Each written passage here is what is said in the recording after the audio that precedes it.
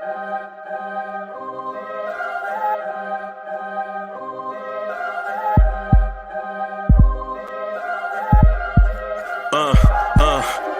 rank where the view is nothing less than phenomenal for how I express and project from my abdominal. The only view better, both my daddy and my mama know. No living parents, my sons give me balance. My wife is my serenity, this mic is my identity. The world is foul enough, that's why I write without obscenities. Provoking danger with broken language and spoken anguish. Begging to get hurt, why would you ask to go through changes? Yes, Lord, life's a chessboard, master the angles. Control the tempo, be the one who holds the info. Acknowledged knowledge is just as deadly as machete swings. When spoken, the truth is as potent as that Medellin. While others swear the style is free, I just let it ring. Our time is undervalued, soldiers make us better kings. My fans on my shoulder, reaching after better things. Today I take the shot, for them I'd rather set the screen. My mama told me follow my dreams. My daddy told me get it by any means. Stand tall, make him bow to a king. But I've evolved, you can see the resolve. Look in my eyes when you speaking to God.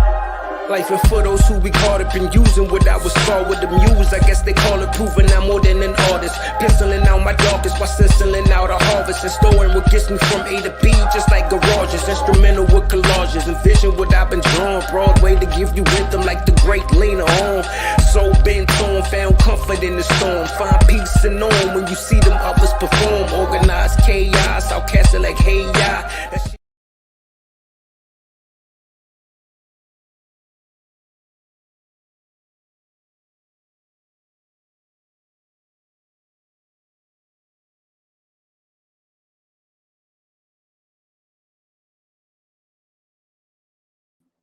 Yo, party people in the place to be. What's good? It's your man, Uncle Freezy. What's happening? What's good? What's good with you? Andrew College, what's good? I see you. Quiet Money. What's good? Karen Fung is in the building. What's good? Kaiser Saucy. What's good? I see y'all. Michael Hansen, what's good? What's good? I see y'all. Miss Geraldine is in the building. What's good? What's good? What's good? What's good? Pudge Nice is in the building this morning. Hardwell, what's good? What's good? Sam Granderson. Enzo was good. Enzo was here.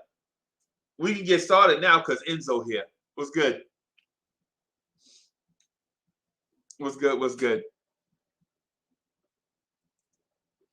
Man, I got a lot of stuff I want to talk about, man, but I'm going to throw this link in the chat real quick for my peoples, right? Put that in there real quick. Man, I was preparing to do, preparing to do the Knicks freestyle, man, doing graphics and stuff. But then I forgot. Man, I thought the Pacers game was tomorrow. It's actually tonight. Man, it's crazy. It's crazy, man. I think it's tonight, right? The Pacers game is tonight, right? Let me see. All right, let me see. All right, schedule. All right. All right, Wednesday, December 8th. Knicks at Pacers. Yeah. Yeah, this is frustrating, man. Because you get your big win, and then you go in against a team. But whatever. Whatever. CWC, what's good? C-Dub in the building. What's good? What's good, C-Dub? What's good? How y'all like that game last night? What's good? Y'all like how we demolished the Spurs last night? Y'all like how Mitch came off the bench with mad energy? Y'all like how Randall was screening and passing that ball? Caleb, what's good? Be civilized is in the building. Drip more. That's good.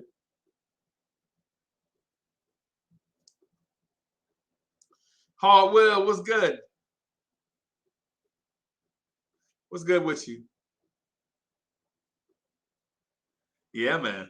Yeah, man. So we had a lot of stuff going on. Man, I just watched the first half of the game again and part of the second half when RJ Barrett and Alec Burks came back out of the second half and hit the back-to-back threes. Bro, RJ Barrett's shot looks good, man. RJ Barrett's shot looks really good. Steezy McEasy, what's good? Man child is here.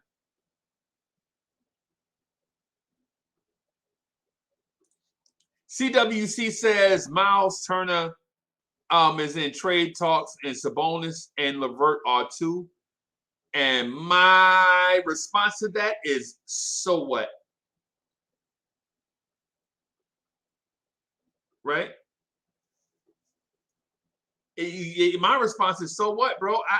Look, man. I want Obi Toppin to get more minutes. I want RJ Barrett to be in the offense early like he was yesterday. Man, forget all this RJ Barrett, the stupid fourth option. You know what I'm saying? You Alec Burks and Evan Fournier got to find a shot, and RJ gonna be a defender and fourth. Man, bump all of that, man. Get RJ in the offense early, and this is what you get. Right?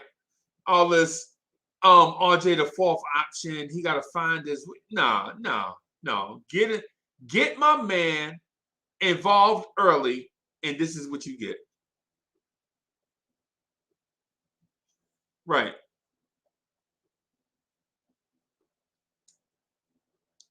Get RJ involved in the offense early. Get Julius involved in the offense early.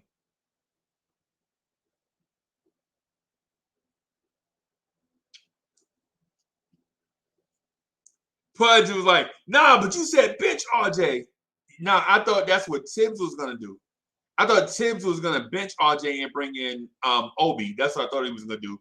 But he benched Mitch and brought in Nerlens Noel. Yeah, man. Yeah, man. And just for the record, just for clarity of my stance, right? I'm probably RJ Barrett's biggest fan from day one, and then probably Julius Randle's biggest fan since last year.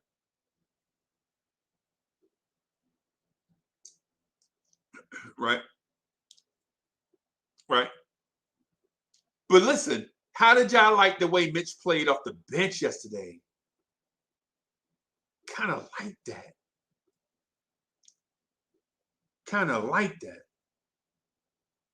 You know? Yeah, hey, Pudge, nice. Listen, when I know I keep telling the story. I saw the quote MC Shan. You love to hear the story again and again of how it all got started way back when. I started to just now. I started to. But I've been an RJ Barrett fan since he was a rising junior in high school at Mount Verde Academy. And I know people will be like, what? Yeah, Mount Verde Academy in Florida. It's the same school that had Ben Simmons, Joel Embiid, and D'Angelo Russell all at one time. Yes, that Mount Verde. That Mount Verde Academy had Joel Embiid and Ben Simmons. People like, man, Ben Simmons and Joel Embiid don't like each other. Bro, these dudes been knowing each other since high school. Get out of here. Stop spreading stuff, man. Y'all know. And he had D'Angelo Russell.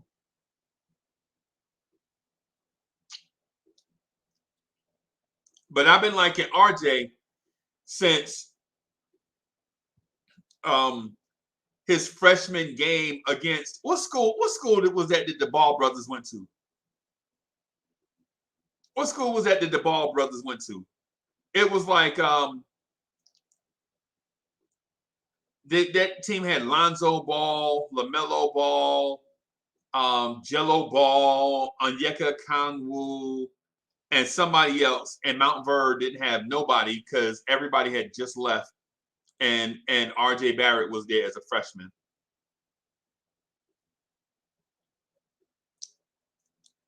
Nah, not UCLA, bro. Not UCLA. I'm talking about the high school. I'm talking about the high school they went to. God dog it. It's gonna come to me. It's gonna you know what? Ball Brothers.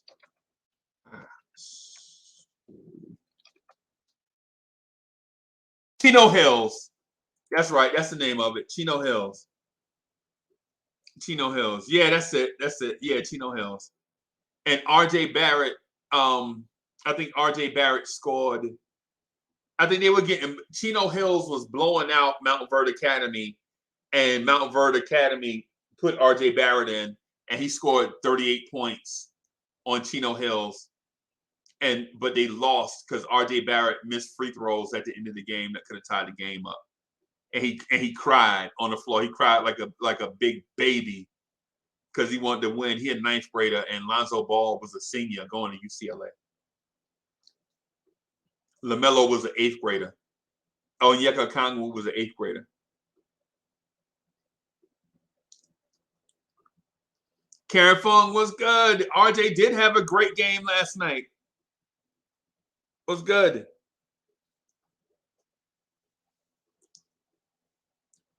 Was good, y'all. Was good.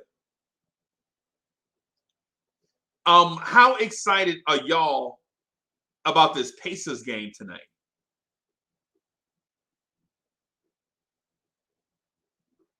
Anybody excited about this Pacers game?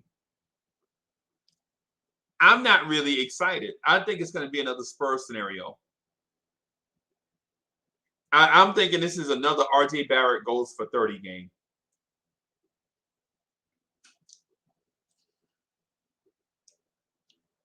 Anybody else agree with me? Anybody else thinking RJ Barrett going for 30 tonight against a team that ain't got nothing to play for?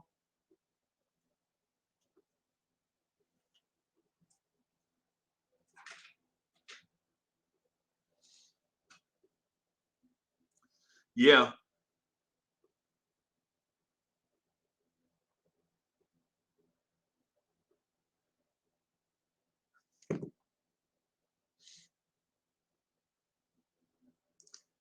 Yeah.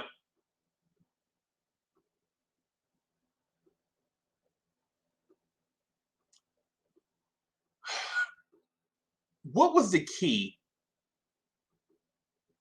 What was the key to our success last night? Rome Far Rock was good. Brooklyn Buddha's in the building.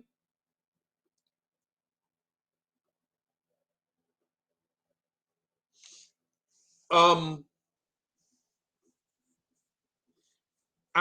predicting the Knicks to blow this team out.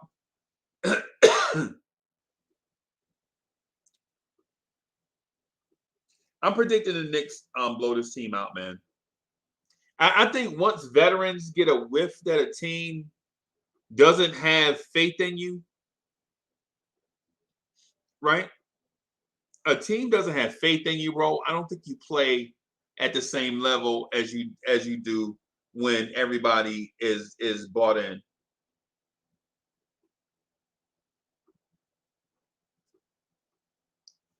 Evil Raven 69 is in the building. Was good. So going by the first half of the game that I saw last night, I saw Randall coming down screening early, not just for mismatches, but to get others open. I was surprised by that because usually the alpha, you know what I'm saying? Usually the alpha, the number one You know what I'm saying? Usually the top dog, usually the pick of the litter, you know what I'm saying, gets his first. Marcus was good.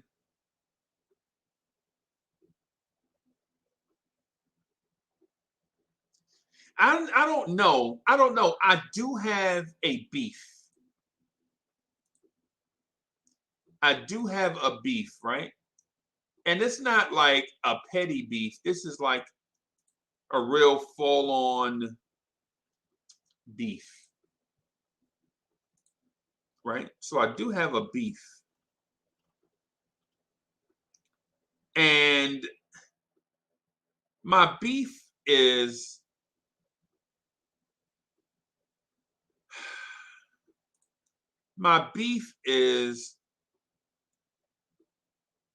with our guards feeling like they can take any shot they want, and then they make the wing players and bigs work for every shot that they get. I have a beef with that. I have a beef that with Obi not getting touches like he should. Right? So I have a beef with our guards, like with Alec Burks, Emmanuel Quickly, feeling like they can take whatever shot they want to take because they're the ball handlers, and then make Obi and RJ and everybody else work for their shots. Mitchell Robinson work for their shots.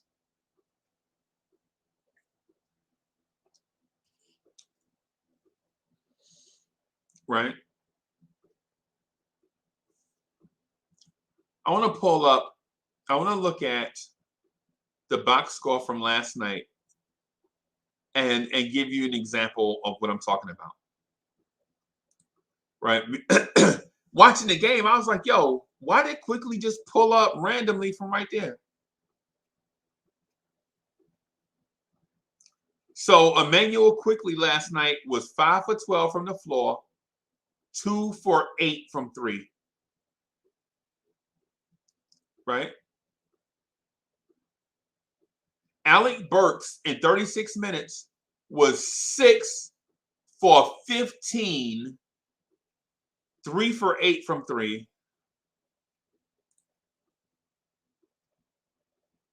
Evan Fournier was 1 for 6 from 3, 3 for 8. Right?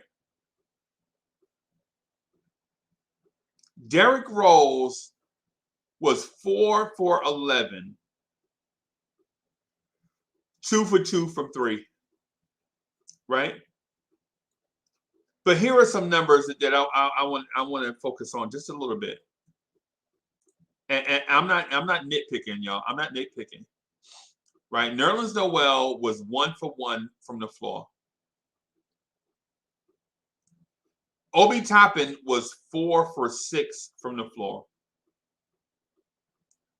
Mitchell Robinson was 4 for 6 from the floor.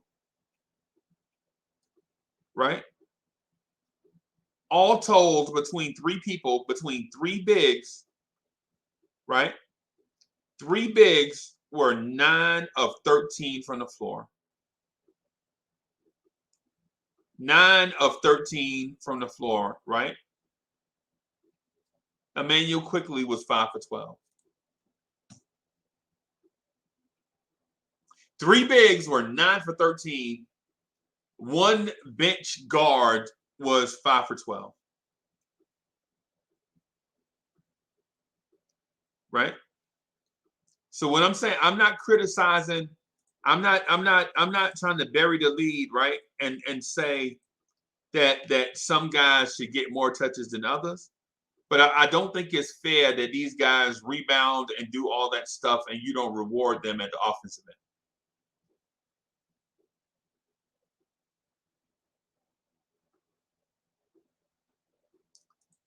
Keyshawn says, looks like Randall has some help. We'll see tonight, Keyshawn.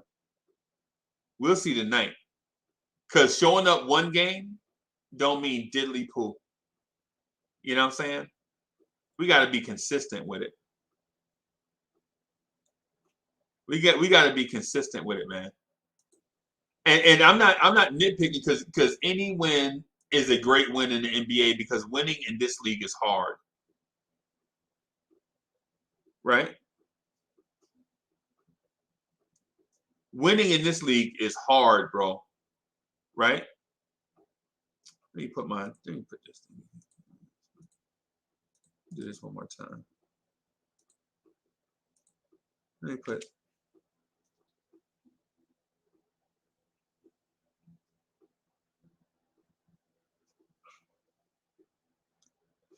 I'm thinking, and so here's another thing I wanted to look at too. Julius Randle played 35 minutes. He was 5 for 12 from the floor. He made 3 of 5 3-pointers. He finished the game with 7 rebounds, 7 assists, 1 steal, 1 block, 1 turnover for +7. Emmanuel Quickly was also 5 for 12, but he was 2 for 8 from 3.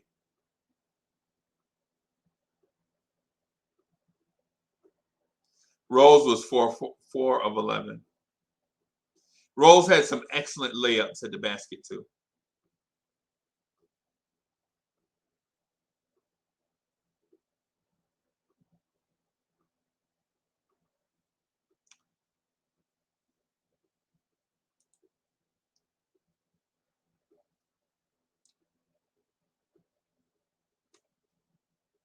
Oh boy. D is balling says, don't let one win pull the skirt up, right? I don't know. I don't know, man.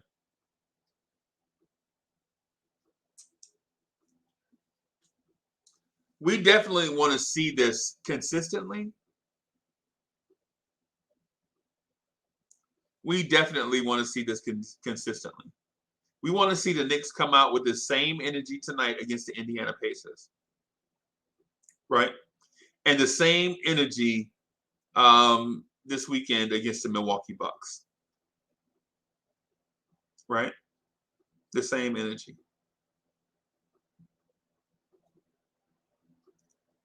So my question to you guys is this. Why is Tom Thibodeau only wanting to play 9 players? How come Quentin Grimes didn't get legit minutes last night?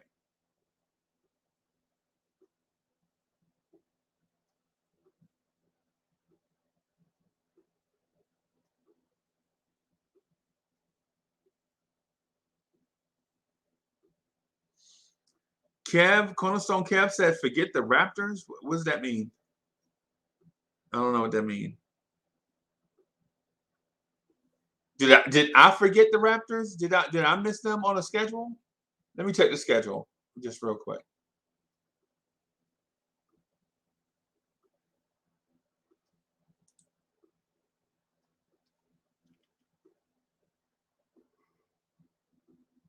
Oh, the Raptors Friday. Yeah, we play the Raptors Friday and then the Bucks on Sunday at 12. Okay. I see what you mean now, Kev. I see what you mean. My bad.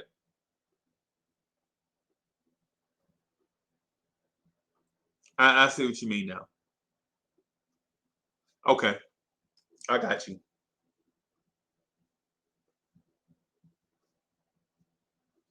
I see what you mean. Evil Raven 69 says organization is so backwards. What does that mean? Is that a knock on them for not playing the kids?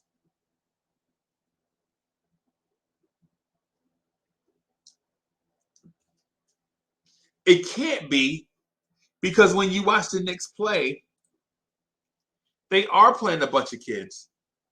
RJ's 21. Quickly is 21 or 22. Obi is young also.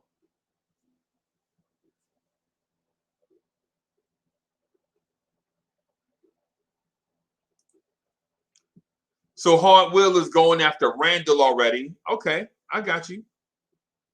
Randall must have stepped on Hard Will's shoe or something. Manchild will be at the Raptors game. That's dope. That is dope. Shout out to Manchild too.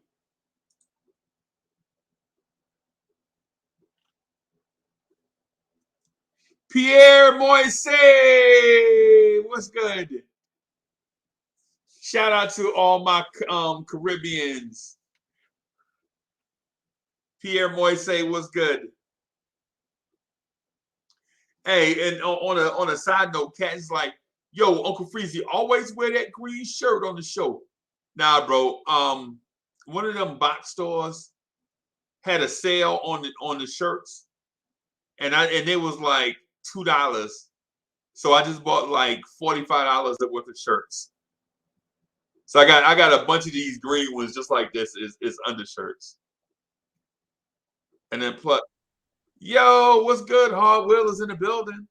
What's good, Freeze? How you this morning? You good? And you know I don't have a personal with Randall. I just want I ain't hear that first part, bro. I said I heard what you said. Like I have a. Do you think he played different last night? Do I think he played different? Yeah. Yeah. I think, but I don't think it was just him playing different. I think they also played different, right? When Randall looked like when he was gonna get into his move, the offense did the exact thing that I said that they were not doing in the previous 15 games, and this is the same thing that Thibodeau harped on after the after game press conference. What he said was guys are knowing where to be when the double team comes for Randall, so Randall can have an outlet. Yo, Rob the Knick is in the building. That's true. Yeah, I'm getting home. I'm just getting my spot before it fill up. Let me drive so I can keep What's my up, eye on Rob? the road. What's going on? I'll be right back. All right. Yeah, Freezy, what I wanted to say was, though, if we can't win a chip off of what we was doing, and we say we want to build the young guys or whatever, passing the ball like that builds confidence in your team. And that's all I was saying the other day when you kicked everybody out and you was like, who is he passing to? And you went off, and I try to stick to my guns, even though I was humbly saying it. I'm like, Freeze, he has to pass to these guys, because if I'm on your team and I feel like, is he going to pass it? Is he not going to pass it? Yesterday, he kept passing, and everybody was just ready and just let it go. That's a free way to play. That ball movement and that chemistry was everything to me. And that's why I couldn't wait till you came on, just to say this is all I've been asking for, because we can't win with Julius Randle just doing that. And he kind of played like how I got a great point for you. You see how LeBron play? LeBron passes the ball like that because he know that if you got to play him honest and stay on your man, then it's more of a one-on-one matchup and you can't double him. You know what I mean? So that's the problem that we have. Dudes is sagging off players because they know he's not going to pass to them guys like he did yesterday. And that causes a problem in the double teams, and then guys not in, they're not ready for the ball, or they're not hustling back like they did last night. Now, granted, it's against the Spurs, but if they could see and he could build confidence in doing that, I think it'll help us overall. You missed my point. No, I was just trying to make my point. I want to hear your point again. Go ahead. I'm sorry. Right. So the point that I was making is saying the same thing over and over and over again, and not bringing some type of perspective to the point doesn't make for a good conversation. My point was, the point I said was, Randall hold the ball too much. We need more ball movement. Okay. What else? I told you more than that. I said the chemistry. I said chemistry. But the thing is, I wasn't speaking to you. I was speaking in No, general. I know. We just speaking all in general. Yeah. So the point I was getting at is like, for instance, I agree with what you are saying, right? But where I think we may have diverged a little bit is I felt like Randall still wanted to pass, but dudes are not in the right. Dudes don't know how to play with Randall yet, or they low IQ, right? Like say for instance, the double team come. Why you standing right behind the double teamer? Julius Randall don't have a passing lane to pass you the ball. But that's why I said that, Freezy. From a play, when you playing, I try to use from a perspective like that. If I don't know that you're gonna give it to me, like yesterday, I said they consistently gave it up, and he didn't change it. And as a player, that makes a big difference because I know you're gonna give it to me, and it was contagious. And RJ knew he was gonna keep giving it back to him. He was ready to knock it down. Right. That's the point I was making. That makes a big difference when I don't know if you're going to give it to me or not, or you drive in, then you double 3 seconds on the shot clock and you give it to me. It wasn't that yesterday. It was more ball movement around to everyone. Right. Because people knew where to be on the floor. And it's easier to pass to you when you are open. And I have a passing lane that I can pass you the ball. That's all I'm getting at, bro, is you know, if you want the ball, get open. Right? Or you got to make a shot to make your defender who's guarding you stay on you, so he don't clog the lane or sag off of you and double Julius. That's the problem where we not making them consistently. So he's like, like you said before, he's not wanting to give it up because they're not hitting shots. But like I say, we got to build them up so they can know we're gonna play this way.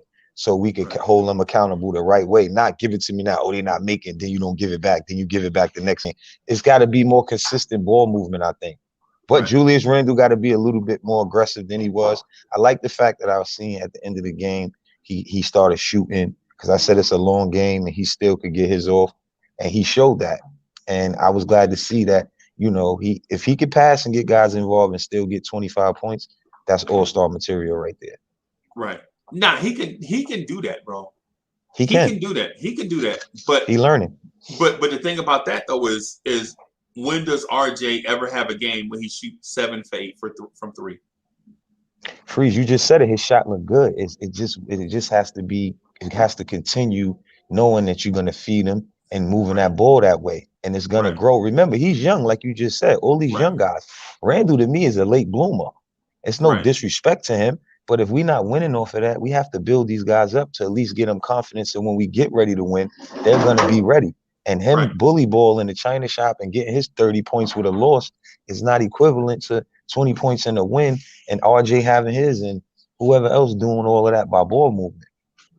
Right. Shout out to Mitch, too. Right. Yeah, man. Mitch balled last night.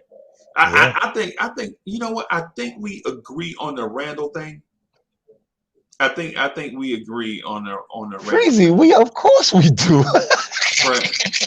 So I think we because the thing is, man, is in these conversations there were certain points that get ignored in it in the Randall conversation, and I don't think it's fair to Randall, right?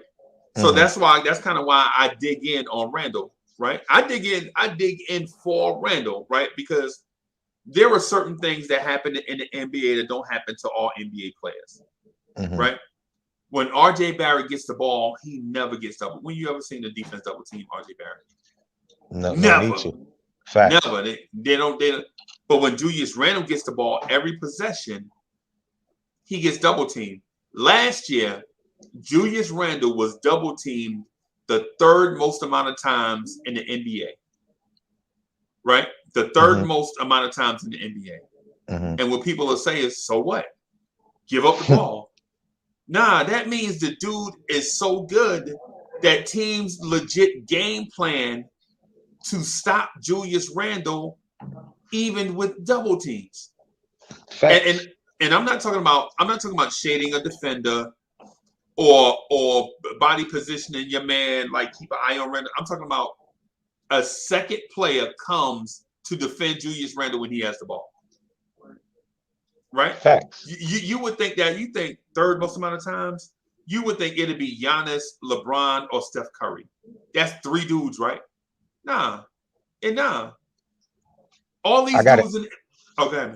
No, I was gonna say I got an answer for that. Because they figured the game out. They pass, so you can't. They pass the ball, so you can't do that. You have to play honest. And I said that earlier. Why you think LeBron James passed like that? Because he's gonna make the pass. So then by the time now you got to stay honest and he get a one-on-one matchup. And I got another question. Julius Randle evolved, right? He got better, right? He just got better. His first time All-Star, most improved player, right?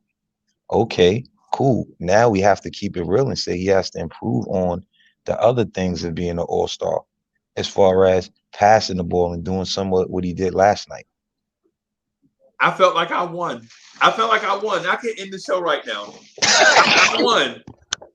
Thank y'all for coming out. God bless. We not in a what you call I thought we just agreed. We're not debating. Freeze, we agree.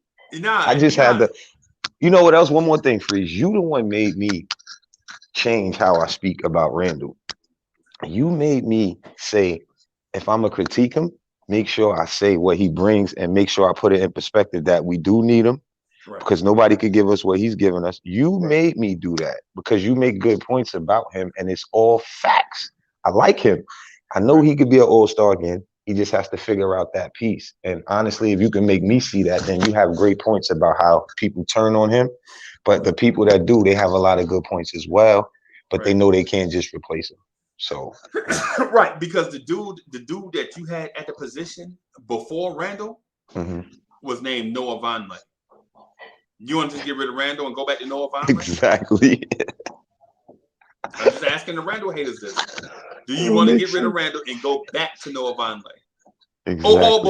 Before Noah Vonleh, do you want to go back to Quincy AC? Yeah, that's just crazy. Saying. So, but the thing about the double teams though, bro, and figuring it out, you got a good point. But here is my accentuation to the point that you made. Steph Curry, and I'm talking about with everybody healthy and all that stuff. Steph Curry can pass out of the double team because he plays with Draymond Green, Andre Iguodala, Klay Thompson, Andrew Wiggins, you name it, right? Julius Randle plays with Alec Burks. LeBron can pass out of the double team, right? Because he plays with Carmelo Anthony, Russell Westbrook, Anthony Davis. He played with Chris Bosh, Dwayne Wade. Those dudes know what to do when somebody double teams LeBron. And you can't double LeBron with Dwayne Wade and Chris Bosh on the floor, right? You just got to take it, right? Who's the third person? Giannis Antetokounmpo? Yeah, Giannis. He's got Chris Middleton, Drew Holiday, bro, right?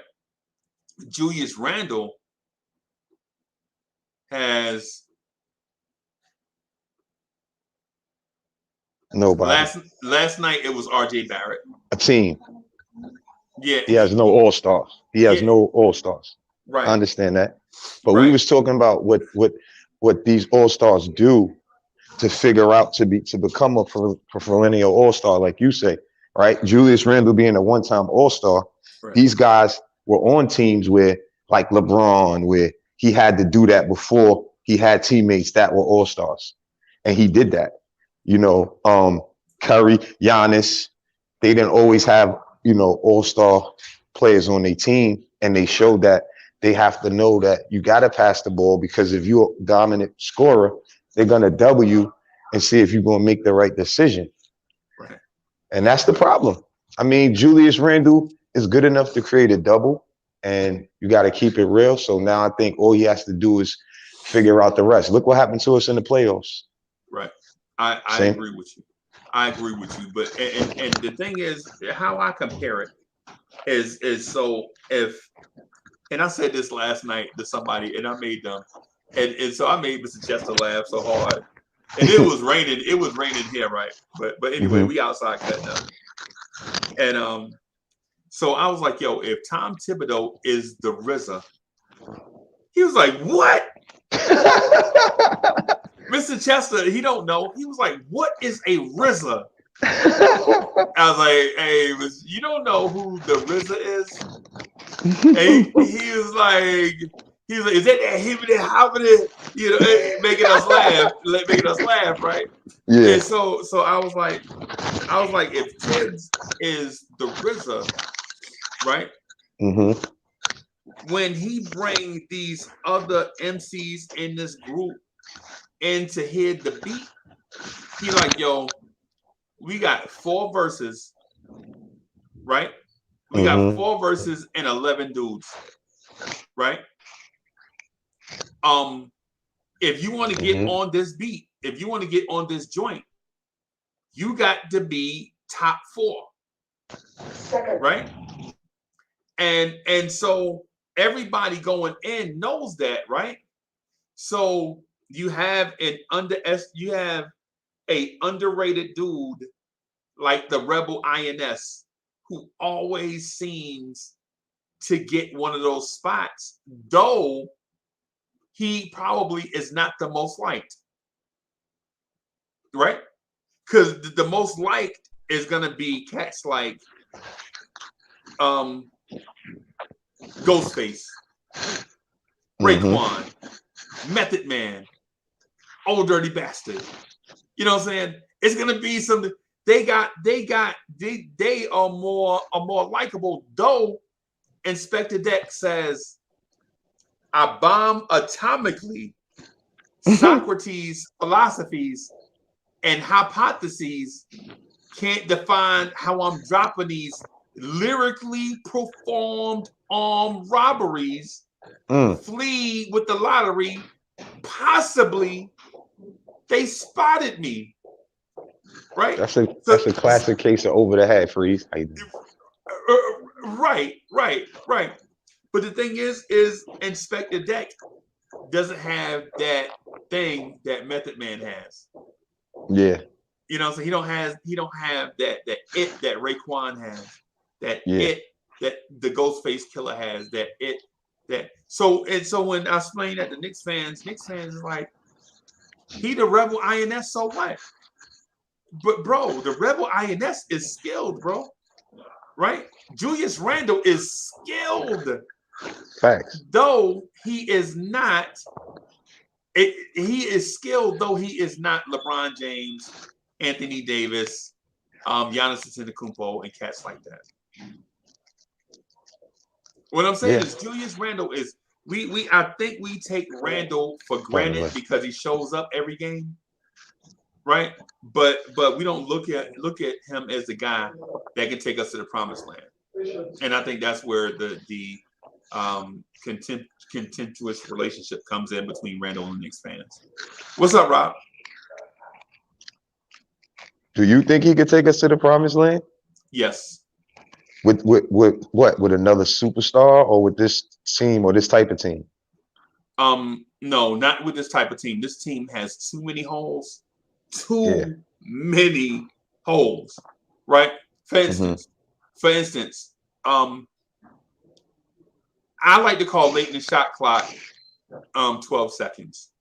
To me, that's late in the shot clock, because if you hadn't figured out what you want to do with 12 seconds left, you know, time running out, you got to do something. We don't have a point guard that can say, call a play that everybody run well and execute to get like for instance, 12 seconds left and I'm the point guard, right? I'm gonna call Rocky. That hard will know, cut hard to the basket in a beeline, pop out to the corner. 2 dudes on that side of the floor is gonna screen for him, so he gets a wide open 3-point look. We're gonna run offense. Blase blah. We're gonna run it. We get late in the shot clock. I'm like, Rocky. Hard will stop what he's doing, take a beeline to the rim,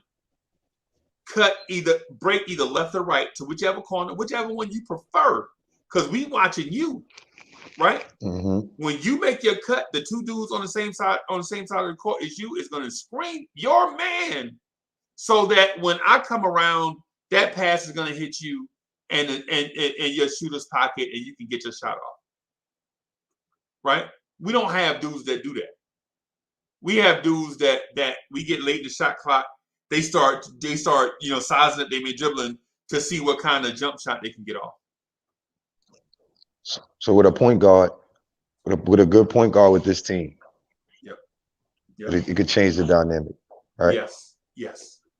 Did you see Tibbs post game after the game when he spoke? I heard it. I didn't see it. Okay, yeah. He mentioned some of those things about the ball movement and adjustments that they got to make too.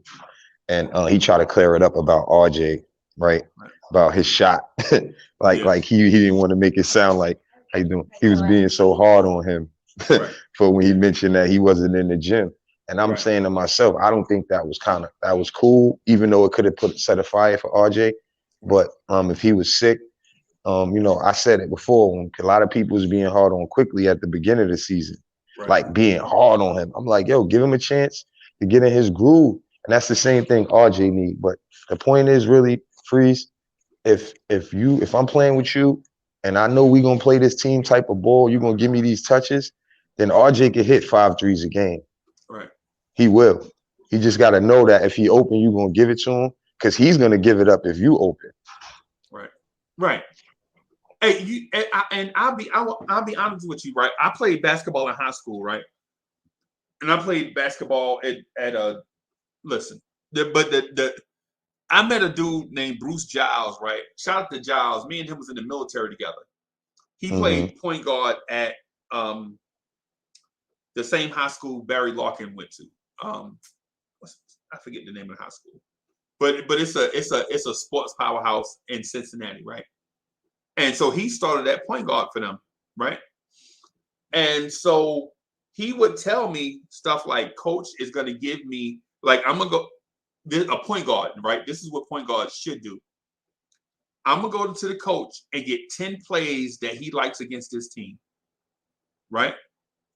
Say if Giles played for the Knicks, he'd be like, Tibbs, give me 10 plays that you like against the Spurs, right?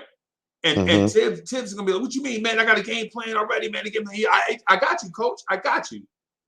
But what I need to do is have some more weapons just in case they show us something that they ain't never showed a team before. Just in case they show us some stuff that's not on tape. And Tibbs will be like, oh, this point guard is challenging me as a coach. Okay. So you give them 10 plays, run whatever. And so Giles was like, so we have this dude, we had a dude from Detroit named Faulkner on our team too. And shout out to Faulkner if you're watching. So Faulkner was like a street shooter, right? All he wanted to do was dunk. But if he saw 2 shots go in, he was on fire. He like NBA Jam, right? If he hit 2 in a row, I'm talking about jumpers now, not just regular shots, but jump shots. Yeah. You know what I'm saying? If he saw 2 in a row go in, you couldn't stop him, bro. And because one game he scored 20 points. And this is an Army league where you play like the 15-minute halves or whatever. This dude scored 20 points in 30 minutes. And we like, yo, okay. And so what happened was the play that we normally would run as something that'll beat the shot clock. Giles came, 3/4 court, Giles coming up. He calling Faulkner play. He like, tank. And coach is looking like, why you calling tank so early? Faulkner hot. We ain't running nothing else. We gonna keep getting Faulkner these shots because Faulkner done seen 2 in a row go through. Why we running all this stuff when Faulkner on fire? He calling tank, and every time Faulkner catch it and shoot it, it's money, wet. That sound like us, Freezy. Sound like the Knicks. Right. Right. But then what I'm saying is this. When you have a point guard controls the game, bro, controls the pace and the tempo. You know what I'm saying? All these different things.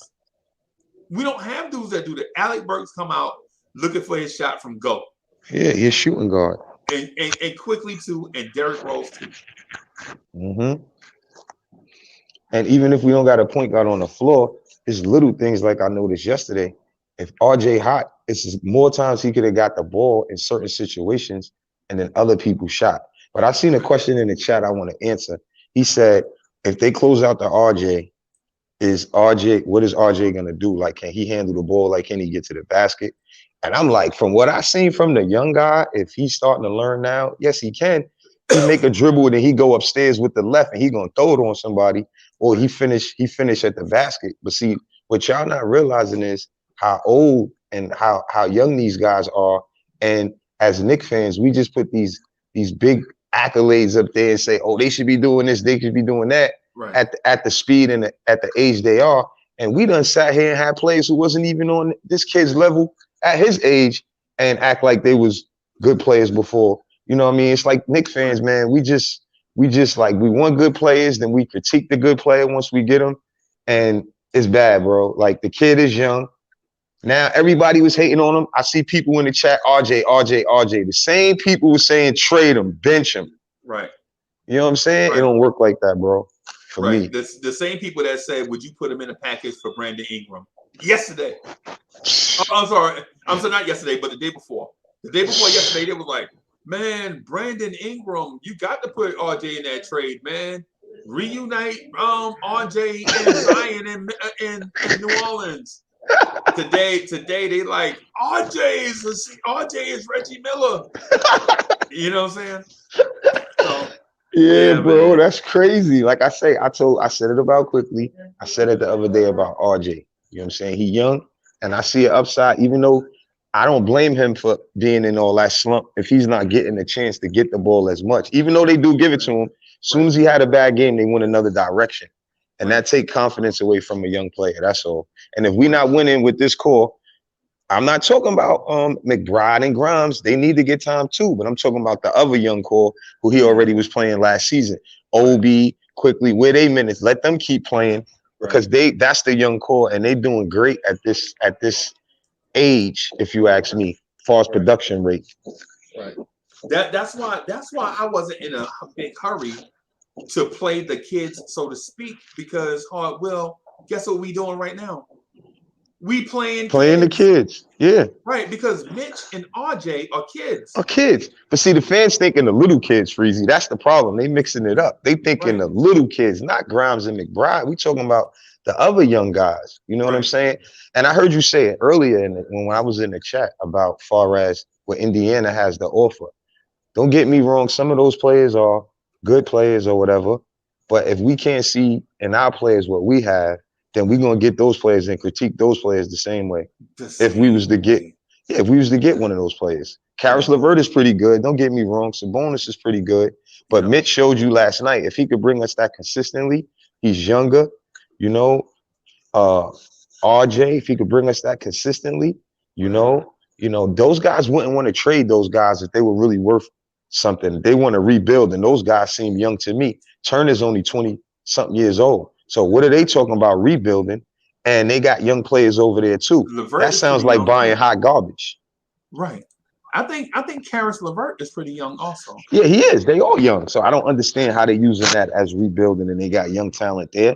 But don't try to sell us your garbage. And I'm not saying those players are garbage, but if they don't want them, why do we want them? Same thing what happened with the Kimba. No shot at Kimba, but you got to pay attention to that. If somebody lets something go, it's a problem over there. You know what I mean? Like, let's keep it real. Like, okay, so Karis LeVert is a 14-point per game scorer, and he's 27 years old. Right. So he's 27. Miles Turner is. Let me see. Let me check this real quick. Miles Turner, I don't want him. Excuse me. Miles Turner is 25, and he's a 12-point per game scorer. Right, he's a 12-point per game scorer, right? And he's 25 years old, right? Now, so and TJ Warren is TJ Warren is 28 years old, right? And he is a 15-point per game scorer. So say if we won't be able to get Brogdon, and so we won't be able to get Brogdon because Brogdon signed his extension, right? And for those that say trade Randall, I gotta break your heart too. We can't trade Randall because Randall just signed his extension. So you can't trade Randall until his contract goes into a year after the contract goes into effect. So Randall is here this season, and I think up to a certain point next season. So for those of y'all talking about trading Randall, sorry, Randall gonna be here. It's the CBA, nothing we can do about it, right? So you take Brogdon off the table. You basically just trading for dudes that are Alec Burks. What do you want with 14-point per game scorers at the same positions that? Why would you want T.J. Warren and Caris LeVert when you already have Evan Fournier and R.J. Barrett? If you get Caris LeVert and T.J. Warren, and you still have Evan Fournier and Alec Burks, what do you do with those two? And the thing about it too, Freezy, both of those guys you just named, they can't stay healthy. Like even Warren right now, he's still not back off his injury. I think he had a foot injury. He still hasn't even returned yet. Let me say, movies and stuff, you don't know what you're talking about. Stop being ridiculous. Read the CBA movies and stuff.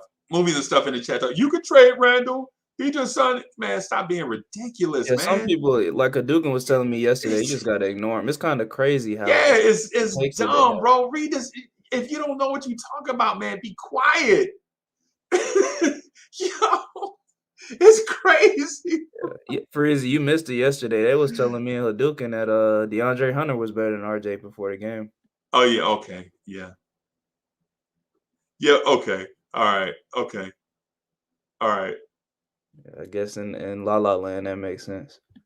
Yeah, just hey, bro. How can you sign a dude? How can you trade a dude that just signed a contract extension? It's in the CBA saying that you cannot, unless there's some other way we don't know. Maybe there's something. Maybe there's because I was talking to a dude. I was talking to a dude that we all trust. A lot of y'all watch their stuff. The dude was like, "Yo, you can't trade Malcolm Brogdon and Julius Randle for the same reason." Because they just signed contract extensions. I forget when it is that you can trade them. Like I know it's a deadline, but I don't remember the date exactly. Yeah, man. It's crazy, bro. It's some of the information. I try to say certain things so that we can clear up like some of the so Hallwell, I try to say some of the stuff so that we can clear up some so we can be smarter, well, not smarter, but more informed fans, right? Because because some people will say, "Hey, trade Randall," but you can't trade Randall because he just signed. You know what I'm saying? It's great, but whatever. I'm sorry, Sam. Go ahead with your point, Sam. I'm sorry. That's your job, Freezy. Your job is to teach people, and they see you sitting right here looking it up to double fact check yourself. You know what I'm saying? And you're very knowledgeable. So for them to be here, they know that. So anybody could be wrong though. So that's the thing. And some of the stuff is opinionated, but you're not talking about something like that. You're talking about a ruling. Right. Once you get a bag, it's a certain amount of time before you could be traded. I'm not sure exactly, but you're right. Right. And so in the CBA is what the players and the owners agreed to together. They came to an agreement on that. They was like, "Yo, I don't want to sign this extension, and then all of a sudden you shipping me to Memphis." You know what I'm saying? That makes sense though. Yeah, as a player, you don't want to sign an extension like say for instance, James Harden don't want to sign an extension with Brooklyn, and then 30 days into it, you trying to trade him to Orlando. Word. You know what I'm saying? I mean, come on. He just bought his house, right? Come on, man. Yeah, man. That is definitely crazy. Yeah, man. Rob, what's good, bro? What's good? Just got in the house. Hey, I'm gonna kick your other Rob the Nick from the studio, okay? You gonna do what? I'm gonna boot the up. Yeah, because Okay. it was freezing. I don't know what happened. I had to come back in. Okay. All right. Okay. Yeah, man. So how you doing, man? I'm all right, just getting off work.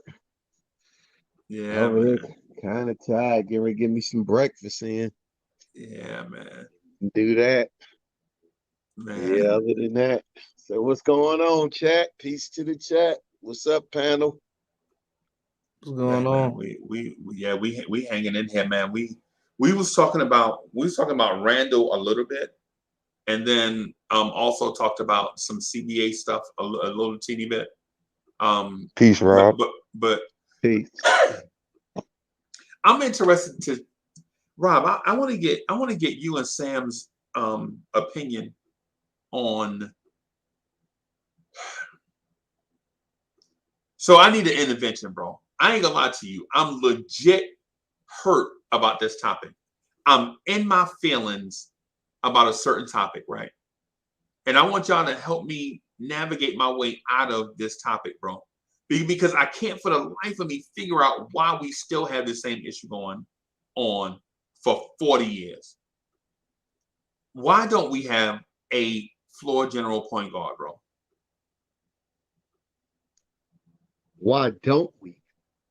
Right now, my point is, my opinion is, the point guard that you bring to New York that you're going to have to call your point guard, that you're going to put the backing of 10 years behind and who the city is going to get behind, he's got to be a thorough point guard. He just can't be any point guard. Right. In New York. Right. He has to have cachet. He has to have swag. Right. And he has to be able to play on all three levels for New York. New York don't take just anybody. That's how come they come far, few, and in between. Right. You know, a point guard in New York, you know what I'm saying, will work anywhere. But a point guard that comes to New York may not work. Look, like, for instance, look at your boy Deron Wilson when he came from Utah. Yeah. He was all everything. New York crushed him. Right. So, you know, it's a hard. So that's why I feel as though this year in free agency they didn't run out there for the run in the mill, because for the mill we don't run.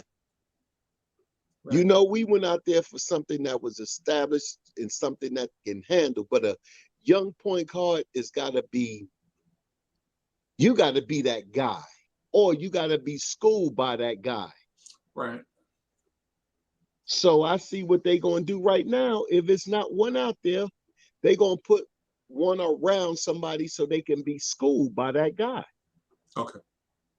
And it's in the future. It's just not here yet.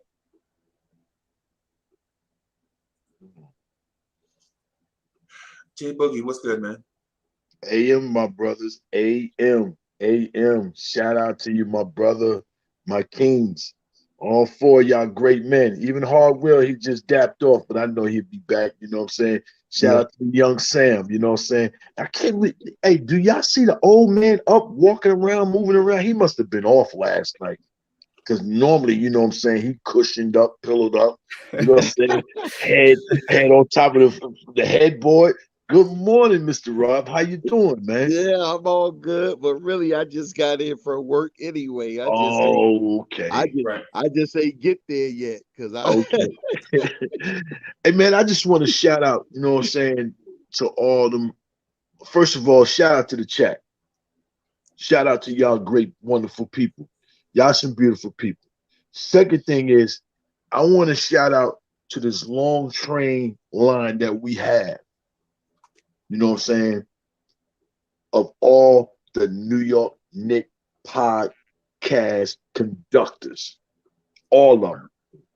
Starting with Freezy all the way across the board. Y'all know all the podcasts. The reason why I say that, man, because y'all are some great men being able to sit up there and do what y'all do, handle y'all business, you know what I'm saying? And at the same time, rock with the panel, and at the same time, rock with the chat, and at the same time, checking up on things and making sure that you're knowing and presenting to the squad of everybody that's watching. See, everybody can't do what y'all doing. And I He's don't right. like the fact when people try to like say what y'all ain't doing is so easy. No, it's hard. You know what I'm saying? So when y'all see them great people doing what they doing, don't try to pull them down, man. I hear what was going on just a few minutes ago, man. Big these people up, man. You get great entertainment, live footage every single morning that the great almighty above us, that man Freezy, life, air to breathe. Every morning, man. It ain't Fogers in your cup. It's Freezy in your cup, man. Point blank, man. I just wanted to, clear the wave, about y'all great dudes that be doing what y'all doing, you know what I'm saying, when y'all come on. Because that man ain't down for nothing. That man is all over the internet, anywhere, trying to see what's going on to the world right now so he can bring it to us, man. And that's what we love about him, man. But I'm glad everybody's still here. Nobody traded. Right. And Squad, we just coming in to have fun, bro. That's all. yes. And my man is here. My man is here. Tom. Tom is here. Because we traded Tom. We fired him too. Gave the team to Johnny this week too. Yeah. We gave him the team. Yeah. So let's not leave that out along with the trades. Yeah. I want to see what's going to be heard and said today. I'm listening. I'm listening today. Yeah, man. Hey, man. How do you feel about that win last? What, Sam? Sam, you here? Yeah, I'm here. I'm just. Why you so quiet, Sam? I am. You know when You Jay eating Boogie green eggs and ham? when Jay Boogie speak, you got to let him talk. You got to let him get that sermon out. I got to let him get that sermon off. Yeah, man. Yeah, man. I appreciate that, man, because all I do is sermons, motivational, real life talk. That's what I do. I can't do what them guys do. That's why I don't have a podcast. You know what I'm saying? I respect other people's job and titles, what they do, and I don't try to act like I can do it and do something crazy, like blow a fuse or something while I'm up there. I don't do that, man. Right. Yeah, but man. I love to win last night. Yeah, man. It's all love, bro. It's all love. You know what I'm saying? We just here, just kicking it. You know what I'm saying? Just kicking it, bro. But I will say this though, Freezy. I don't know. I'm with Jay Boogie. I like how we haven't traded anybody, but I'm trying to understand why people want guys like you. You see people talking about trade Randall for Grant or trade Randall for Sabonis. Like I don't understand how they think that's gonna make us a better team by doing that. Hey man, I don't know. I don't know, man. I'm at the point where I feel like we should groom the kids and let the young fellas get chemistry, and then just be patient. The hardest part of that equation though is just be patient.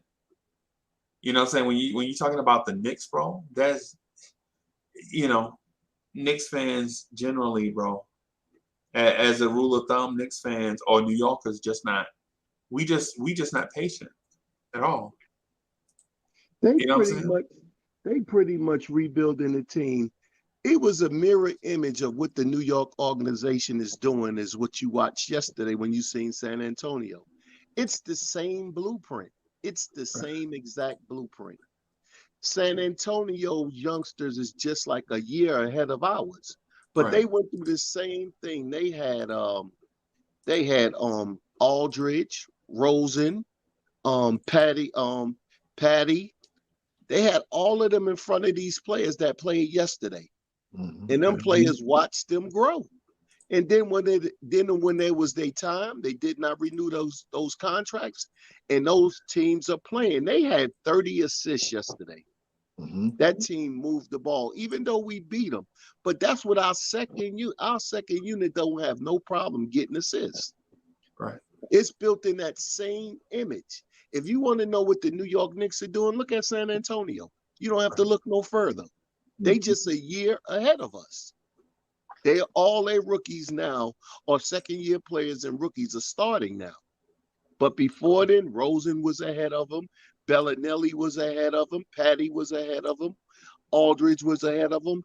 And now in year three to year 4, all of them are gone. And all of those young players are playing. Kawhi Leonard was ahead of him. Huh? Kawhi Leonard. Mm-hmm. No, matter of fact, Kawhi, it started like right before. They was on there with Kawhi, but Kawhi was hurt those 2 years. Right. And then when they traded him, they was still under them. Then they got DeRozan. They was all there. Just in there, laying in the cut, getting better in practice, getting better watching, and getting better with a little bit of playing time. Sooner or later, your number is going to be called. You're right. We just got to be patient. But if you want to know what we're doing, look at San Antonio. That's what we're doing in New York. Same exact blueprint. Okay. All right. Let me do something here. Okay, there we go. There we go. That's what we wanted to do. And then I got something. All right. Hey, give a thumbs up to your boys, man. Y'all smash that like button, man. And if you haven't, subscribe to the channel. And if you'd like to become a member of the Orange Tears family, go to the homepage, click on the join button. Come hang out with us, man. We trying to get some custom stuff up for everybody. You know, we trying to be dope. Mm-hmm. You know what I'm saying? Trying to be dope. Trying to be the go-to for everybody. You know what I'm saying? This is a Knicks fans channel. So we probably won't do like all type of journalism and all that stuff. This channel right here, man, and I know it's different from a lot of others. This channel is all about y'all, really. You know what I'm saying? The fans. That's basically what it is, man. Y'all come on here. Y'all do y'all thing. Y'all shape and morph the channel into what y'all want it to be. So, you know, sometimes we get a little sideways, but at the same time, fans have not known to be rational all the time. So, yeah, man. Yeah, bring your talents, man. Stop holding back your talents and hiding your talents. Bring your talents, man. You know what I'm saying? It's so much gifted talent among these podcasters, you know what I'm saying? That it's amazing, man. You know, like you wouldn't even think, what is it, Nick the Gas, he a comedian, you know what I'm saying? Yeah. You got all types of R&B singers, you got rappers, you know what I'm saying? You got just great men leaders, man. You know what I'm saying? Bring your talents, especially if you got a hidden talent, you don't know how to, you know what I'm saying, present it to the world. Give it to somebody that can help you get out to the world. You know what I'm saying? And that's what Freezy talking about, man. He trying to make things grow for everybody, man. Everybody. And it's a lot of other channels, they do the same thing too, man. Just let your talents be heard, man. Yeah, man. Just get heard, man. Yeah, you don't know who watching. No, you don't know who watching. And that's the reason why we need to get out front and showcase this Knicks family. But let me do this real quick. I want to give a special thank you to Hard Will for the Cash App. Hard Will, thank you for your generous contribution, man, helping the channel grow. You know what I'm saying? Helping pay these bills. You know what I'm saying? Appreciate you, Hard Will. No doubt. Man. Yeah, man. Yeah, man. Jay Giant is in the building. What's good, Jay Giant? What's happening? Keyshawn, why you so quiet, bro? Well, you was talking, man. I was gonna let you, get what you had to get out. So, what's good? What's good? You got beef? You got beef with us? No, you got beef? We got. You want some I smoke? got beef with you because you a Bears fan, so it's just automatic with you. Oh snap! That Bears stuff is out the window. But anyways, the Knicks. Is my hat good? Is my hat good? Is my hat good? I'm not even looking at your hat. Yeah, man. Man. So Keyshawn, what do you think about the point guard conundrum, bro? I hear what Rob the Nick is saying. I'm still in my feelings about us not having a point guard. When every team in the NBA has had a point guard, we have not. Right? Yeah, I mean, think about this. this. Have a point guard right now. The Timberwolves can fumble and stumble on a point guard, and the Knicks can't find a point guard, and they're looking for one. Right? The Phoenix Suns stumbled on multiple point guards since. So Keyshawn, just in general, man, what generation of basketball did you come up watching? Like, when did you become a fan?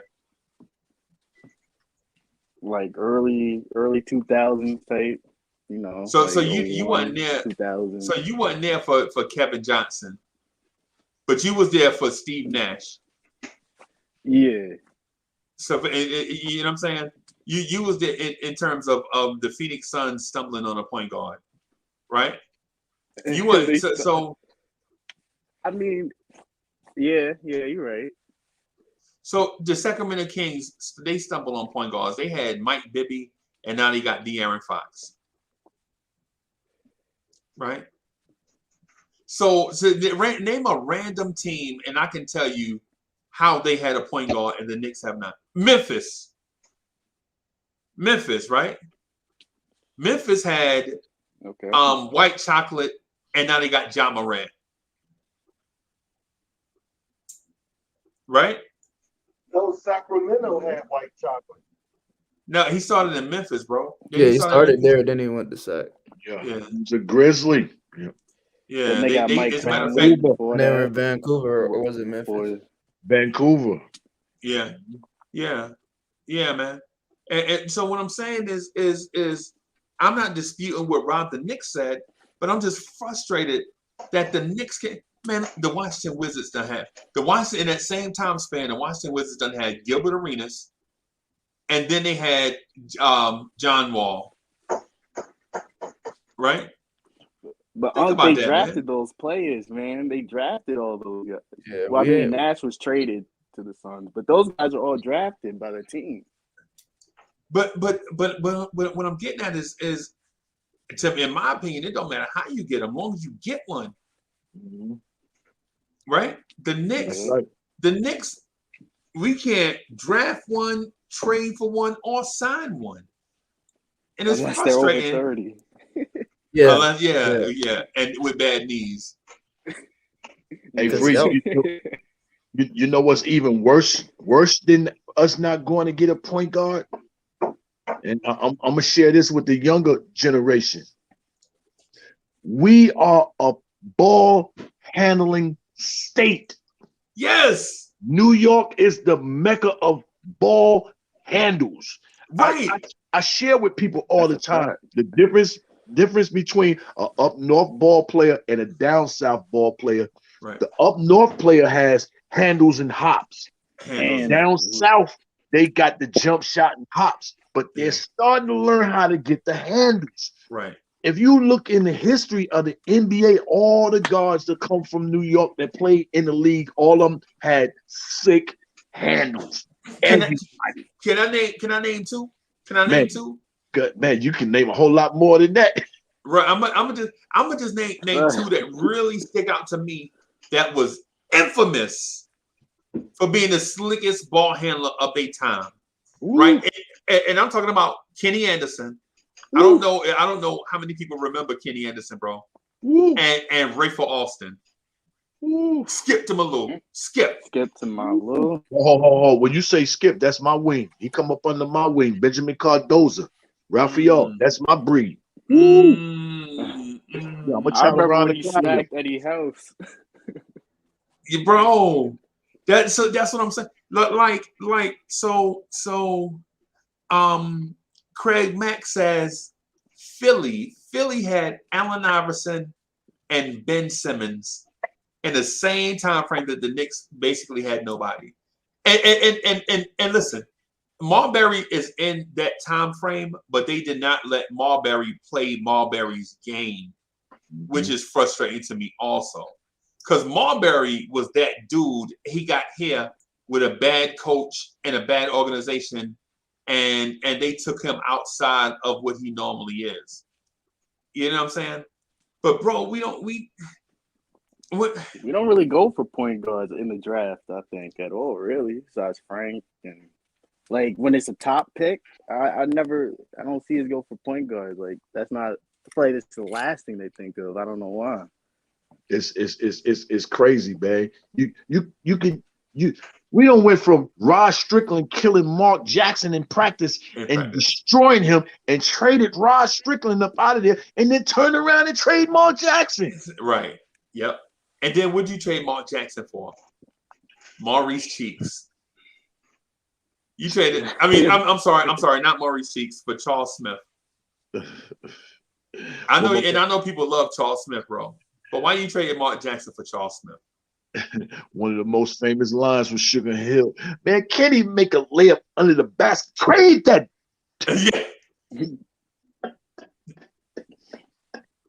Yeah, man. Yeah, man.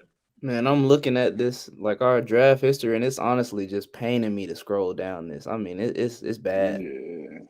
If you look at all these top 10 picks that we have, just like nothing. Besides Frank, who do we pick for a point guard in the? I feel like besides Frank, not really anyone. So before Frank, we drafted Jerry and Grant. We kept Jerry and Grant 1 year and traded them in the Derrick Rose trade. He did nothing. I don't even know if he's still in the league. Bro, shoot. Because I'm looking at it, it looks like we were drafting nothing but forwards, like for the last 20 years for the most part. Combo forwards, small forward, power forward. That's what we like. I mean, we like the John Wallace, Carmelo Anthony, Julius Randle, the Ronaldo Balkman, Balkman. Like, you know, like come on here. No. Yeah, man. Jordan Hill. Oh man. Channing Frye, like come on. So many times we could have got a point guard, we didn't get one.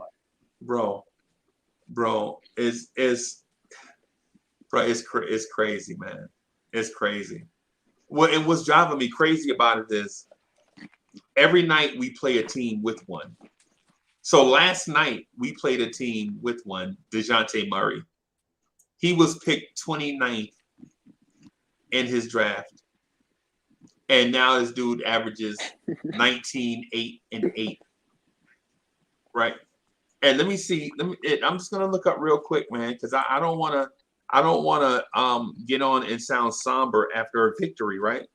But what I want to do though is point out how we are maybe one player away from being a legit contender. Right. So DeJounte Murray was drafted. Let me see when DeJounte Murray. In the 2016 draft. Oh, wow. So Murray was drafted in the 2016 NBA draft. I don't even think we had a pick that year. And in that draft, we took. Did we have? Oh my God. Was that no? Because 2015 was Kristaps. I don't even think we had a pick 2016.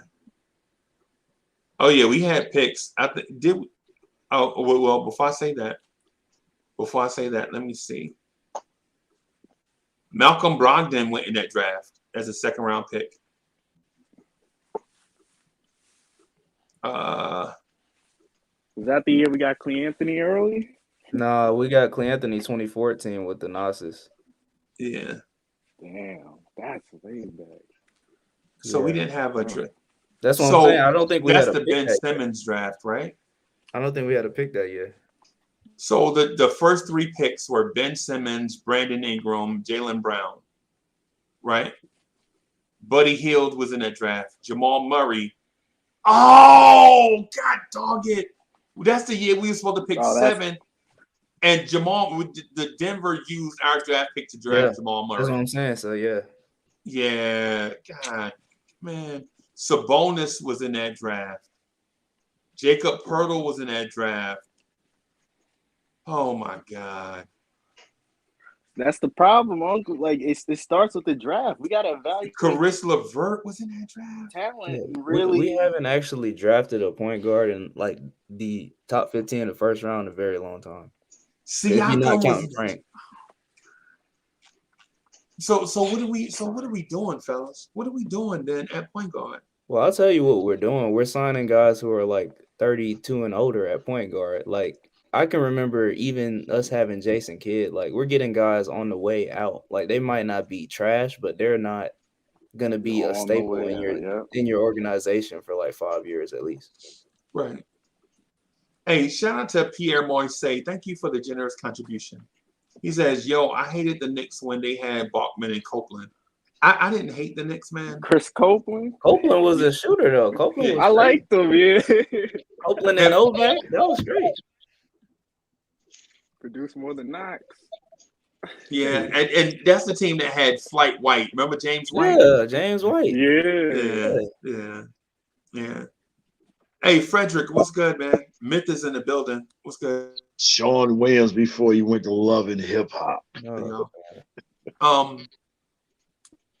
Yeah, man. I Rob, this thing is a sore spot for me, man.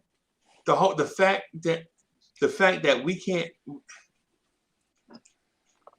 give you an example. John Wall was available, and we didn't make a move for John Wall when Washington was basically trying to give him away. We didn't make a move for him, right?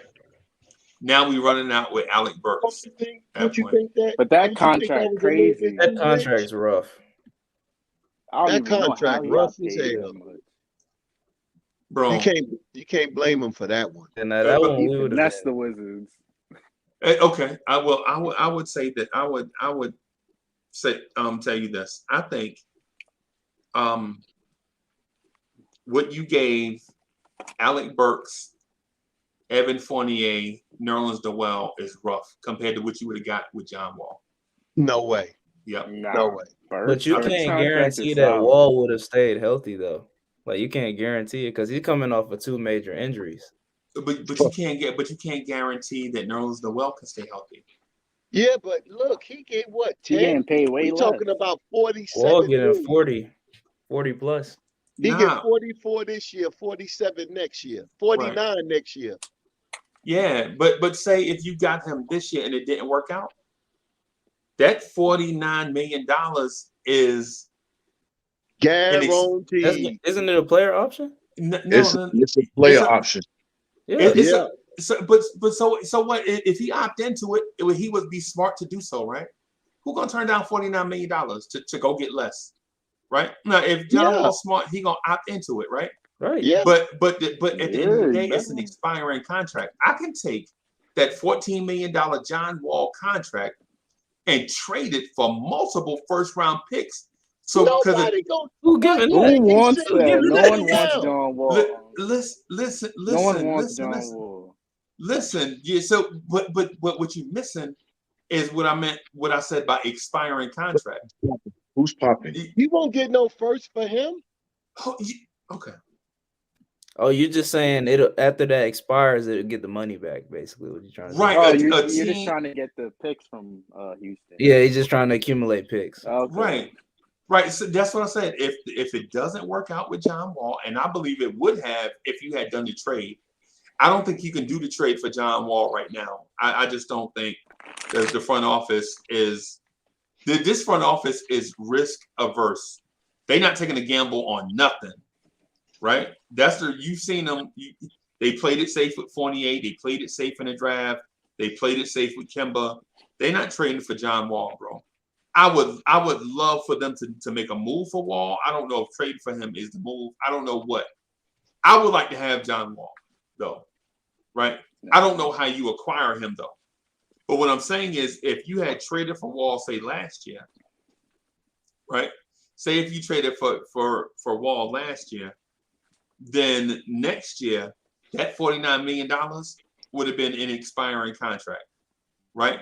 And you can take a team that, say, for instance, a team that's going to be a player in free agency that's laden with bad contracts. You can go to them and be like, hey, Golden State, listen, take John Wall $49 million contract that expires at the end of the season, and give me two of your young players, say James Wiseman and Moses Moody, or give me James Wiseman and a couple of first round picks for John Wall contract, I and don't then know if that they way. can do that, huh?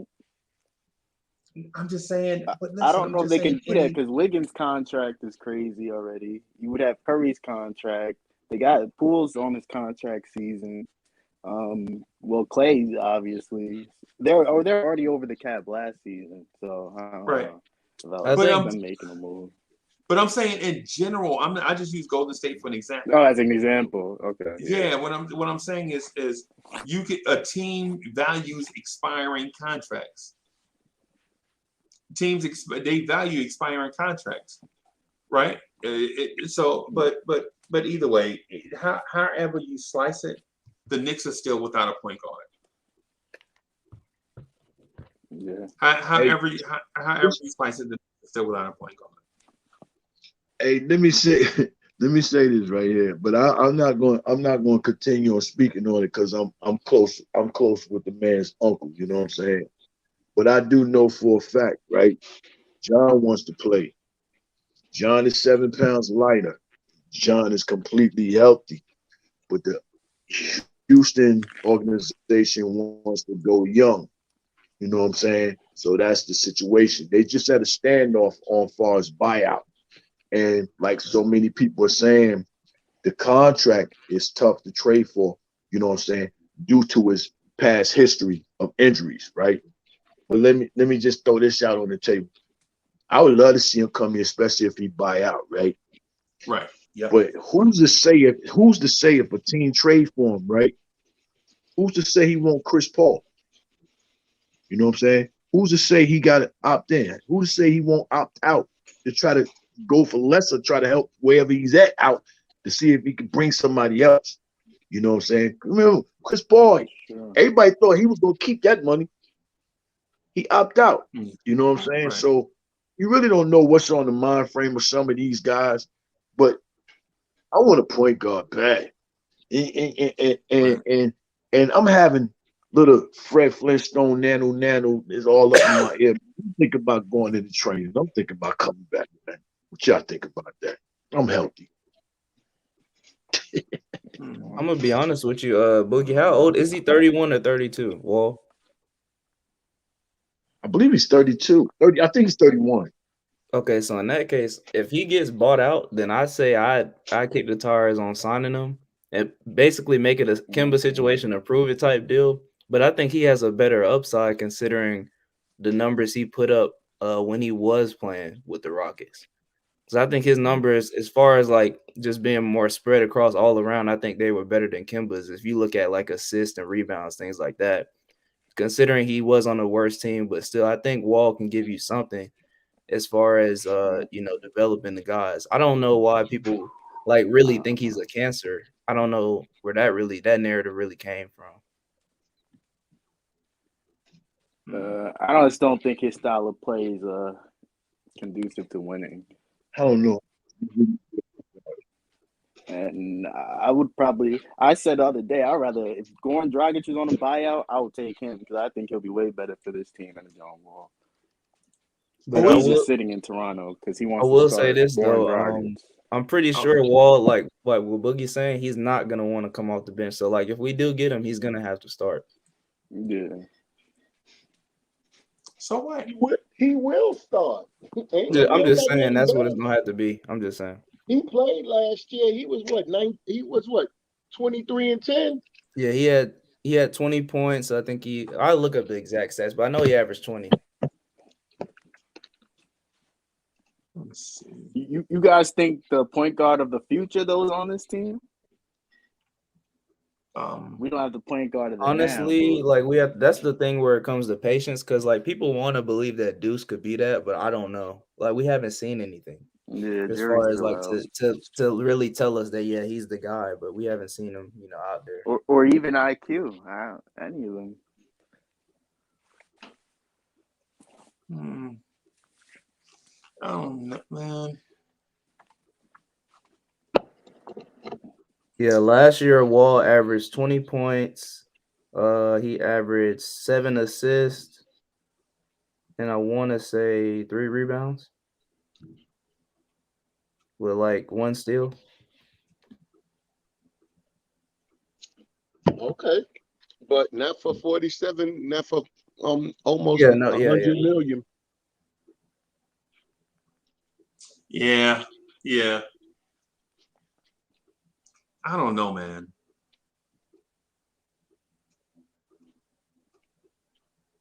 I just don't know how he would fit with our team. That's the only reason I'm iffy on it. I don't know how he would fit with our roster.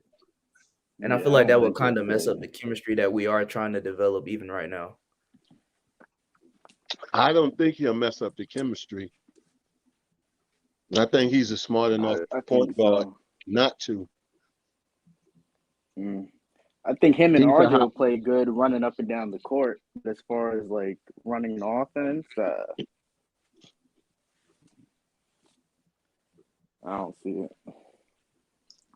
Yeah, I don't know, man. I don't know. I think Could you say that like Wall could make the team better? Could you make an argument for that since he is like a more fast break type player, and we Yeah, always say yeah, that like how our guys run. So could you He say would like definitely about make him? the team better. Yeah, yeah. In like Answer transition, that that's what I question. said. He'll help RJ because that's what RJ likes to do. He likes to run, and he got He'll help someone. the team. Him, He'll help the Obi. whole team. yeah. Yeah, he'll help the whole team. But crunch time, I don't know. His skill set, his skill set is way better than anything we got. Yeah. Or had. Mhm. Yeah. I would say I like Miles McBride and I like Rokas Jokovitis, right? I just don't think they're ready this year.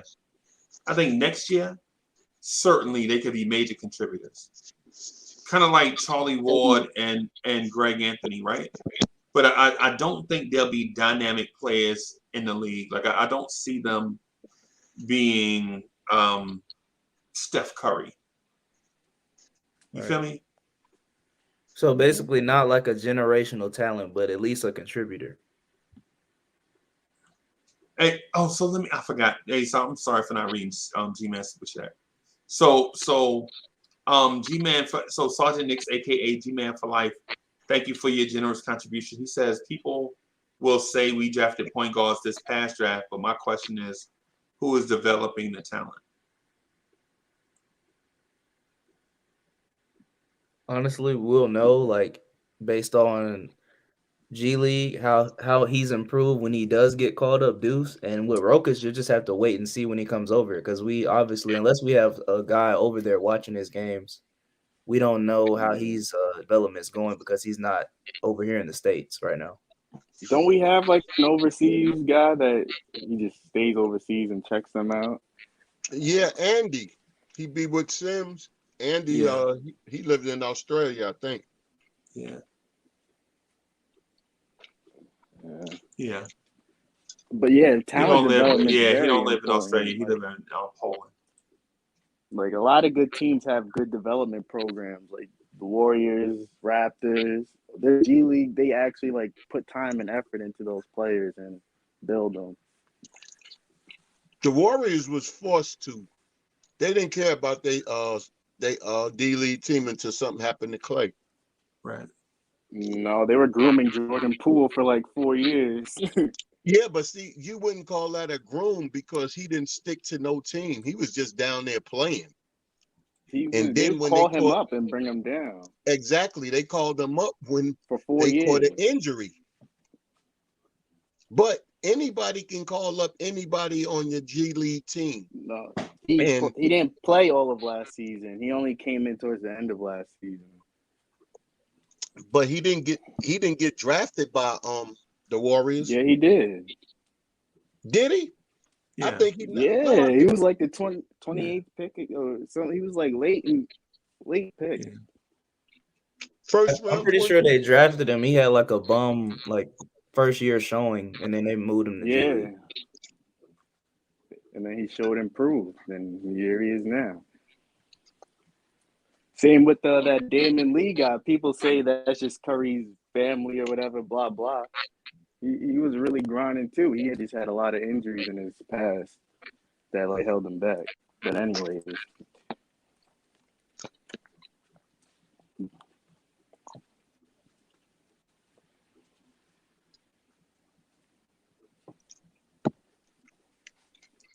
Kaiser Sauce says official date he can be traded is February 3rd, 2022. Kaiser Sauce, who you talking about, bro? Kaiser Sauce Talking says about Randall, right?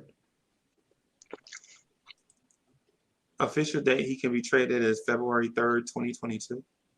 What? Yeah, They still talking about trade, man. Yeah, I'm assuming he's talking about when you're able to trade Randall. I Man, don't know this why thing we're is even considering that though. Yeah, that's so dumb. Nah, I ain't talking about the persons. I'm talking about that topic is ridiculous. Yeah. Yeah. yeah, why don't we trade Randall? The first people I think that should be getting traded is Noel, Burks. Those guys we re-signed on those contracts. Those Those are the contracts. guys who I see. Right. Yeah. Yeah, he gotta chill though. I don't know why he's typing in all caps. It's all right, man. Yeah, It's all good. It's crazy because he wrong and It's don't want all to admit good, man. wrong. Like nobody's really. Yeah. you know how some people be wrong as hell, and instead of being like, yo, I'm my bad. You know what I'm saying? I thought I was right, but I wasn't. Right. I just like dig in on it. Because I got it pulled up right now. I'm looking at it right now on Spot Track. Right. Spot Track is the reference a lot of us use. It's crazy to me that people have a favorite player on the team.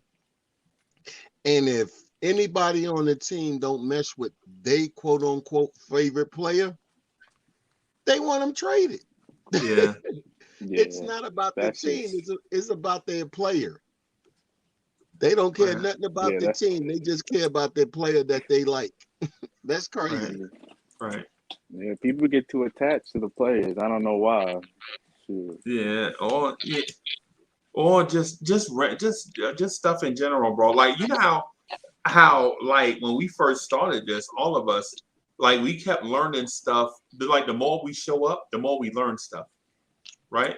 Like for instance, the more we learn, the more we show up and talk about, you know, like for instance, I had no idea about the CBA stuff. And then I started listening to dudes that are the CBA experts. And it was like, yo, go on such and such website and read such and such about the CBA. And I'm like, man, I ain't doing that. And then what I found is you kind of have to do that, because what you don't want to do is have a bad conversation. You know, you're thinking you're right about something and then you be wrong, because then, you know, like, somebody will bring it to your attention, like, hey, Uncle Freezy, article such and such in the CBA says such and such. And then I'm like, oh, okay, yeah, I got you. Yeah. When's the next CBA meeting?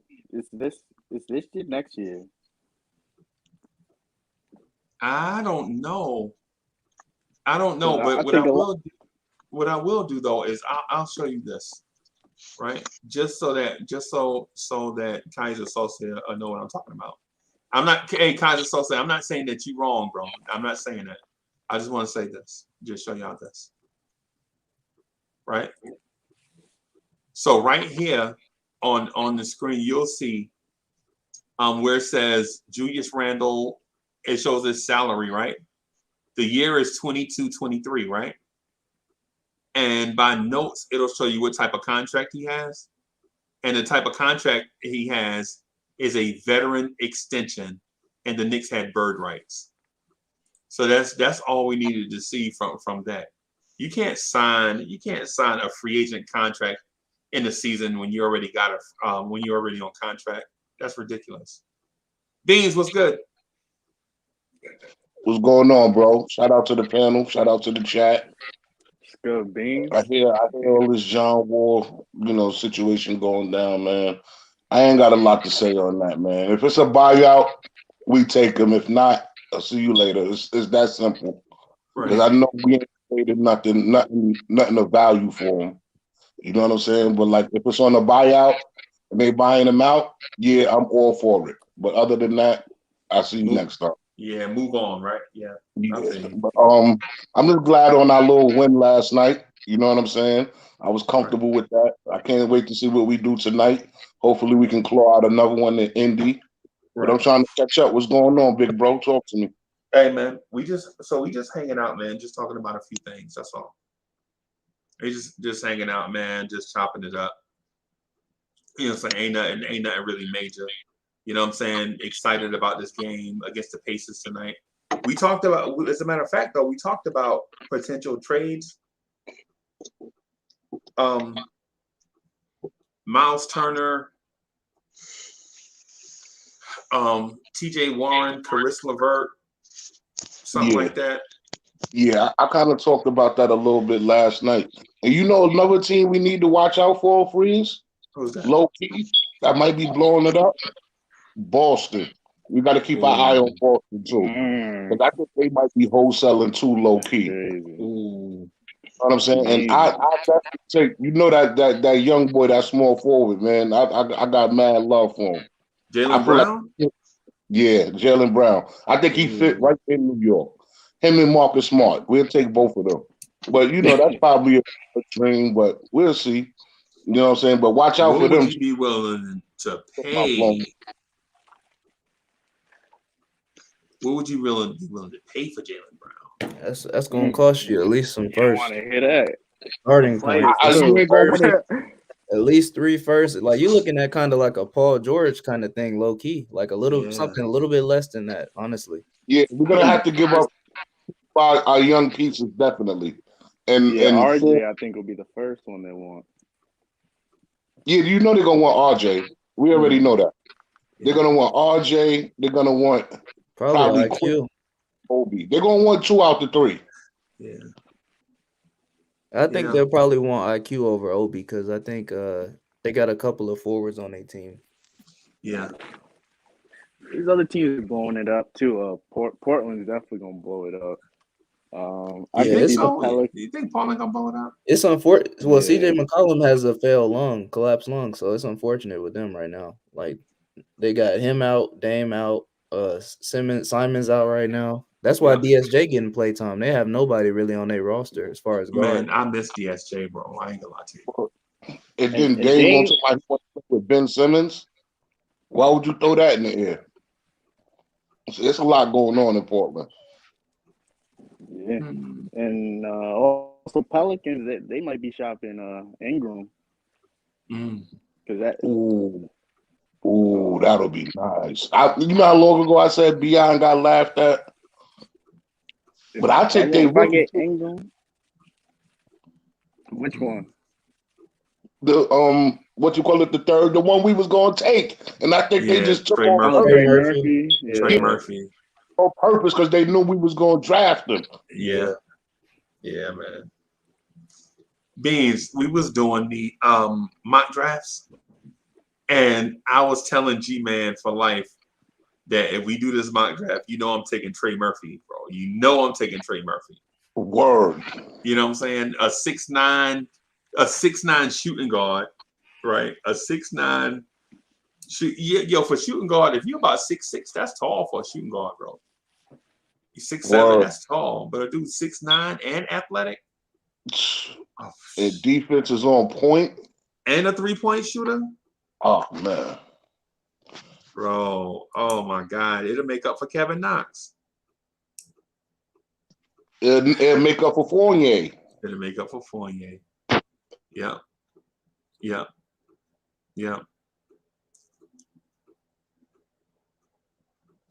know, it's crazy. Ron, what's good, man? How you doing? Hey, Ron says, I miss watching DSJ miss threes and play no defense.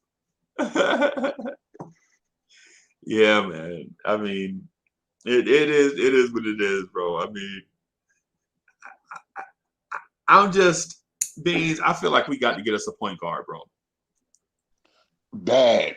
Not that we need one. It's bad. Yeah, man. That's what I'm saying. I'm just like, yo, how does every team get a point? Yo, some teams get 2 point guards, bro. How the But Knicks? right over them. We glossed right over them like they nothing. Bro, how in the last 20 years the Atlanta Hawks get Jeff Teague, Dennis Schroeder, and Trae Young? Unbelievable. Oh, go ahead, bro. I was gonna say it also. I believe like we'd always try and skip steps. That's what it comes to. We always try to look for the big name in the market. We never try to build a foundation, like a solid foundation. You know, it's always like the big fish we have to go after. If we just Right. focus on what we have and actually try and like groom it, maybe they could become something like these other Right. teams. Right. Well, The Pistons drafted point guards back-to-back years, right? Right. The Pistons drafted Killian Hayes last year. I don't know what he'll become, but they took a chance, right? And then this year they got Cade Cunningham, and I don't know what he'll become, but they took a chance on him too, right? And the Knicks, we drafted Obi Toppin, and no shade on Obi, but we already had Randall, and no shade on Randall. But I don't think Randall was the biggest problem on that team that lost all them games, bro. I think that the biggest problem we had on those teams was dude like Wayne Ellington, right? Noah Vonleh. You know what I mean? Mo Hawkless. You feel me? Enos Kanter. I mean, bro, it's crazy. Out of control. Right, and give you an example too, like what Kevin Middleton says. Hey, the Kings right now have 3 point guards. They got De'Aaron Fox, Tyrese Halliburton, and Davion Mitchell. And the Knicks got Quentin Grimes. You ain't gotta say it like that. Why you say it like that though? Like, come on, come on. Don't do that. I'm not knocking my dog. What I'm saying is, look at it in context. Quentin Grimes is a shooting guard on a team that already had Alec Burks, R.J. Barrett, and Emmanuel Quickley. Then they went out and signed Evan Fournier. So you know Grimes ain't gonna get no run behind 4 other dudes. You know what I'm saying? That's what I'm saying. I'm not knocking Grimes. I'm saying when you got RJ, Burks, Quickly, Blase, you know Grimes ain't gonna play in front of no RJ, man. Come on. Yeah, you're right. But You remember feel me? this, though, please. Remember this. In the summertime, I wanted to take a swing on Isaiah Thomas and got laughed at. Remember? I was like, yo, we should try Isaiah Thomas. Let's bring him in, see what he got, see what he do. Right. And I got laughed at. So I don't know. Right. I'm saying, man, it's borderline, man, it's egregious at this point, man. I don't know, man. You know what, man? Let's just talk about something else, man, because I'm up here whining like a baby over not having a point guard, man, and you know what I'm saying, and killing the vibe. You know what I'm saying? I got some. Can I ask you this, Unc? Hey. Since Go ahead. I was gonna ask you since we seen RJ perform. All right, one game last night. Do you think maybe we should try running the offense through him some more? Right. What do you mean by running the offense through him? You know, letting him get Giving more them touches the most. during You mean? And let me ask you this question to what you just said, so that we can get clarity on it. Are you saying that R.J. Barrett should have the ball in his hands more, being a playmaker? And you know what I'm saying? Or should R.J. Barrett get the most shots? No. Or should we look for R.J. to get the most scoring opportunities? I think we should a little bit of the first thing you said. I want to see him more like maybe playmaking role. I want to see if he's able to do that a little more, and also I want to see him maybe not share a load with Randall, but like get like a good fair amount of shots, you know, to show that he can create with the ball in his hand. Okay. So how are we gonna do Definitely. that when RJ is the number one wing defender on our team? Shoot, yeah. I mean, you I'm know, asking you. I'm asking you. this. I think he's capable of being both. I think he's just finding that balance right now. That's. I mean, that Okay. is a good question, though. Yeah, I'm asking in a teacher student kind of way, so that I'll know so I'll know why you asked it and how I should answer, because I think putting the ball in RJ's hands more on offense on the offensive end is to the detriment of Alec Burks and Emmanuel Quickly. Now, if RJ is better at handling the ball and getting more people involved, if it makes the offense more efficient, I say do it. You know what I'm saying? Yeah. Mm-hmm. But if it's just a situation of getting RJ Barrett to the All-Star game, I don't really care for that. No. I just want to see if he can do it. I feel like we haven't like really got the opportunity to see if he can play make like that. Right. Right. I just want RJ to be consistent, man. Because if he ain't consistent, then his shot ain't gonna open up, man. He gotta hit them open shots, man. Like he did last night. He just gotta hit them shots. If he hit them shots, everything else will open up for him, man. Hey, you know Because what if I he's know? not, yeah. Oh, I was gonna say I noticed he hit 2 in a row, right? Remember the 2 threes he hit? The Yeah. first one he hit, he looked relieved, right? And then the second one he hit, he was like, okay. I didn't hit 2 in a row. I'm 2 for 2, but I'm still nervous. I still don't know if I want to get this shot up. And then the third one rattled in, popped out, and went straight back through the net. Mm-hmm. And so the look on his face, like, okay, it's my night. You know what I'm saying? So my thing with RJ is I think it's a confidence issue in that shot. I don't think it's a skill set thing. I think his confidence was just shaken. So I think now that he had a 7 for 8 night, I think you'll see him taking that shot with more confidence going forward. But to Keyshawn's point though, I don't know if running the offense through him means RJ ball handling more, or if it means RJ scoring more. Would you be more happy with RJ being like Keyshawn? Would you be more happy with RJ being 18, 8, and 8, or RJ being 22, 3, and 2? Shoot, 18, 8, and 8 sound real good. Right. So you want him to be more of a playmaker facilitator then? I think he has it in him. Yeah. I think he can really be all around like a good player. Like I just want to see it more. I don't know. Right. Right. I would say if the only thing is we don't really have efficient scoring from we really don't have efficient scoring from from Burks and Fournier. If these dudes were shooting like 46, 47% from the floor and 38, 39% from 3, bro, the sky would be the limit for RJ, right? Mm-hmm. But these dudes are shooting like 39, 40% from the floor. Yeah. For now. Yeah.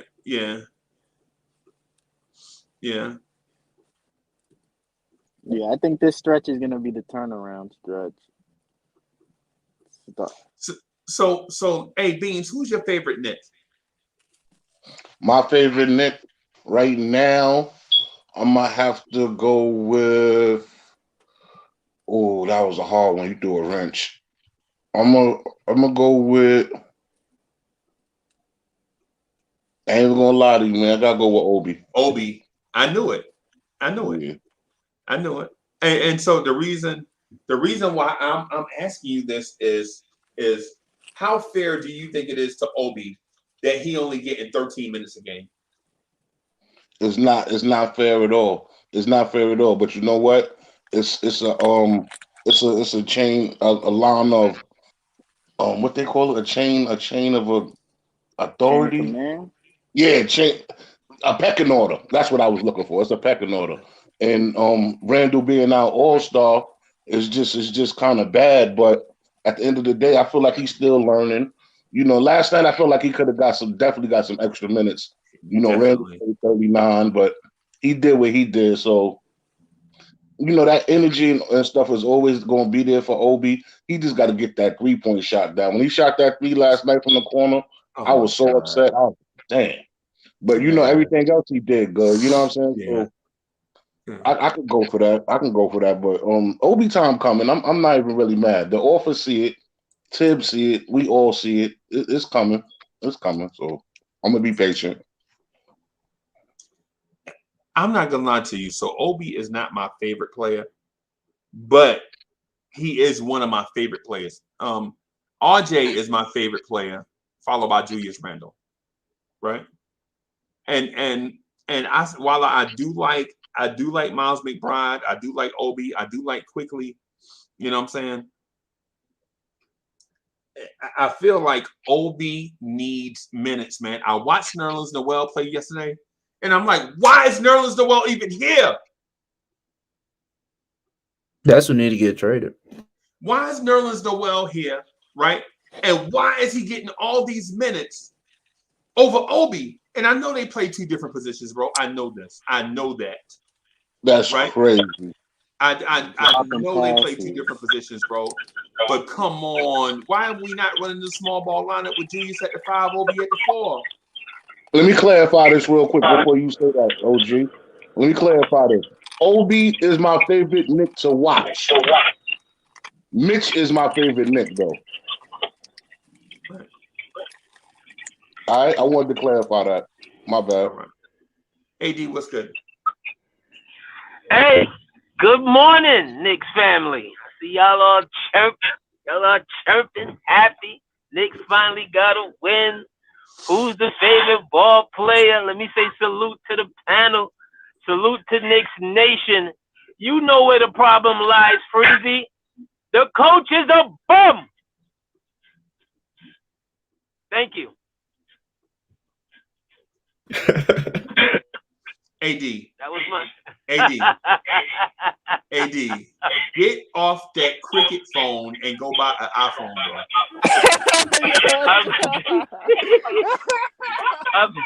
I'm in the car. That's what it is. Hold on a second. Hold on. And G-Man said facts.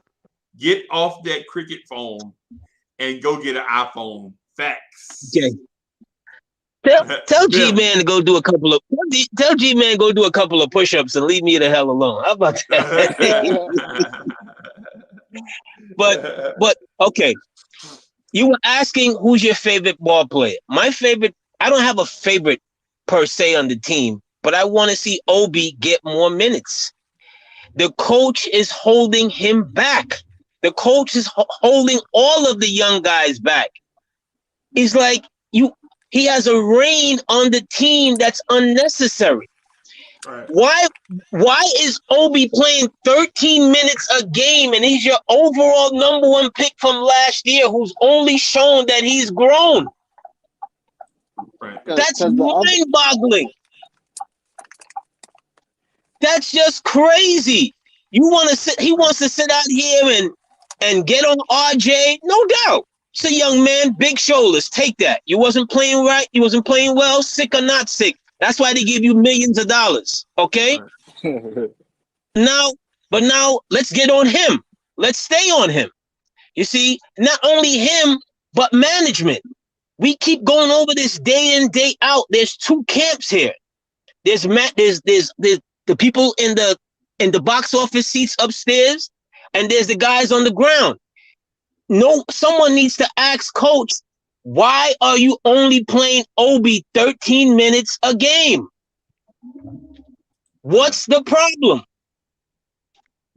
Right. He That's gotta play. just facts. Well, Mitch and Noel gotta play too, and Julius. Problem is you got to give Julius 40 minutes. Yes, why do you got to give Julius 40 minutes? Why does Julius have to handle the ball so much? He's like the guy he's like the guy at Thanksgiving that wants to eat all the food and take home food on top of it. Why does that have to happen for Julius?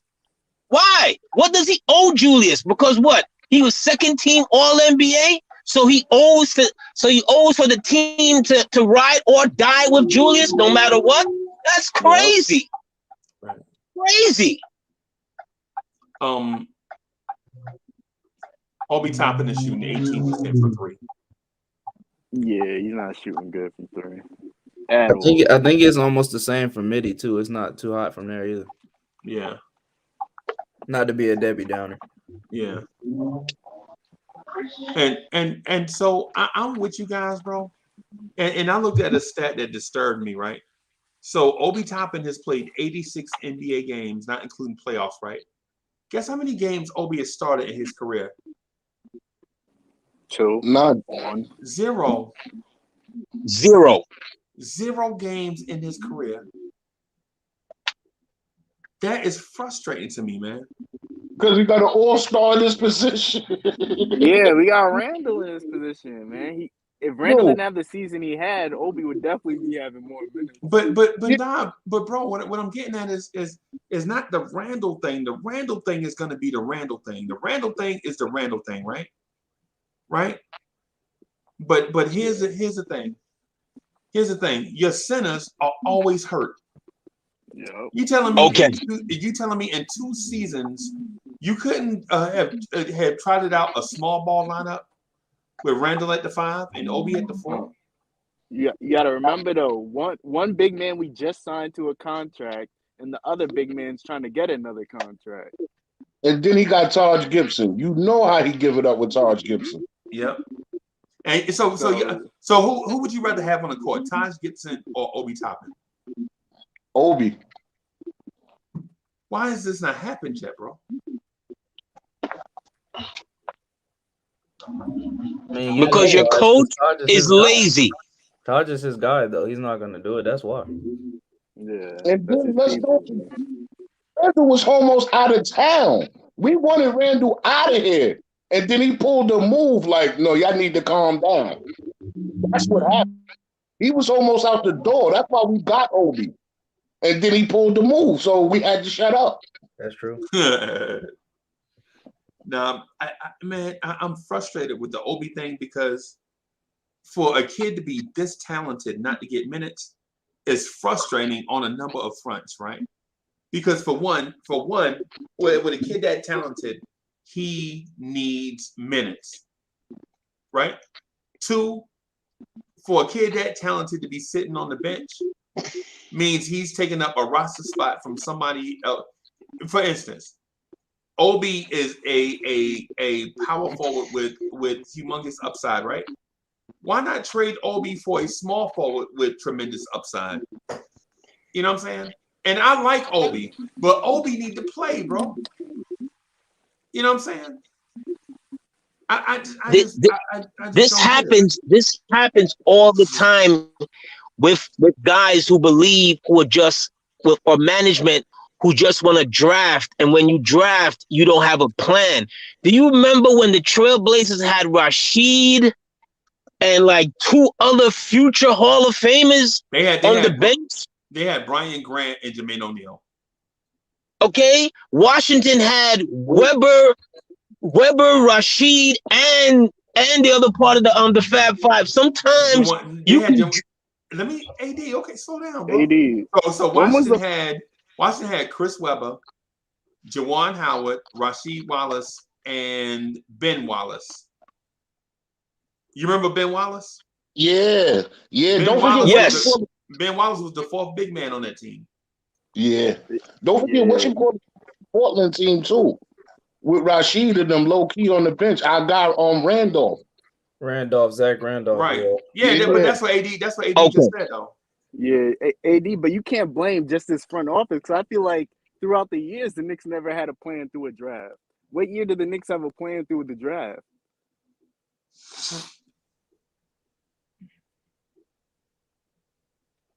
Exactly, they don't. What's I the feel like question? I'm saying like I feel like this year they actually somewhat had a plan. Years before, I don't think they ever had a plan when it comes to drafting. Nah, this year they had a plan. Last year they had a plan. These last 2 years they've been working it. I ain't gonna lie. Last 2 years they've been working it. Before that, I never had Frank. Frank was your plan. I mean, that was Phil Jackson, Let's, but let's like, don't talk Yeah, let's before this. forget that whole draft class. Yeah. Before this era was Phil Jackson. Hey, Beans, I'm gonna get something to drink. I'll be right back, bro. Heard you. But yeah, that's crazy. Like this draft class, like you said, since this class been in here, we've been good. Like this front office, I'm not gonna say they're the worst. I hear people saying that they tried, but I think they did a good job because everything is movable. Right. And at least Talk the guys they've drafted have shown that they can play. Like we ain't got nobody like a Darko Milicic on the team. Like it thank could be that God. bad. At least it ain't that bad. Word. Paul Aldridge. A Darko, oh man. A Darko over Melo? Hey, Because like we'll be getting crucified for that. that's who they picked. They picked him over Melo. And like I know y'all remember when we got an A too. Yeah. I remember when we got Bargnani too. No, y'all remember that. Oh man, please let's stop. Let's stop right there. Let's stop. I mean, like that's what I'm saying. Like we can't really complain about the select. The selections have been good. It's just that the way the roster is like set, it's kind of hard for them to just immediately get in there. Yeah, it's hard for young talent to flourish in organizations that don't help build you up. Let me ask y'all a question, man. What y'all think about tonight, man? Talk to me. Yo, Rob, man. What's up, man? Rob the Knick. What's going on? You good over there? I ain't heard from Rob in a minute. I'm just What's up? What listening. you think about tonight? I'm reading up on something right quick. Oh, all right. All right, back to y'all. What's up? What y'all think about tonight, man? Talk to me, man. What we doing? Yeah, I think we're good to go. I think that if we play the same way we played last night, we'll beat them by even more than we beat the Spurs by because they don't even have the defense that the Spurs. At least the Spurs, they got team defense and they have a set system. This team right here that we're playing in Indiana, I mean, they have not been. They may have been on a win streak, right? They're on a win streak, but they're not really a good team right now. Yeah. And on top of that, they got injuries. Out. Warren's out. What's the Holiday brother? I think he's a COVID protocol or something. He's out too. Has Warren even played a game this season? Nah, because he had surgery. I don't think he's played this year. I don't think he's been back since the bubble. Yeah, because remember he got hurt in the bubble, and I think he had to get foot surgery or something like that. After he was had that 150-point game. Yeah, I think he was doing good in the bubble, but then he came back and got hurt. But I don't think he was averaging what he was averaging in the bubble when he came back. Nah, the bubble, he just fine in the bubble. And then the beginning of that next season, which was last year, got hurt, and I ain't seen him since. Yeah, he still ain't back. I think he's on the way back. I think they said I want to say about 3 weeks out from return, 2 to 3 weeks out, but he's still not back yet. I don't like TJ Warren anyway. Word. But y'all know what I was thinking too? This might be the game tonight that start the blow up. Like we go in here and whoop them out real nice. Yeah. This might be the game that get pieces moving. Yeah, I think so. Because I think they're already on that way, honestly. So that'll definitely accelerate that process. Yeah. Or because you have a bad game against the Knicks too bad, that might be a job. We done seen coaches get fired after the Knicks game, players get moved, like all types of situations happen. I'm gonna bring this to y'all attention. Have y'all noticed too? Because I've been noticing this, like specifically the past few days or the past few games the Knicks have had. Like Bleacher Report is a Knicks hate account, and then they finally posted about RJ yesterday. Like they haven't praised a single Knicks player the whole season. And now they're like, oh, yeah, RJ had a good night last night. Because, like, beforehand, they were just on the Knicks. Like, whenever something happened, Knicks guy came back on. Or, like, even the little Randall Fournier scuffle that they want to make a scuffle. Like, they were quick to post all that stuff. So, I don't think those accounts are really fans of the Knicks, like those official certified accounts. Nah. You know what it is? I think whoever run Bleacher Report used to work for the New York Times or something. And they got them up out of here. And they was like, oh, word? Okay. Yeah, they I got had to because they bash the Knicks whenever they get like, and I'm not even on social media enough, but whenever I do get on there, I see them just bashing the Knicks. They ain't the only one, though. They ain't the only one. But it's all motivation to me. I hope it's motivation to the team too, and Tom using that. I ain't go front. I kind of feel good that our main guy ain't got to go out there and score 20 points for us to win, man. Yeah, Which I like think I felt good about that That's a too. good Like that thing. game yesterday, I feel like Julius had a good game. He let it come to him. He didn't really force. I'd say he probably forced like 2 shots exactly, the whole game. Yeah, he showed up in the exactly, fourth too. He showed up when we Right. needed him in the Yeah, like I fourth. feel like he came in when he exactly. needed like be show his presence. He came in and played well. So I don't really see an issue. And it was more so an all around game from Julius that we used to seeing. It wasn't like he just had a couple rebounds. He passed the ball well. He got his boards and he got his timely buckets. Yeah, I know y'all seen the part where he hit them 2 little fadeaways in the corner. I'm like, oh, here we go. Yeah. And he hit him. I'm like, all right, come on now. Because earlier in the game, I don't know if it was this game. I think it was this game. He airballed like 2 back to back. Like it was ugly. It might have been last. I think it might have been last night because he took one of them faders and it was a straight airball. I was like, Julius, please. I need at least a couple to go in. Yeah, I feel like as long as we take and make the shots, because last game, Burks was missing a few threes. Like he was wide open, missing them. Like Burks Yeah. got to hit those. Yeah, but I got more faith in Burks hitting them than, you know what I'm saying? Like he can hit an air ball and come down and hit 4 in a row. Right. Yeah, he could. But I'm gonna be honest with y'all though. I honestly, as far as the team goes, as like a whole team, I did not see the defense getting better last night. I saw Mitch playing D, but I still saw us like with guys double teaming one dude on the block and leaving they dude open for threes. It's just the Spurs wasn't making them. Yeah, Spurs can't shoot. No, they can't. Yeah, man. It just blows my mind when I see guys like it'll be like y'all will notice this if y'all rewatch the games or just watch the games. Like it'll be a guard helping out with like Randall or Mitch down low, and their dude's wide open in the corner or up top, and they just let him shoot, like hoping that he'll miss. Yeah, they're helping too much. Wow. Wow. Wow. I didn't notice that. I have to go back and rewatch it. Yeah, you gotta watch it. I'm telling you, they were just missing like Bryn Forbes, who's normally a sniper. He was not on it last night at all. Like he was not playing well. The only guy who was really killing us was Derek White. Like that was it. Yeah. Wow. Well, since you brought it up,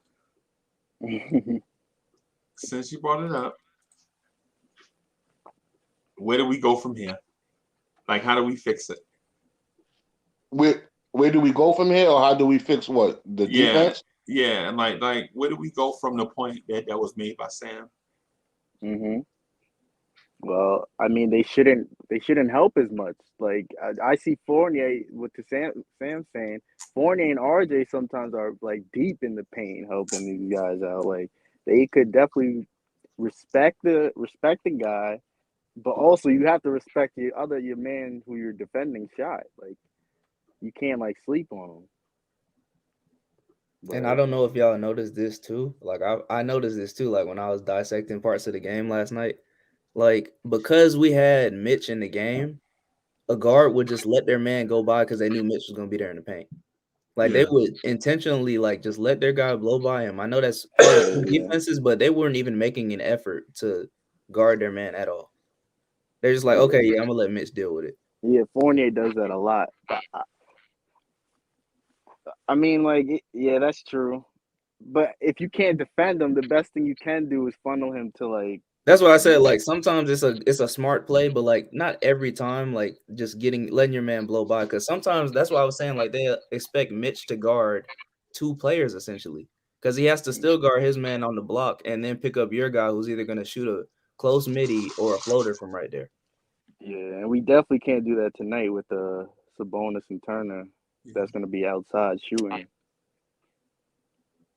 So, is Tom Thibodeau's vaunted defense outdated?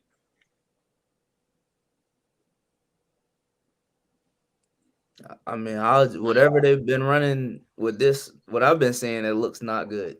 I just feel like against a good team, they're not gonna like if we playing the Warriors, we're not even gonna be close with that type of defense. Yeah. Like a team that can actually shoot the ball, like it's not even gonna be close. They're gonna get exposed. Most teams that play the Warriors can't guard the Warriors. The Warriors only lost Okay, I'm one. gonna give you even better. I'm gonna give you another team then. Let's say even when we played the Hawks, they was missing shots. We really should have lost that game. People like say we had a good game. I agree, we did it to a certain extent, but we really should have lost that game too. Right. Are we saying that Tom Thibodeau is past his prime? No, I'm not saying that. I would say Because we complain about the offense and we complain about the defense, we complain about the rotations. Inevitably, all these things go back to the coach. I would, but I would say it's more so on the personnel, like as far as like the starters, because like Grimes could definitely defend, but like and McBride can defend too. But as far as like the starters, we don't have like the athleticism, I guess, like to like be able to run back in time to contest the shot. Right. So I think it might be that too. Tibbs got blamed too. He definitely has blame. But it's more so personnel. Yeah. Man, it's yeah. I mean, that's a great point right there by Ron. Like what Ron just said with that highlighted quote, like the Spurs just can't shoot. But if we play a team that can shoot, I don't see us doing well with like this matador defense of just letting the guy blow by you and take a wide open shot. Right.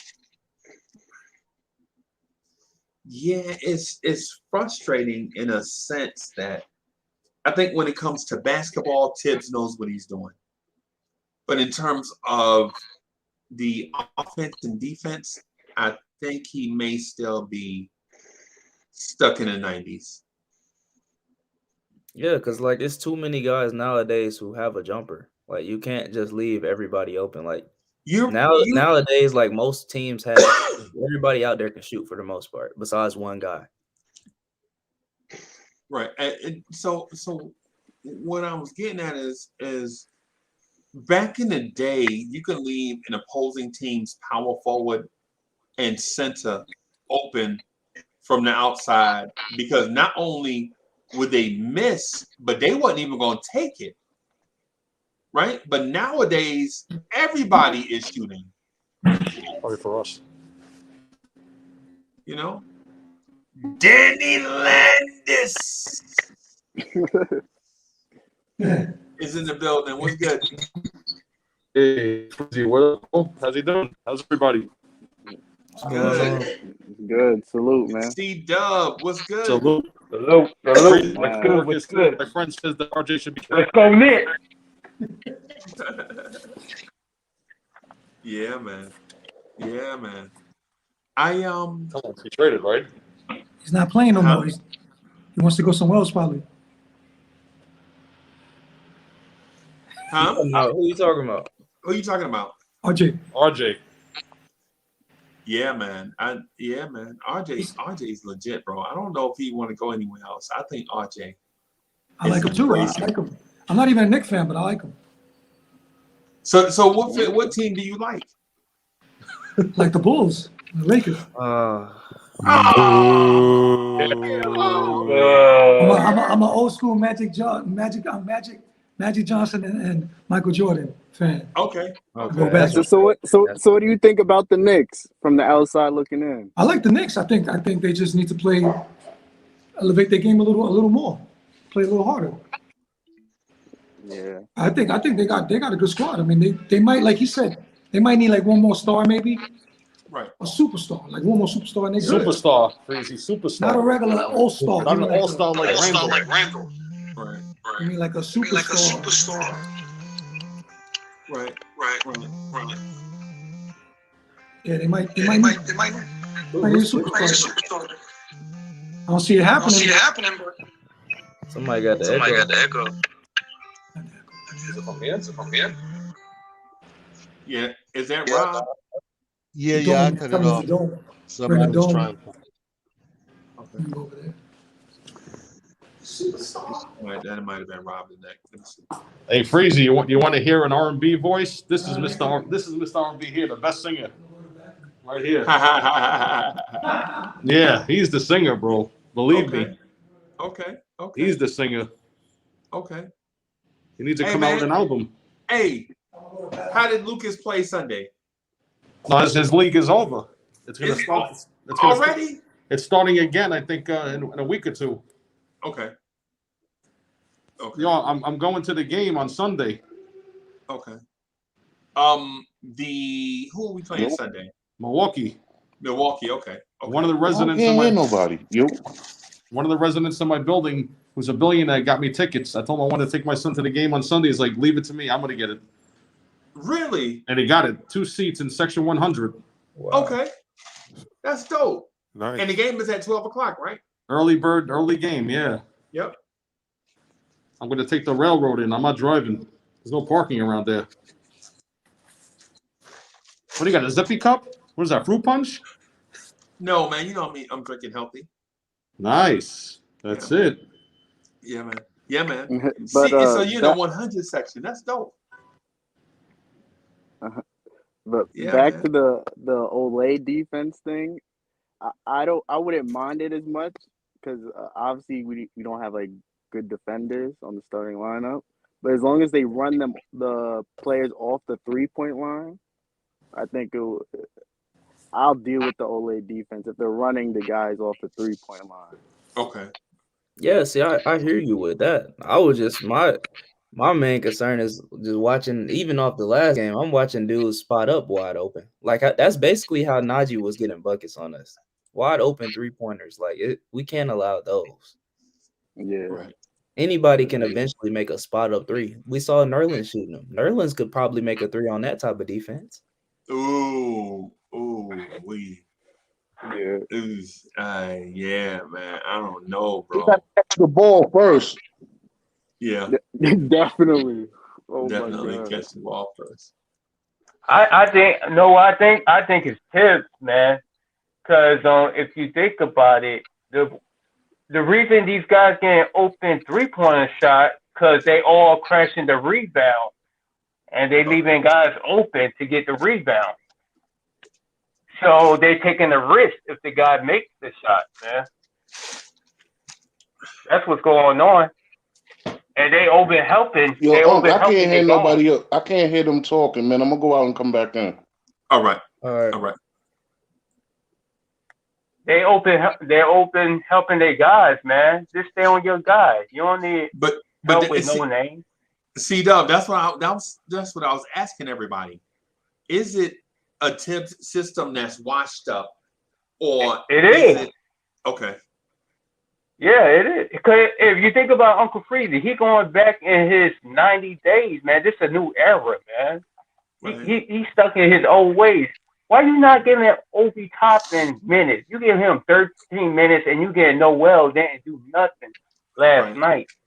You getting him like what, 20 minutes or more? He's getting over 20. I think it was more like 25. And this dude ain't even scored 7 points. I don't even think he scored 7 points. And he's not an offensive threat either. Exactly, man. Yeah, Noel played 26 minutes last night and he had 2 points, 9 rebounds. Right. 5 offensive rebounds and 4 defensive rebounds.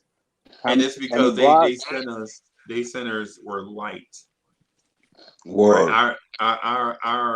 Our centers just out rebounded them last night. Did we talk about Mitch having 8 offensive rebounds? Bro, Mitch played with energy last night, bro. Mitch was he played good. Yeah, he played good, man. It's that second team, man. It just rubs off. But can he do it consistently like RJ? RJ had a good game last night, but can he be consistent with it? Right. We're gonna see in these 3 games. If he's not consistent, y'all can't be blaming Randall. You have to blame RJ. CWC. Clearly, you come in the chat ready to answer some questions. Right? You ain't gonna tippy toe around nothing. You ain't gonna dodge no questions. I'm gonna ask you, bro. Is it time to package these dudes that we got and get Randall a bona fide baller? I say yes and no because I want to keep our future. But the only thing, no. What I'm saying, like I want a superstar, but I don't want to give up the whole farm system to get one guy. And then you got Tibbs. He gonna play the vets before he play the young guys, man. And like, say we get Lillard, the point guard, right, for Portland. Say we get him, man. Tibbs gonna play him like 40 minutes, man. He already playing like 40 minutes. Well, they don't got nobody over there. T-Dub, are you telling me? Because it sounds like when I put you on the spot, you got scared, right? No, I ain't get scared. I'm gonna go both ways. C-Dub, hey, C-Dub, just admit it, bro. If you got nervous, if you got scared, just admit it, bro. We all friends here. It's cool. It's cool, bro. I ain't trying to put you on the spot. I'm just saying. No, I feel what you're saying, Uncle Frizzy. Obi need more minutes, right? If he's not getting more minutes, you might well trade him with Knox because they ain't getting minutes. You might well get a all-star or something, a superstar like Miles Turner or something. Right, no, I ain't talking about that kind of player. I'm talking about a certified ball. For instance, like who? Brandon Ingram. Nah, he not consistent for me. He's streaky. He a streaky guy. Oh, okay. He's He's going to Bradley Beal. I would take Bradley Beal. Yeah, I would take Beal. But I just don't like his. I just don't like his body language. Who would you trade for? I'll say Obi, but the money had to match though, right? Right, the money got to match. Yeah. Fournier and Obi and some draft picks. They hanging up the phone on you immediately. Yeah, G-Man not rocking with you. How old is Bill anyway? How old is Bill anyway? Let's get them lights up. Is Bill like 28? Bill? He probably is 28 or 29. Well, no, he'd be younger than that. I don't even want to age him like that. He came in at 18. He came at 18? Yeah. I want to say he came in at Bradley Bill's 28. Yeah, he's 28. It's Tibbs, man. He's not playing our youngster. You don't know what our youngster have if he don't play him. Like Grimes, McBride, you don't know what these guys get. That's why it's hard for me to answer that question. Okay, so what I'll do is this, because you got mad nervous just now and backpedal. I didn't expect you to. I just keeping it gangster. You know what I mean? What kind of gangster is that?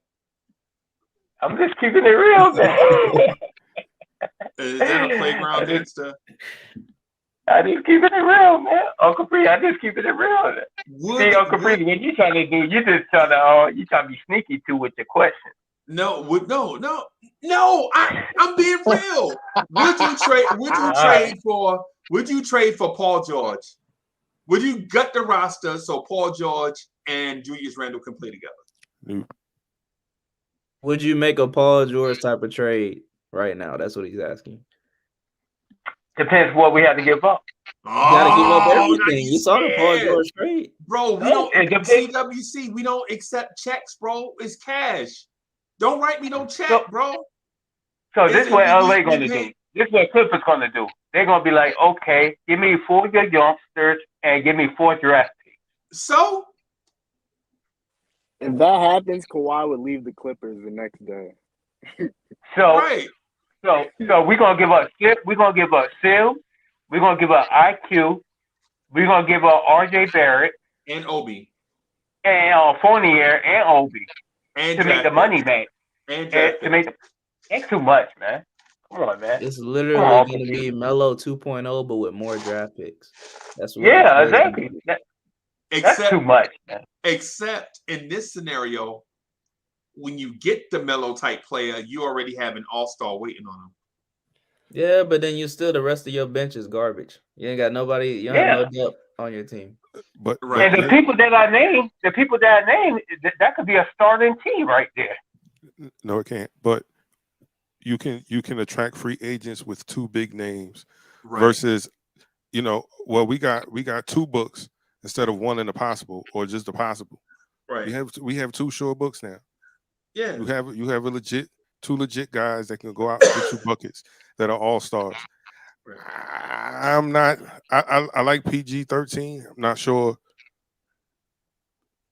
if he's that guy that you put with Randall, because we've seen him with other guys who were of a high caliber than Randall, and he didn't necessarily get it done.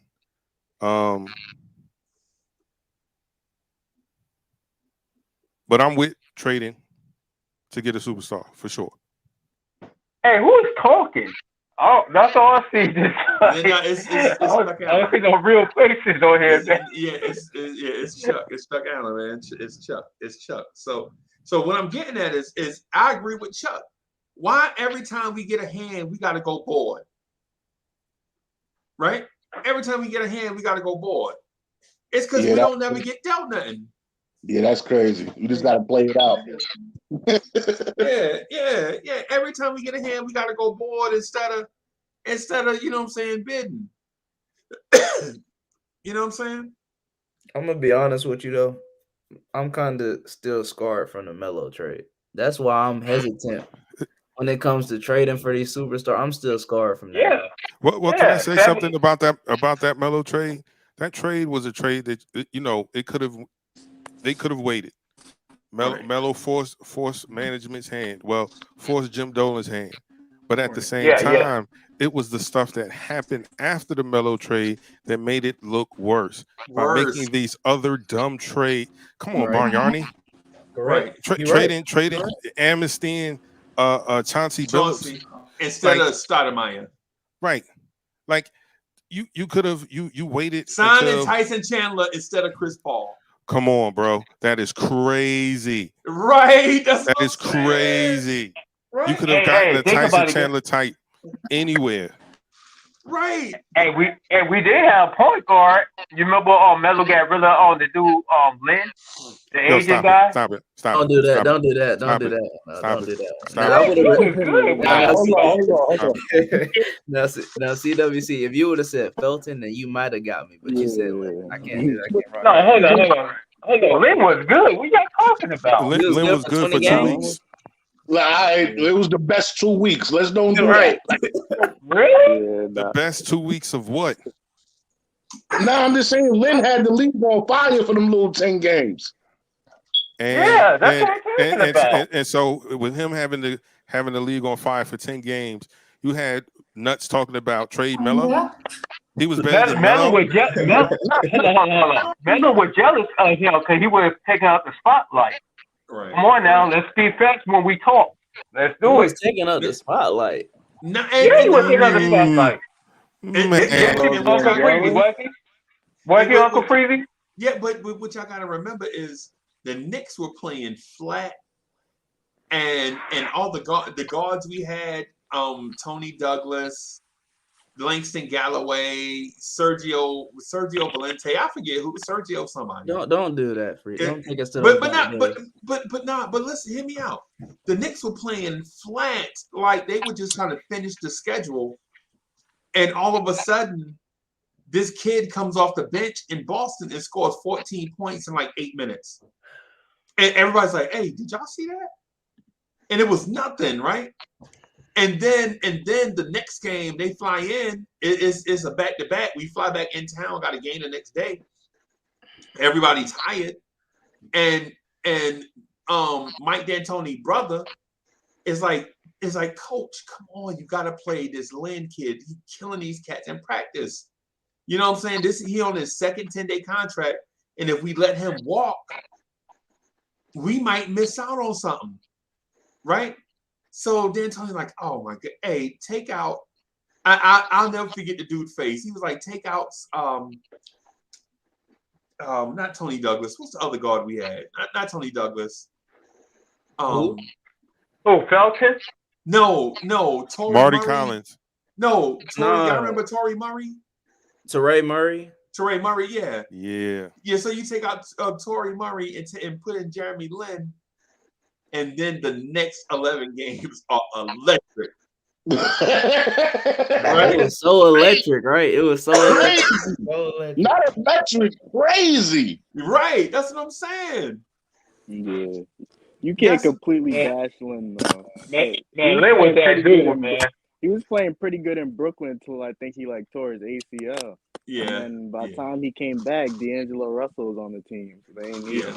Nah, he didn't go to Brooklyn first. Remember, he went to Houston. He went to Houston because we wouldn't offer him the bag, and they offered him the bag. I'm saying he had a good season in Brooklyn until he got hurt. Yeah, he right. Because he got back with Mike D'Antoni. No, remember. No, Beans was just saying he went to Houston before he went to Brooklyn. Yeah. The assistant coach on the Knicks that time that was helping Lynn was Kenny Atkins. Kenny Atkinson, yeah, right. Remember that? Right. Yeah. And he was close to Brooklyn. Yeah. Yeah. Hey, big thing, you sound like Jay Boogie, man.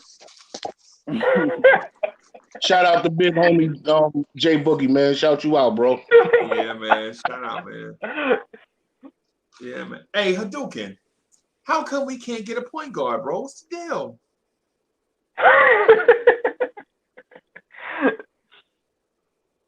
Oh, man. Hadouken trying to get his takes for when they disrespected us last night about RJ. Hey, you know what? Maybe we don't have to get an all-star point guard. Maybe we could go after this dude from Dallas, Bronson. He's not an all-star. No, I say not an all-star. Bronson from Dallas. The backup for Luka. Oh, Rick. He's saying Brunson. Jalen Brunson. Yeah, Jalen Brunson. Send it to everyone. Hey, what's up, boss? I think he'll make a nice fit with the Nets. Cause like you said, we only even got no point guard. We got Randall as a point guard. Well, and Rose come in the second unit and stuff like that. Yeah. Let's don't gloss. Let's don't gloss over like we got a game tonight, y'all. We have a game tonight, Indy. Please, let's don't look past them. What's going on with tonight, man? How are we getting them up out of here? I think it's a win by 10. Somebody talk to me. Ooh. If Randall played the same game last night, yeah. I'm thinking a win by 20. Doug? I'm kind of rolling with what Bean said because, we got to see how some folk gonna come to play. Evan Fournier, he was hot and cold. I kept seeing him sliding around the floor all night. Somebody shake him up, he fall, he's sliding all over the floor. He's giving effort, man. Oh my god. Yo, y'all seen that? Yeah, so I was looking at that, but he's gonna have to give more. He's got to give more. So it's this new lineup. It was successful. We needed to win. Good win, much needed, very needed win. But gonna have to play something against the Pacers. You can't just take an account that with the looming fire sale they got to have, that those cats gonna come out and lay down. So they're gonna have to bring it. Let's keep the win streak going. Let's get a win streak, not just another win. Right. Well, we ain't won 2 in a row since when? Since Moby Dick was a sardine, bro. Man, that was a long time ago. I'm gonna even expand on what Soulfinger just said, because even if you look at it, the last time we played the Pacers, didn't they beat us by was it 20 something, or did we beat them after they beat us? No, we beat them first, and then they put hands and feet on us. So yeah, when they beat us, right? That was when Turner went off with what 7 threes or something like that. Yeah, That's why I was saying like we can't just not guard these dudes because they will shoot and make it. Because like I feel like we got lucky with the Spurs game, and like that's not gonna fly against better shooting teams. Yeah, like I said, we got over without Evan being able to hit. RJ, like you said, welcome back. Jesus, where you been, bro? Shot was in when he came out. Hey, the St. Bernard's found his shot. Thank God. Yeah. So, he played a good game, and Randall wasn't like the number one chief rocker or whatever, doing his thing, but it worked. Everything fell the way it did. But the Pacers, I don't think we'll be able to get over like that. Not again. It's gonna have to be all hands on deck. But I just don't want to see. Evan Fournier sliding over, deck swimming on the floor and stuff, man. Yeah. He's sliding all over the place, bro. I was like, what the hell? But I think it'll be two types of Pacers that you'll see. It'll either be them, like how Rod said in the chat, they'll either be on a less morale boost and they'll have low morale, or they're gonna just be out there trying to hoop because they're trying to show off for their next team that they're gonna get traded to. And that's what I'm looking at. Yep, you're right. So if y'all see Miles Turner in a suit or on the bench, if he's not playing, he getting traded. Hey man, and speaking of that, we got 1 week until people can be moved. 7 days. Oh. 7 days. Not that I'm counting. 7 days. Right. Hey, shout out to Pierre Moise for the generous contribution. He says we had a guard, we didn't pay him. Jeremy Lin, my daughter was born during the insanity. Good 2 weeks.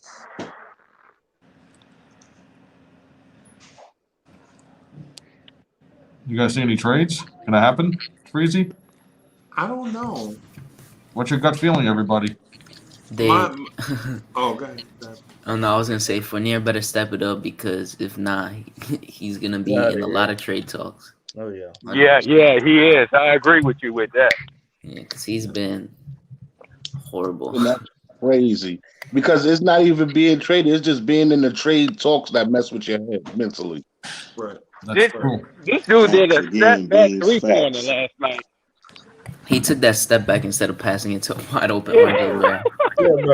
That got me so mad, bro. Like, why was he being selfish? Because if we're being honest, right? RJ could have had 40.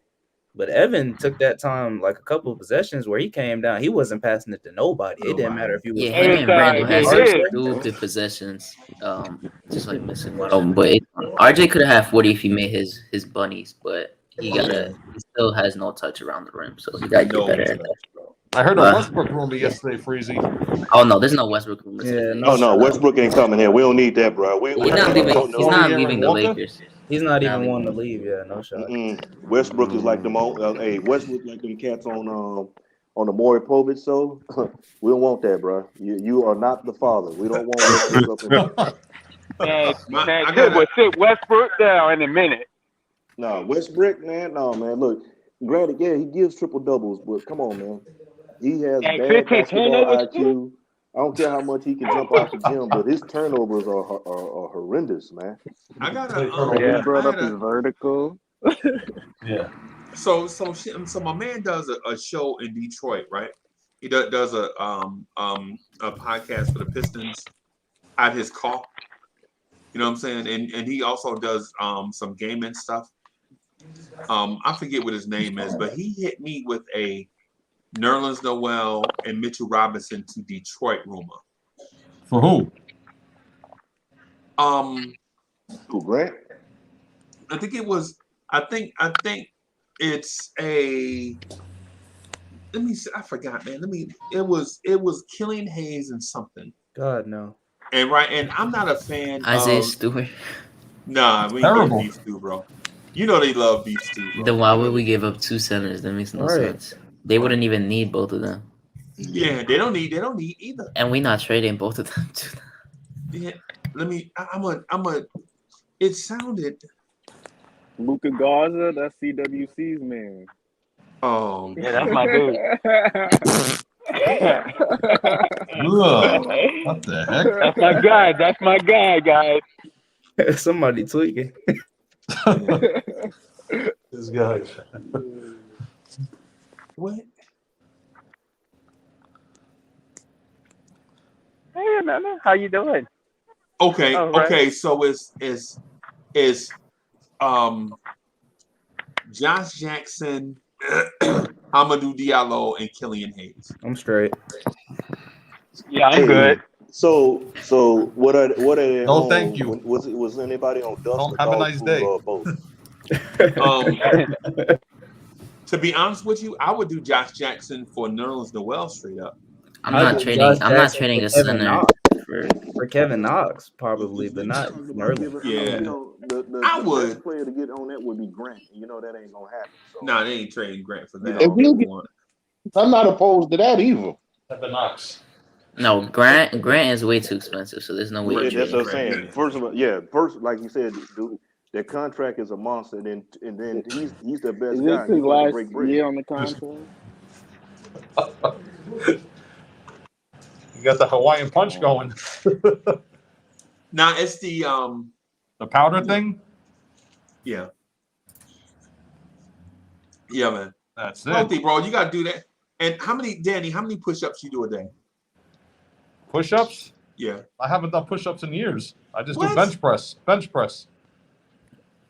Okay. I got you. Gotta hit the gym. Hit it hard. Yeah. Hit the gym hard, bro. Yeah. You know what I'm saying? But I think I would be interested in that deal. Mitch and Nerlens Noel for Josh Jackson, Hamid Diallo, and Killian Hayes. And the reason why I would be interested, I know y'all not interested, and I don't want to speak for y'all, but Diallo, Hayes. But all three of those dudes are young. They're like young lottery busts that I think that play aggressive defense that would come here and be fan favorites of Tibbs. I think that Josh Jackson is the 6'8" wing that Tibbs would love. Right? That's true, yeah. You know what I'm saying? You know my problem. The only problem I got with that deal for Easy is center. where. So what do you boost Sims up now? Because who you gonna start Taj or start Sims? That's true. Because you have no paint presence after that. Like your paint presence is gone. I wouldn't say that's totally gone. I wouldn't say that's totally gone. But you know what I mean? Like it's a fall off. So who we putting there in replacement? Yeah. You're gonna start the young. I would do that. I would do that trade if it was for like Jonas Valanciunas or something like that, like another big man. Is that the dude in Memphis or New Orleans? New Orleans. Valanciunas, what's his name? Valanciunas. Yep. He's good, that guy. He's tough. Yeah. I'll take him. Right? Yeah. Valanciunas? Money had to match for him. Yeah. The Knicks need someone tough like that. We got too much softies on the team. He's more of a classic big man, Valanciunas. More like a Vucevic type player. But he can shoot that three a little bit though. Yeah, he can. Yeah, I've seen that. Yeah. Oh no, I would easily take him on this team. I saw that yeah. last year, but he already got his extension for 20 Is he injury prone or no? No, he's not injury prone. No, Okay, maybe I'm. Oh, you know who I'm thinking about? he's a Looking dog. Nurkic. That's what I was thinking about. Oh yeah, Nurkic is seriously injured. Yeah, he got the Listen, Portland man. Trailblazers big man curse, but What yeah, you know nah, about the Blazers big man curse, bro? it also happened to Zach Collins too. Yeah, Zach Collins. Straight up the draft. Yeah, I Yo, feel Freeze, bad. I'd bring in Sabonis or Callis Laverne if they want to make a move for those dudes. Nah, we don't need. Nah, he get Callis hurt too much. He get hurt too much. You don't want. I think we do need. You don't want Levert because he's inconsistent. That's why you don't want him. Not just that, I don't see like a place like where you really need Because like him. people were saying, put Levert at point guard. I don't really see him doing. No, that. I don't see it. No, he ain't no point guard. Right. So where would you put him? Need to be on the bench. He ain't no there because he ain't gonna be on the team. I would let him wear number 13 for us. Oh, that's bad luck. Man. Number 13. Yeah, I would let him wear number 13 for us. Get rid of Evan, huh? Yeah. Yep. That's what I'm saying. I mean, they make about the same amount of money, so least LeVert is a willing defender. And more athletic, even with his injury. But you don't even see him on the court, though. Soulfinger, you there, Soulfinger? Oh yeah, I'm still here, my man. I want to hear your input, bro. What do you think about if they should make any moves or stand pat? Who? Who's Us. the Pacers? Us? Yeah. I look for us to make a move, definitely. What do you think? You got to see who's going to be available up around there, though. Point guard is always going to be a topic. Granted, we got Bridges, we got McBride, and D Rose, but McBride is the future, and you got IQ, but we need that floor general like now. Find somebody that we can put in now, but that's going to be easier said than done. And if I'm going to move somebody, I would move Nerlens because that contract is movable. So it just have to see what's out there for us and our needs. I mean, I'm not going to shoot for the hip and just go for something off the fall right off the turnip truck to get something. You know,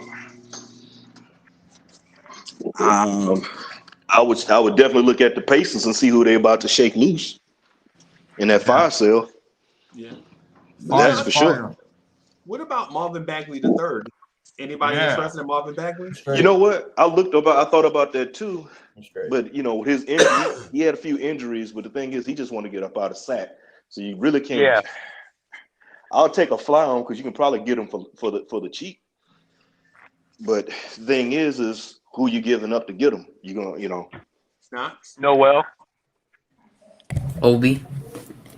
Obi. Nah, we ain't giving up. I mean, Obi would be the one that makes most sense for them to ask for. Because the contract, because he's on a rookie contract. Yeah, not just that. Just look at who they got. They got mainly point guards. They're gonna. Obi is like the perfect player for them to find. About to be looking for you. If we give up Obi, we're gonna need one of their point guards. No, Obi is not that valuable. Yeah, he's not. They're not gonna give up Fox or Halliburton for him right now. No, I'm talking about their rookie. What's his name? Mitchell? Yeah, they're not giving. They're not giving him. Davion is better than Obi. They're not giving it up. 100%. Bro, we didn't even see Obi play like 30 minutes though. Bro, he plays like 15 to 20 almost every night. Well, what more do you want to see from him? Not getting more minutes. There's no way you're giving him more minutes.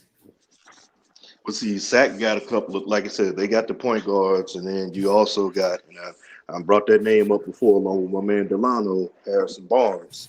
Harrison Barnes meets a need. I mean, the thing is I know it's a stopgap move. It's a stopgap move for that small forward. I get it. Until we actually get one in, till we draft one or something. But it'll meet a need that we got. If you can trade Evan Fournier for Harrison Barnes or Buddy Hield, I'm doing it. Yeah. Especially Buddy Hield. See, and I'm with you. Especially Buddy. Because some people think they're both the same exact player. They're not, because even if Buddy Hield is off, he'll hit you a few threes. So Buddy Hield off game, his off shots are better than what we're getting with Evan. Ain't Buddy a two? Ain't Buddy a two? Yeah. But Buddy has underrated playmaking ability, right? And the thing about Buddy is the threat. It's like when the Vikings had Randy Moss, right? And they would run Robert Smith in the ground, right? And teams would let them run Robert Smith in the ground because the threat of Randy Moss was something that you couldn't take a risk on, bro. Yeah, just the thought of Buddy Hield on the floor is like for team. Yeah. Like he just shoots over. And the thing is, he wouldn't just chuck because it depends on what the coach says. And Tibbs would obviously instill a different thing. He wouldn't have to do what he's doing in sack that he's doing here. Yeah, Buddy Hield? Yeah. Yeah, he quicker too. He got that foot movement too. He quicker too. He create his own shot. Brogdon and Turner, 4, Obi, no. Wow, that's a lot. See that, Freezy? Our future? Yeah. Brogdon, Turner, for Obi, Noel, Kemba. Charlotte first. Yeah, no, you lost me with that. I don't think it's smart to give up that Charlotte. By the way, shout out Our Future Media, but you can't get Brogdon until the offseason because he just signed an extension. Because he just signed an extension. Yeah. What'd you say, bro? He just signed his extension. Freezy was He can't be. Yeah, he can't be dealt. Your boy was still going hard in the chat for like the past 30 minutes. No, that's just it. Wait, I'm confused. What happened? I don't know what happened. But that wouldn't even be enough either way. You don't think so for Brogdon? Oh, he said 3. Is that 3 first-round picks? That's a first, Charlotte first, and 2 seconds. That's a lot, bro. 221 second. I don't know if that would particularly be enough. Nah, not for Brogdon. Plus the money wouldn't match. Not at all. Because Brogdon makes like 20 something, Turner makes 18. Yeah, that wouldn't match. Yeah, that's a lot of cash right there. You could do that in the offseason when Brogdon is eligible to be traded. You could probably do it then, but you definitely can't do it during. If they wanted to do it then, they could have done it in the offseason. Yeah. Because I think everyone knew that he is up for his extension, and I don't know, he just can't be traded now. Yeah. But like I said, the off season they fumbled the bag, and I got Grimes can do what Hill does, plus he can play defense. Who said that? Shout out Mitch, but that is thing not true whatsoever. I mean, like you can't make a statement like that because Grimes hasn't been a proven shooter in the league yet. Like not even that. You can't compare a rookie to someone that is literally like in 3-point records. Yeah, you can't do that. Not just yet. Like it's too soon to say that he can do what Hill does right now when he haven't seen that production from him yet. Yeah, and Hill is a known sniper, so let's stop. Right. Let's stop. Freezy. But I tell you this, I give Grimes a defense over him though. Yeah. You give him that. I give him that. He's a pit bull on that defense. But Quentin Grimes' career scoring high is 6 points. What are we talking about? You know don't do that. Offer 3 shots. That's pretty good. Yeah, right. I'm just saying, bro. I'm just saying we got to keep things in perspective, bro. You know what I mean? Freezy. Yo. You heard about how did you hear RJ's post game yesterday? No, I didn't hear it. He basically said that he was dealing with the stomach thing for a few weeks, and him saying that, and then I listened back to Tibbs' thing after Denver, and because like the clips on Twitter aren't the full thing when I was listening to it, and I listened to the actual thing again, and he was like, well, because of his sickness, he hasn't been coming into practice that much. And it makes much more sense to me because why would Tibbs say something like that if it was only 2 games when it's been happening for a few weeks? So it makes a lot more sense to me. I don't think it was for the full stretch of his slump. I think it was for like a good portion of it because just the way we all said this, it was just the slump was so unusual. And we all he looked so dead-legged and unenergetic. Right. Like during that whole time, it was just so strange. So I mean, it makes a lot more sense to me because yesterday, I could see he looked a lot more energetic and off. Right. Like he looked like he was in the game, full on. I would say this though to the Knicks, and this is my frustration. If you know RJ is sick, why risk ruining your prized possession over some games that basically don't matter this early in the season because you're searching for chemistry anyway? You see, the thing for me I thought about too is instantly the Mitch thing, because we all knew Mitch wasn't perfectly in game shape. Right. And he was still dealing with his injury bug, but at the same time, at the beginning of the season, Noel was out and Taj kept going out. So they were like, all right, Mitch is looking hurt. Yeah, Mitch is looking for the bag, plus we got no centers. And then he probably was like, all right, I'm good to go. I'll play whatever. And then Tiz is playing him, whatever. If you're healthy, he's going to play you. If you say you're good, he's going to play you. And then RJ, we all know RJ played with an ankle injury last year for the second half of the season. He played with an ankle injury. And he never said it because, whatever, he was playing through it. So it makes sense that he was going to play through it. Plus, we have no defensive wing. So, I mean, I feel like that's the only thing that really makes sense. Yeah, it really just made sense yesterday for me to hear that over again. Yeah, that was crazy. I'm just happy now. And low key, my bad. Oh no, go ahead, bro. I was about to say low key. Tibbs is a master manipulator, man. Yeah, low key. That's what he does. Because he had me motivated when he said that about RJ. I'm like, damn. And then, like you said, Hadouken, He came back and said that yesterday. It all made sense. Yeah. Yeah, because it's like you don't just say that like for no reason, like randomly. Like you don't just say, "Oh, he hasn't." Like you don't add the sick part for just 2 days of practice. Like that just makes no sense because his slump has been for like a few weeks. Like you don't just make that up randomly. So it was definitely good to hear. Yeah, RJ was playing through an ankle injury through that too. Yeah, last year he was. I have it on and this is gonna sound so bougie, right? But I'm not bourgeois, y'all. Y'all know I'm just a regular cat, right? But I have a dude that kind of liked the show, and he told me that RJ was dealing with 4 things at once. You said injuries, right? But he shouldn't be playing, right? But he wants to play, right? And he has so much pull in the organization that they can't sit him. It's like when people mention they should bench RJ, the organization not benching RJ because he got so much pull in the organization. Nobody should like the benching thing was just like extra. I'm sorry, there was no way he was getting benched over Evan Fournier. No. I get what you're saying, but I'm talking about I'm not talking about in the organization. I'm talking about casual fans saying bench RJ, play RJ on the second unit, all that stuff, right? They said RJ Barrett has right now an ankle sprain, a back condition, and a sprained wrist on his shooting hand right now, right? And he should be sitting for like weeks, but he won't do it because RJ has so much pull, and they believe it's not pull with the front office, it's pull with the owner.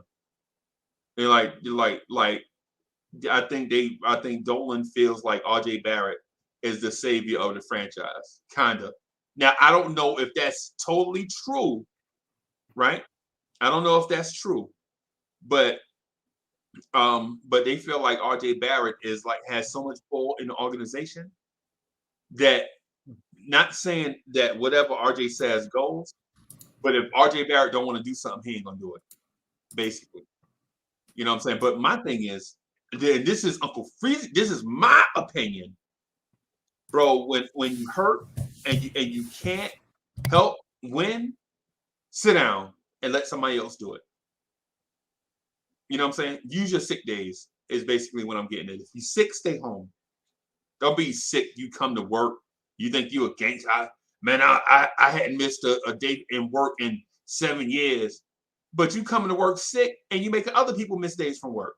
Nah, you know what I'm saying? If I was Tibbs, I'd have set RJ through that illness, right? It would have been short. But you know what though? We just had to keep rolling the boat in the same direction. That's my opinion. You know what I'm saying? Can I add something to that? What if you think RJ is not at the point in his career where he could have been used as a decoy? Nah, man. And tell that man stay home, bro. Tell that man stay home. You know what I'm saying? That don't just because you hurt don't mean you soft, bro. People take this whole I'm tough thing way too far. You know what I'm saying? I'm tough and I'm coming out here shooting 2 for 39 from 3. You know what I'm saying? Everybody want that flu game. Everybody want that flu game. Right. But man, just stay home. Just man, stay. And Beans, you know what? You know what could have happened during that time? We could have caught lightning in a bottle with Grimes and McBride. They would have got spot minutes. Ooh. You know what I'm saying? And we would have been losing a lot more games. But think about it. We was 11-12 until yesterday. Exactly. I mean, we would have probably been like 6-12, or 6 and I don't know how many games. So you don't think? I don't think so. You don't think Burks and Fournier could have carried on RJ absence? No, because Evan Fournier has been trash. Fournier been trash all year. And Burks still like he's doing fine, but he's like his shooting split. He's shooting like I don't know. Terrible. Yeah. So He's taking way more shots, and he's playing way more minutes. So you gotta look at it like that. Yeah, Tibbs is playing him almost 40 minutes, guys. Like he's getting Randall type minutes now. Burks. Or now let's put him back to 20 and 25 minutes and see how his production is. You dig what I'm saying? So I can't really blame it on that. He's getting more minutes. He ain't used to that. I wouldn't Yeah. necessarily blame Burks, but I'm gonna blame Fournier. Fournier, Look, he ain't. yeah, he ain't getting it done, bro. Like I said, he was sliding around the floor looking like Sammy the Seal last night. I just couldn't get that out when he got his ankles broken. You saw him sliding out of bounds. I'm like, bro, come on, man. And it wasn't really a hard move. But then he had another couple of plays when they were just running around him, just getting around. He looking lost, like the little kid in the department store looking for his moms. I was like, come on, bro. Yo, His defense. Did y'all know that Alec Burks played for 3 teams in one season? That's why I told you, Freezy. I think they're like his 5th team in 3 years. Yeah. He played for Utah, Cleveland, and Sacramento all in one season. Yeah, man. I did not know he was in Sacramento. Yeah, I know. He He was in a lot of teams. He Yeah, he only was there really for a cup of bounced coffee around and a because he couldn't cigarette. stay healthy. Like he kept getting hurt. Yep. Yeah. Well, And his best season was on the Warriors, right? He did good on Philly too when he was with Philly. I think Philly probably was. Yeah, he balled out. Oh, he balled out with He Golden balled out State. in Philly. He balled out pretty good with Philly too. Golden State and Philly he did good. And I'm gonna say this, and I know this is gonna sound strange. I think his best NBA season was last year with the Knicks. Right? And the reason why I say that is because they put him in a clear role. You the off the bench scorer, right? You the off the bench scorer, man. You're gonna be the second unit's quasi point guard, de facto playmaker when things break down. And you're gonna be that for the next few seasons. We're gonna keep you here. And I think he settled into that role. And I think that the fact that he could nurture young guys and do that at the same time kind of brought the best out of him. Yeah. Yeah. And don't forget fourth quarter assassin. Add that to it. Go ahead, Luka. Yeah, he has his spurts where he starts going off in the fourth quarter, and then he has his spurts where he disappears in the fourth quarter. We just gotta wait to see where that stretch is gonna end. But go ahead, Chuck. All I was just gonna say, New York is good for having guys like that. We had a guy like that in John Starks, J.R. Smith, now Alec Burks. Yeah. A guy who can, when they're hot, they're red hot. But when they're Courtney Lee, Aaron Aflalo. Hey, I know y'all remember Novak. Yeah. Yeah, I'm fine with Burks just as a starting point guard. That's just where it turns me off. That they're right there. But I saw a good comment by D-Moore. This isn't to kill Randall. He said, "Let's be real. Randall made bailout shots last night. That's not gonna work all the time." There was a lot of bailout possessions yesterday in general with Randall and Fournier where they made threes and the possessions were just horrible. Like for a certain stretch, I think they're in the third quarter, or the beginning of the fourth. I don't remember, but we had some bad possessions yesterday that we lucked out and made shots from. But it was just like for a certain moment, it was just the offense was just so bad for a few minutes. I don't even know what was going on at that point. Right. Is there a team in the NBA that could use Evan Fournier's skill set? Probably contender, like an actual contender. I mean, the Lakers need shooting and some of the stuff, but they ain't got jack to give up. Right. So that's the reason why I asked that question. Who is that team that can use Evan Fournier that we can get a point guard back?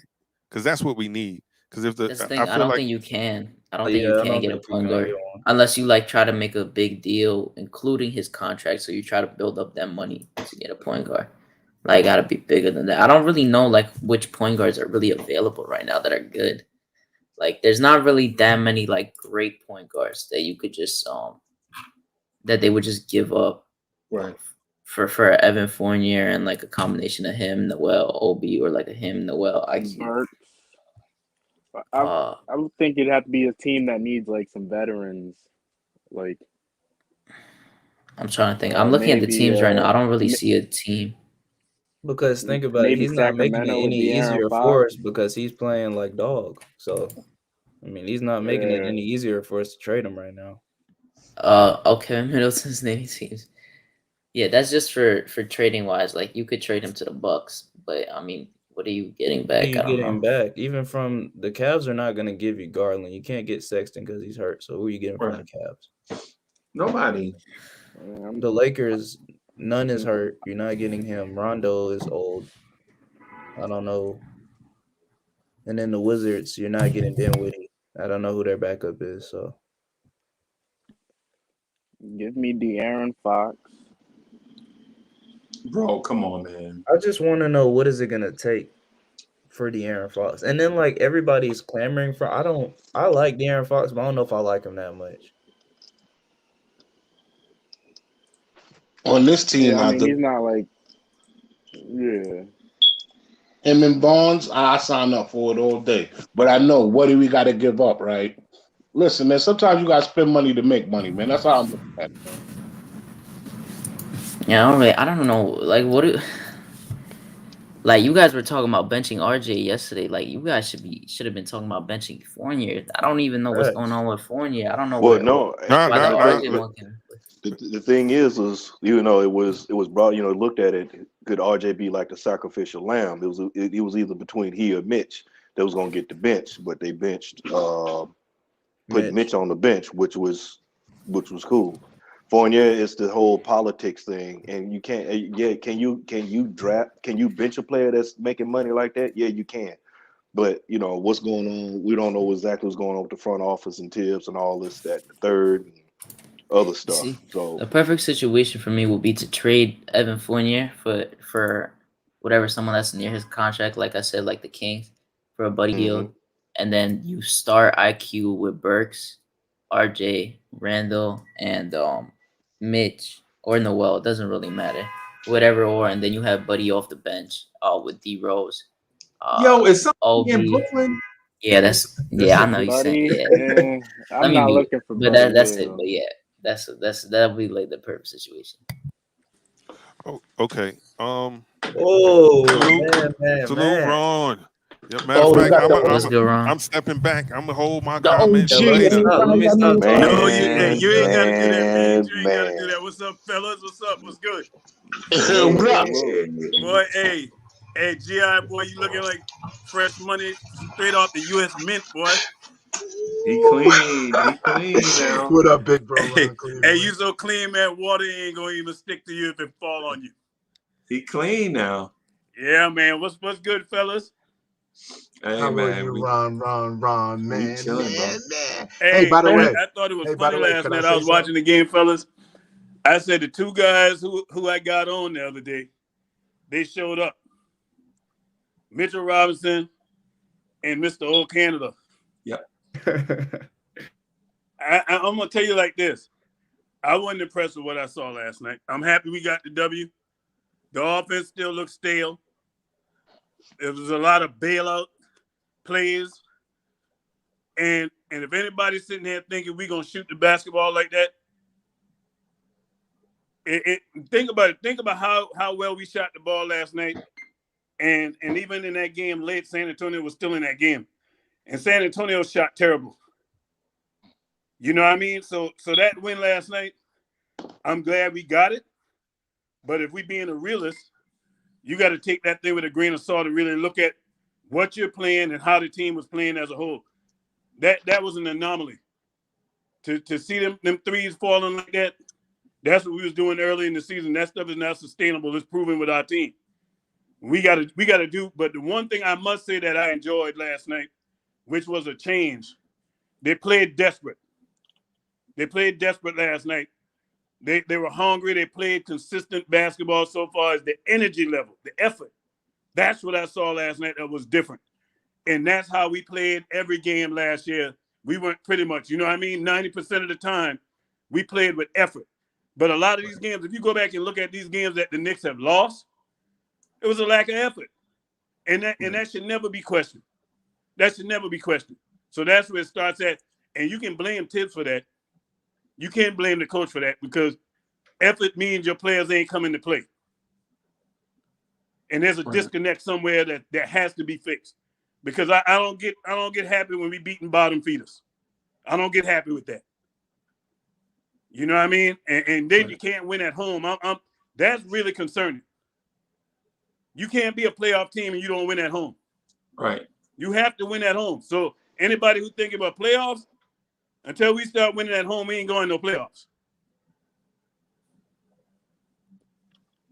You know what I mean? But it was good to see RJ break out his slump because I think I heard my man say last night, say it's been 14 games, and I got to give credit where credit is due.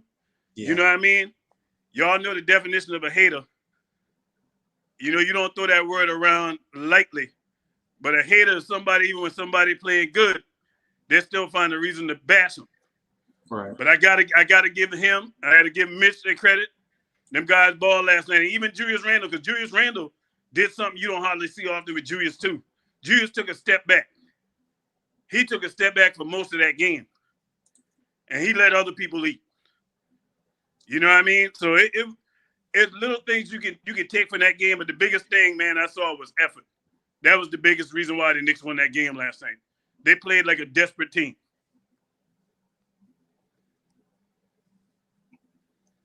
I feel you. I'm with you. I'm with you, man. Well, thank you. I didn't want to, you first of all, you can't step on a man take. It's too powerful. He ain't gonna let you step on him. I do want to tease him here though. I noticed since he has been podcasting, he put on a couple of pounds. So, I know the Lord is with him, but if he need to come podcast a little bit, take off a few of those pounds, come see us, brother. We gonna whip you into shape. You know what I mean? Hey, I'm on my machine as we speak, G.I. I'm on machine number 4, man. I done taught 3 ellipticals, man. So people don't realize when you are an athlete, you try to, especially track and field. I used to show up in the summer, in the September from the summer, and my coach used to walk right up to me and grab my cheeks. I was like, "What you doing, coach? Chill." He's like, "Oh yeah, you out of shape. I could just look at your face and tell you." Right. So you could look. So I learned once I get to know you, and then I see your face. I said, "Oh yeah, brother, you ain't doing it." So Ron, your face told me this morning what was going on. Man. Hey, G.I., you just don't know, man. When we moved to our new house, man, my machine tore up it was like a week before that, and so I'm sick because I'm in the routine. You know what I mean? Right. Every day, sometimes twice a day. You know what I mean? I'm getting on that machine for an hour.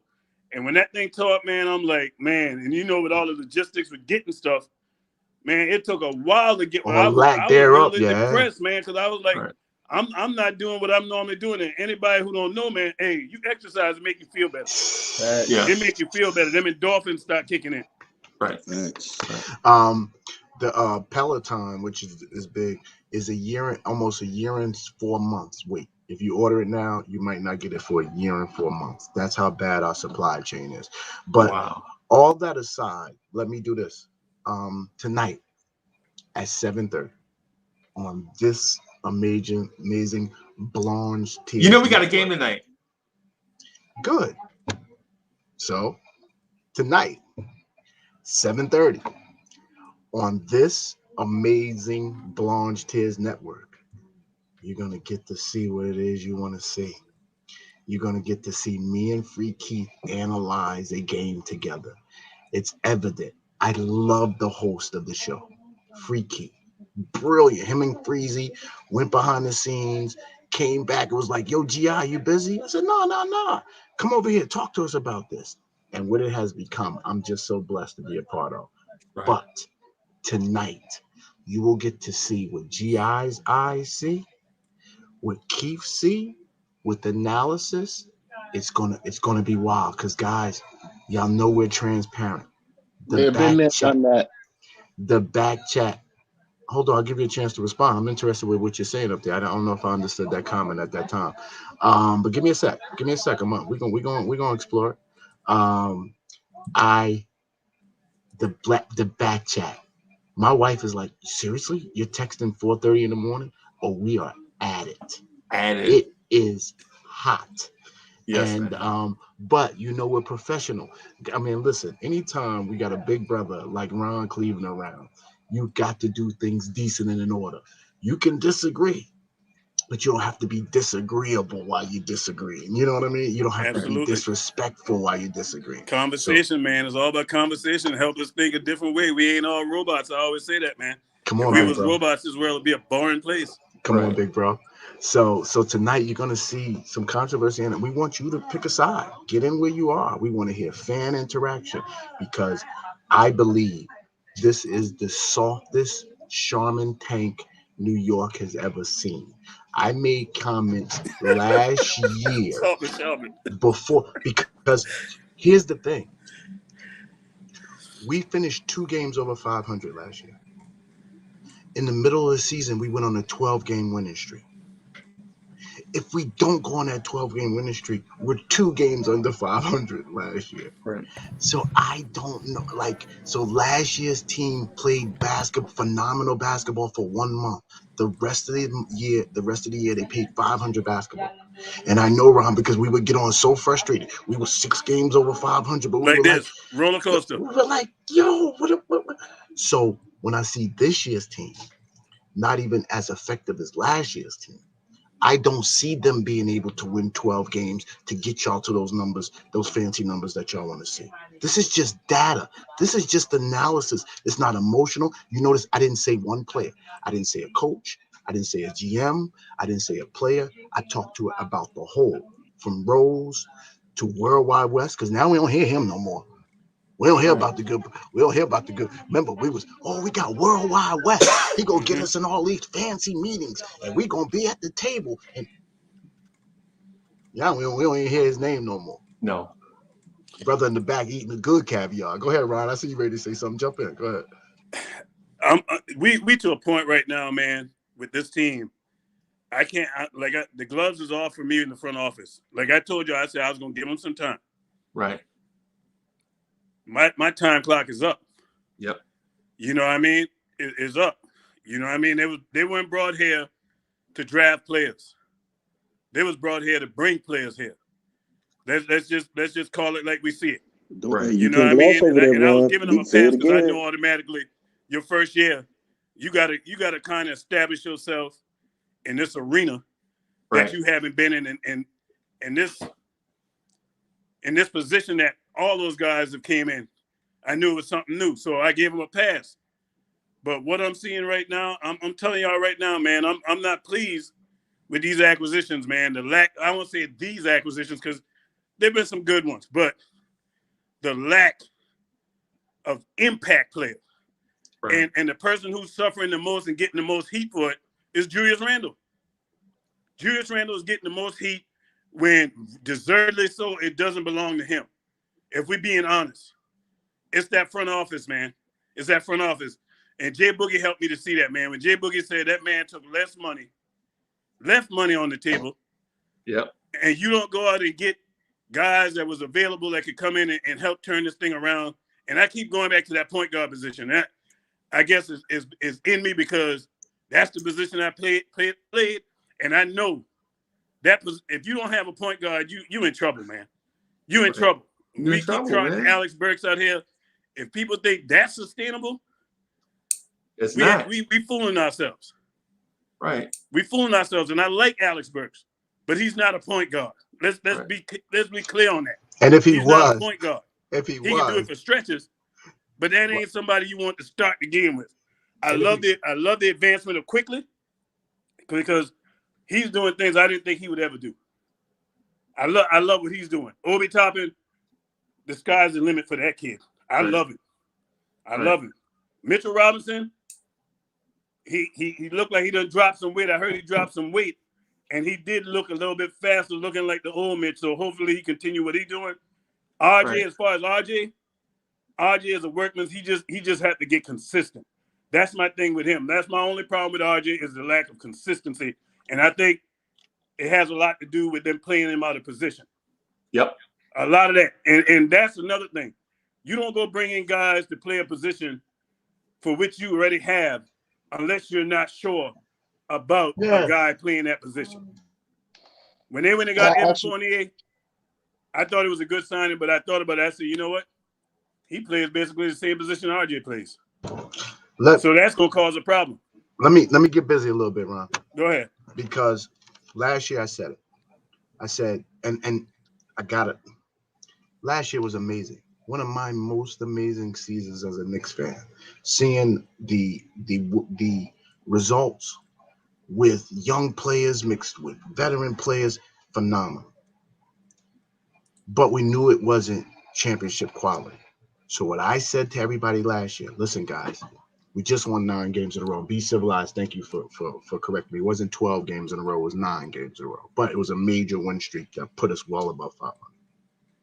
I said, is it worth it, guys? Y'all looking like, what, G.I.? The experience they're getting there. RJ's learning how to win. He's playing. I said, yeah, but this is our draft year. This is year 1 of the Porzingis draft. We got 2 draft picks this year. Dallas is doing good to us. We're going to have 2 picks in the 20s. Like, are we going to get some free agents? Like, I'm worried about. They said, G.I., you better shut up, stop worrying about offseason and enjoy this right now. And I kept in the back of my mind, kept worried about offseason. What we going to do? How we going to upgrade this team? We won't have high draft picks. And what free agents? What free agents? What free agents? We got draft picks we don't use. And we got free agents that in the first month of the year are worthless. Fournier is even last night. He was worthless last night. We beat that team without him last night. Kemba didn't play. We win that game last year. Basically, we beat them last night, and all we said was, well, Elf Payton and Bullocks are hurt. They won't be playing. So we're going to use everybody else but those 2. Because that's the only people that play. Can I get something in there real quick to Ron Hold on, because Cleveland? I heard you said something else too. So I just want to finish this 30 seconds. So my concern is, where have we upgraded this team? Last night's win. Let me say this. Last night's win. That's a young team on a back-to-back. Because do not forget, they just emotionally beat, I believe, the Warriors or the Suns or somebody the very night before. So here they come to us on a back-to-back. And we're coming in hungry and desperate as heck. It was perfect for us. And Mitchell Robinson last night could not be touched. He looked like if he looked like that on every team, he'd be a defensive of the year candidate. He'd be a top 15 player in the NBA. He was dominant. Whatever he wanted to do on offense and defense, he got done. And that's why that game was won. And RJ was super. My bad, Big Beans. Hey, somebody else was saying something too when I was talking. I didn't hear what it was. I didn't know if y'all wanted to explain. Point in there real quick with Ron Cleveland real quick before he break out. Because you look like you're the only one that want to say something. Everybody quiet. I got a question. You know what I'm saying? Anyway, yo, Ron Cleveland, man, how you doing, man? Man, I just want to know, complain, man. We got a win last night, so that made sleeping a whole lot easier. You heard me? Yeah. Yes. I just want to ask you this one little simple question because I understand where you're coming from with Randall, but do you feel that as he got better this year compared to last year, since he got that contract, do you feel he's a better player? No, I see the same player. If I'm being totally objective and transparent about it, because with me, I'm not attached to no players.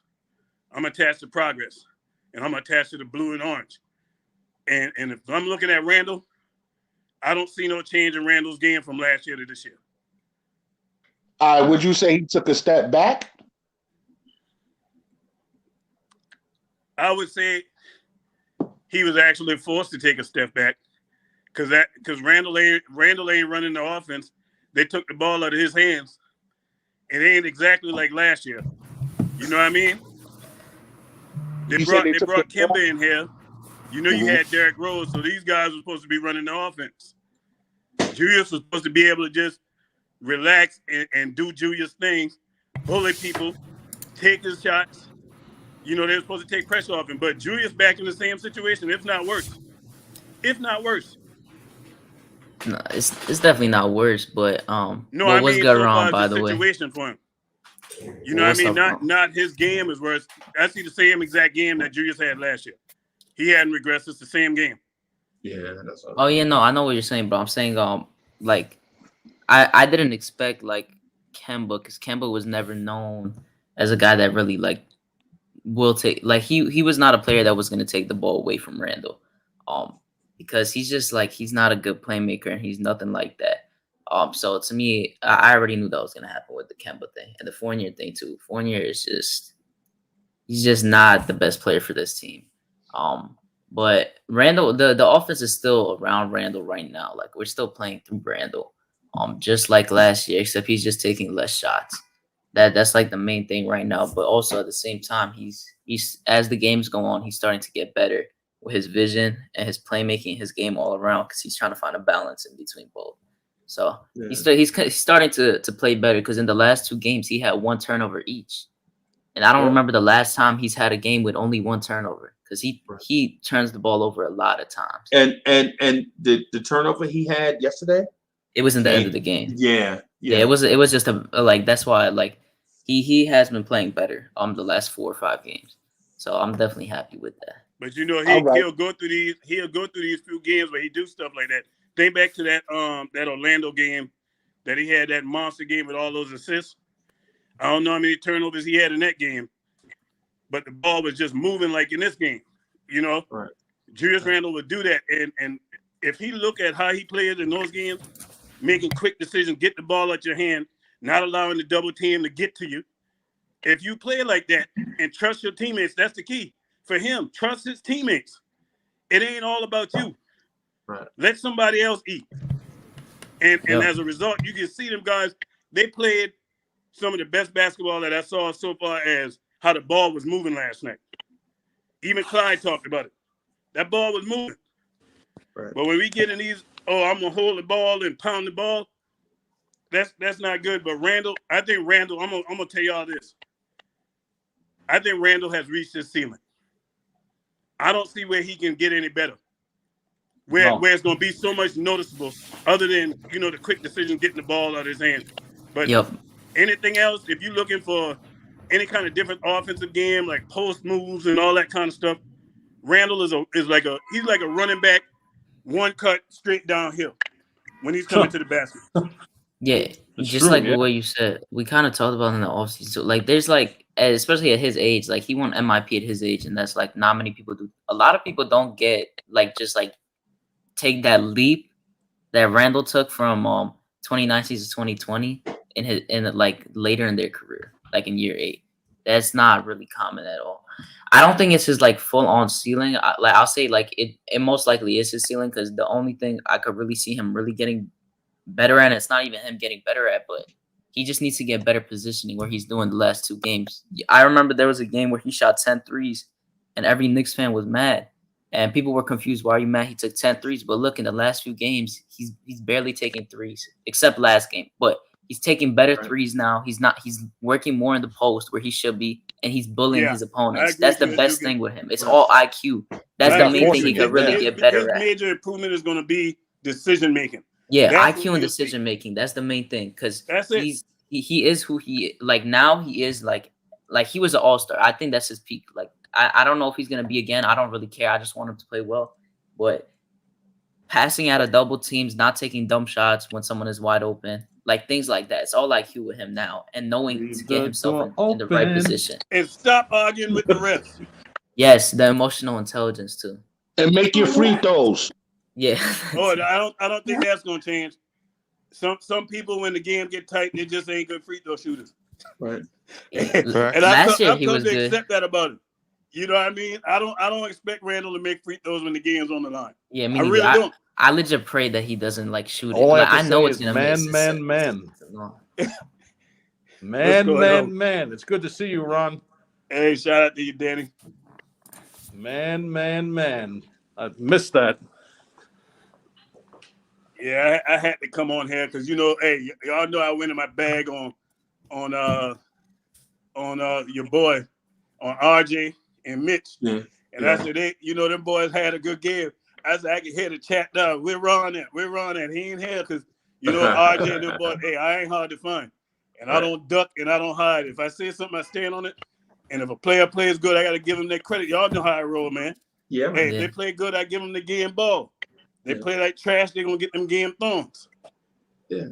Yeah. It's funny. I had the perfect thing yesterday because I said that he was gonna drop 32 and he did just that. So I'm definitely happy with that. I'm gonna tell you, I think he's gonna continue RJ is to a play baller, well. man. He's tough. I just wish if he can get consistent, man. Oh my goodness. I don't know if you heard about the sickness, but the sickness makes sense now. But the thing, I don't know if you listened to it. Because he said yesterday he's been sick dealing with a stomach virus, or a stomach bug for a few weeks, and it For kind how of long? a few weeks. Oh, okay. Well, that He's coincides with the 14 games then. He said that's like what the thing with Tibbs, because Tibbs said that RJ's been sick, so he hasn't been able to go to the gym. So it makes a lot more sense, because Tibbs is not saying that if it was only for 2-3 days, he wouldn't just mention that. So it makes more sense to me that towards like the middle or like around the middle for the slump, that's where RJ was at, because his energy just looked off. It was just so unusual to me. So yeah, I think he'll be fine from here on out, because you look at him yesterday, the way he looked energetic wise, his shot, the way like he was shooting, like he looked comfortable. Like it didn't look like anything was bothering him. So I think he'll be fine from now on. But I do agree with something somebody said in the chat, man, that if Randall plays the way he played last night, we're going to win a lot more games than we lose. Oh, yeah. And I 100% agree with that. We have more wins when he shoots less than 15 shots than him shooting over. Yep, that's true. A fact. That just is what it is. So can I ask a smash question? that like button. We Can got I ask a question to the panel. Well, first I want to salute my Uncle Ron. I ain't spoke to him in a while. Had to say something to him real quick. But I want to ask the panel. So I know we're all pretty much want RJ to be consistent, right? So for the game tonight, what are some numbers that you'd like to see from RJ to show consistency? 20 plus. I'm with you. 20. If he can give me 20, I'm happy. Yeah. Yeah, and just one good thing efficiency. That he has been consistent about, and I will give him the credit on this. His defense on that perimeter has been consistent. Yeah. It's the offensive side, and I'll clarify, it's the offensive side where I want to see him be consistent. Defensively, RJ has actually exceeded my expectations to this point. Except for those first few games, like around the Cleveland game, like his defense was a little iffy, but after that, he definitely picked it up. Like he's been good on defense the last 7 games. Yeah, I'll say that. And his offense, I don't think it's more about him scoring 20. Like I want him to score like 16 to 20 every game, but I want good efficiency now. Like I want good efficiency. That's it. And I want the ball in his hands a little bit more, like last game. Yeah, and so get his assist up as well. Just wanted to touch on something that Ryan mentioned, and I think we dodged this point intentionally because we're scared as Knicks fans. Ryan touched on it. I touch on it every day. I think this front office is in over their head. They legit don't have a clue to how to turn a team into a contender, right? And I know people are gonna be like, oh man, you want to bash somebody, you can't bash Julius, you can't bash RJ, you can't bash Tibbs, so you just bash the front office. No, bro, you signed Evan Fournier, and he looks like an. You signed Kemba Walker, and he ain't. The draft come, you needed a point guard of the future. Everybody know it, and you drafted Quentin Grimes. Right, I know you got Miles McBride. He's gonna be a nice little player. You drafted Rokas Jokic. He's gonna be a nice little player, right? But we don't have a leader in the backcourt. Don't tell me Derrick Rose is a lead. Derrick Rose is not.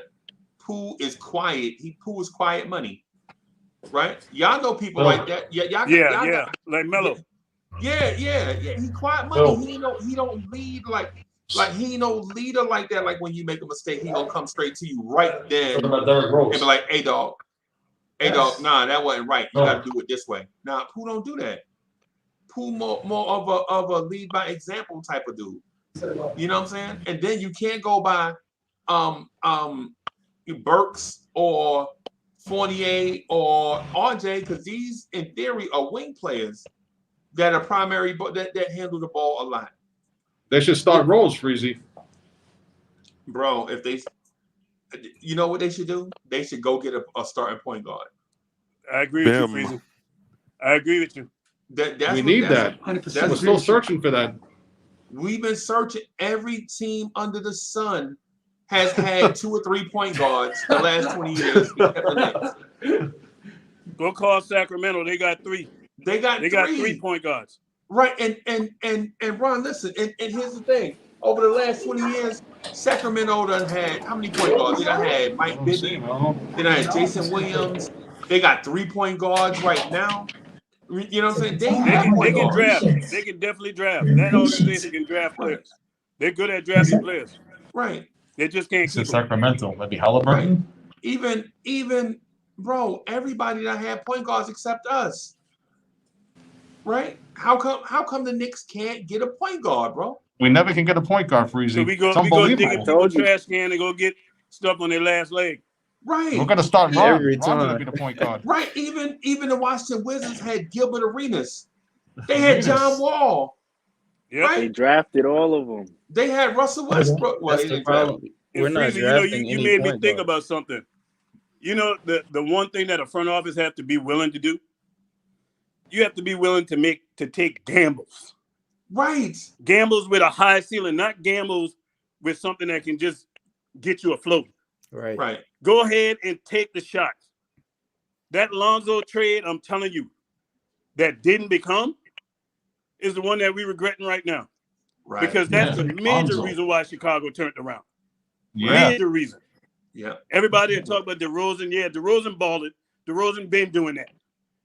So that don't surprise me. That point guard position, Chicago has solidified that thing for the next 10 years.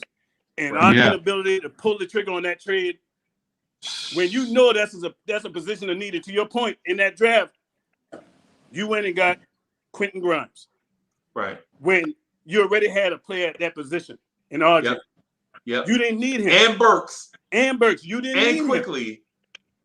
But you still didn't address that point guard position. And I knew when we didn't get Lonzo in that trade, I remember I said it.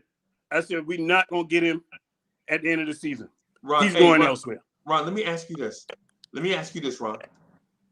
At the trade deadline, and I got a question coming, right? At the trade deadline, the rumor was the Knicks didn't want to give New Orleans a first-round pick for Lonzo Ball. That's crazy. That's crazy. Now, If that's true, Freezy, if that's true, that's front office malpractice. Yeah, I hope that was right. Malpractice, yes. Right. And so here's the thing. Ron, when you look back on it, right? The pick that we wind up not giving New Orleans turned into Quentin Grimes. Looking back on it, would you have pulled the trigger on that right now, knowing that at the draft you wound up getting Quentin Grimes? I'm telling you right now, for me, I make that trade There he is. for Lonzo Roll the tank. every day of the week and twice on Sunday. Right. I'm making that move because of the fact that if you a Knicks fan and you know the suffering of this fan base and where it all came from, we've been searching for a point guard. We had Frank Ntilikina, who we should have never drafted. Right. But we have not found a point guard since Stephon Marbury. Oh, and we I'm didn't ready to draft bring him. We back traded Steph. for him. Bring back We Steph. we signed him or traded for Stephon. Yeah. But he wasn't a homegrown drafted player for the New York Knicks. Right. No. Man, come on, man. It was a no-brainer. You go get a point guard. And there was a lot of them in this draft. You get A lot one. of them. A lot of them. Let me ask you a question. That's You Leon said Rose. it's malpractice because we didn't do it. I understand that. But see, the only funny thing about that is you give up the number one pick, and what if he don't want to stay? What if he leave? Then what? You know, that's the cost of doing business. And Beans, you know what? That's You it. know what happens? You know what happens? You beat the Atlanta Hawks in the playoffs because you have Lonzo Ball, right? And now you build off your second round success in the playoffs because listen, we didn't lose to Atlanta just because Atlanta was better. We lost to Atlanta because Atlanta had more firepower offensively and defensively than us. But I think we beat Atlanta if we got Mitch. Nah, I don't know. It depends because he could like change the result of let's say the first game where we lost with that floater. That probably doesn't happen. Yep. Like there's certain situations where you can't say because bringing in Mitch it would change the whole series. Not like that, but like the outcome in every game is gonna be different. So you can't really specifically say. But I do think it wouldn't have been 3-1. Could have been 3-2, 3-3, or we could have won. Yeah, we would have got another win at least. Yeah, but everything just looked off there. Not just Mitch. RJ was not good. Randall wasn't good. Like nobody was good that whole entire playoff series on the Knicks. Like Alec Burks had 127-point game the first game we lost, and then he had below 10 every single other game. Yeah, Nobody really showed up. But the thing about that is when you don't have a floor general offensively, and you expend so much time and so much energy defensively, you don't have a shot. By bringing in Lonzo Ball, you create certain other things like getting out in transition. Now, I was speculating about the Atlanta Hawks playoff series, right? But all right, but if you're asking me, would I sacrifice Quentin Grimes for a better shot in Atlanta in last year's playoffs? Yes. Absolutely, because you saw what happened after Atlanta got past us. Right. Atlanta almost made it to the doggone finals. Right. Facts. Right. I don't know. That's kind of harsh to sacrifice that for just. I can't. Man, then turn still be like this. So I don't know. And Beans, it wouldn't have still been like this though. That's the thing. Like when we you can't downplay that point guard position, man. That point guard not at position is all. the equivalent. It's the equivalent of a quarterback in the NFL. If you don't have a quarterback in the NFL, your franchise is not going anywhere. It's going to set you back. And right now, we don't have a point guard. We don't have a starting point guard to the point that they got to put Alex Burks as our starter. That's right there is a major concern for me. I understand that because I'm a Jets fan. Because I know the whole quarterback scenario thing. Believe me, I'm a Jets fan. So, like, I understand that, but certain sacrifices just to go to another level, and then our best player coming back and not the same player he was, is like I don't know, man. It's just a lot for me. But I understand where everybody's coming from. I'm just trying to get your point. Hey, Beans, let me give you another snapshot about that situation with Lonzo, which made it a very good deal if the Knicks would have got him. Him and Julius Randle had a history of playing together. So that learning curve of those two guys playing together, you didn't have to worry about that. You know what I mean? And I hear some people say, well, Chicago prevented Lonzo because of the whole stuff that they were doing. But truth be told, Lonzo wanted New York before Chicago. The Knicks had an opportunity to get him. They didn't get him at the trade deadline. And then there's reports out there when the guy became free and was able to go somewhere saying the Knicks didn't want him. Yeah. They didn't want him. Malpractice. They did not want him. There's articles saying the Knicks didn't want him. I'm like, oh, so we got the right to say who we don't want as a point guard when we couldn't find a point guard for the last 20-something years. 50,000 years. Yeah. We ain't had my oldest daughter is about to be 28 years old. And we ain't had a point guard in 28 years. Right. The funniest part, Ron, is look at the beginning of the season, right when we picked up Kemba, and people were like, "Oh, Kemba for $8 million is better than Lonzo at 20." Kemba is not in the rotation right now. Let that sink in. Boy, hey, you ain't gonna go. Hey, say that again, Hadouken. Kemba ain't in the rotation right now. Lonzo is playing great, and the thing people like, it's like people are like, Lonzo isn't a pure playmaker. Obviously, he isn't a pure playmaker, but he's pass first at the same time. If he was on this team, he would handle the ball a decent amount, and then Randall would handle the ball a decent amount. He has great defense, so we have better defense on the team, and he's gonna do something that a point guard that we had couldn't really do, which is shooting threes, and he's been shooting over 40% from three. So he could do that. He could pass, shoot, pass, defend. Like, I mean, what else did you really need from there? Man, like, I watched Lonzo in that Nets game was so disruptive from that point guard position. Yeah. I was like, all I kept visioning, I was like, you know what? That boy's supposed to be in that orange and blue right now doing that same kind of stuff for us. Right. And then too, people say random stuff like Lonzo's not a playmaker, right? But I'm gonna tell you something, man. You compare a Lonzo Ball to a dude like who's a great quarter, a Dan Marino, right? Dan Marino can't outrun nobody, right? Period. He ain't gonna pull the ball down and outrun nobody.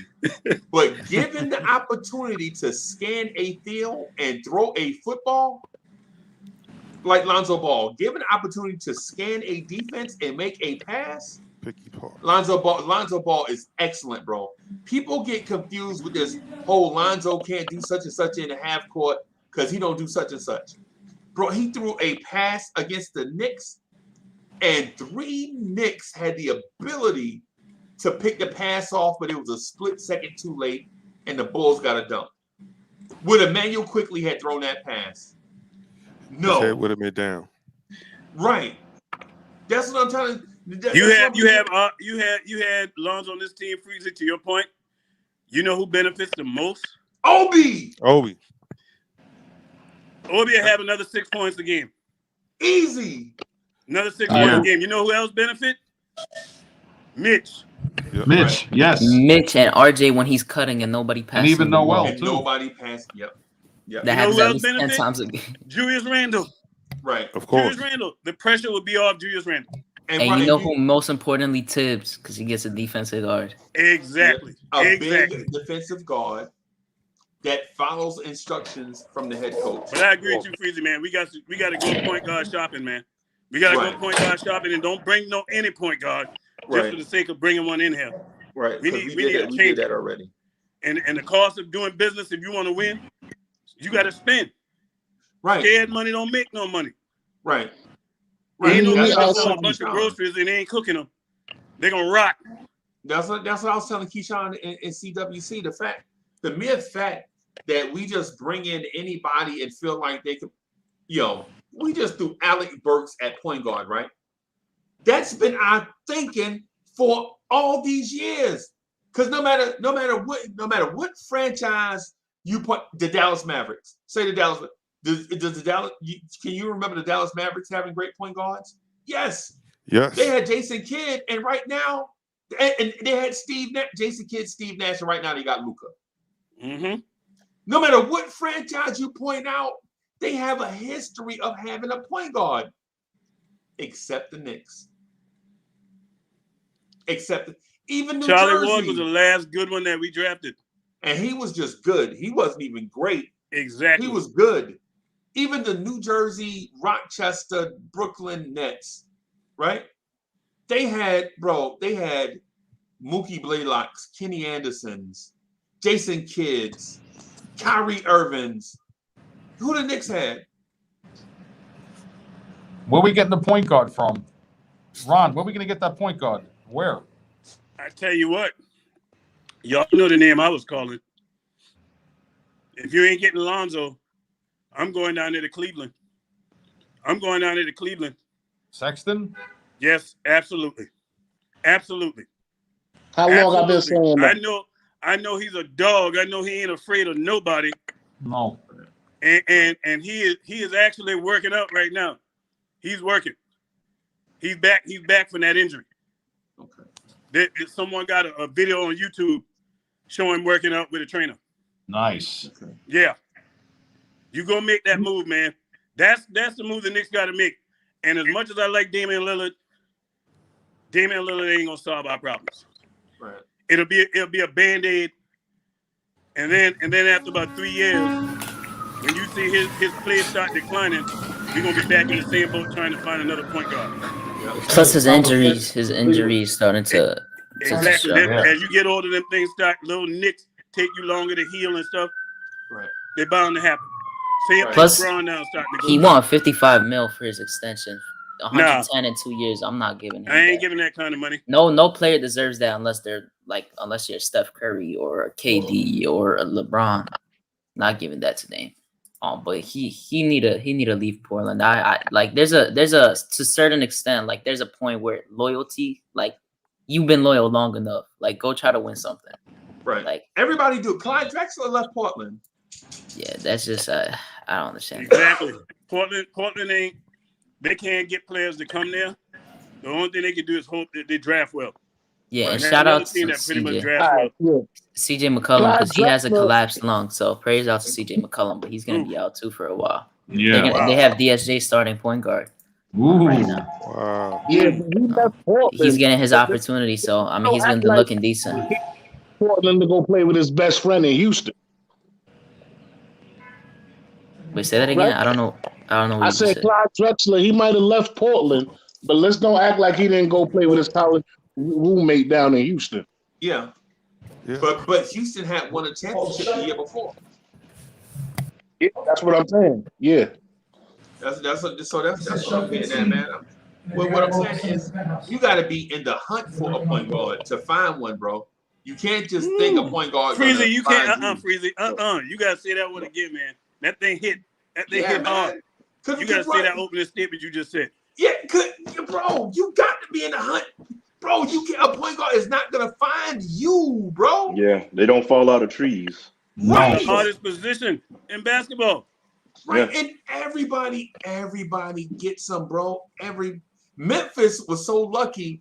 They had Kyle Lowry and Mike Conley at the same time. They're like, oh, what are we gonna do with this Kyle Lowry kid? Let's just trade him to Houston. Send him to Toronto and look what Toronto started becoming, a perennial playoff team. Right, that's what I'm saying. And straight away then after Mike Conley, the thing is done with Mike Conley, they get Ja. They get Ja. Yeah.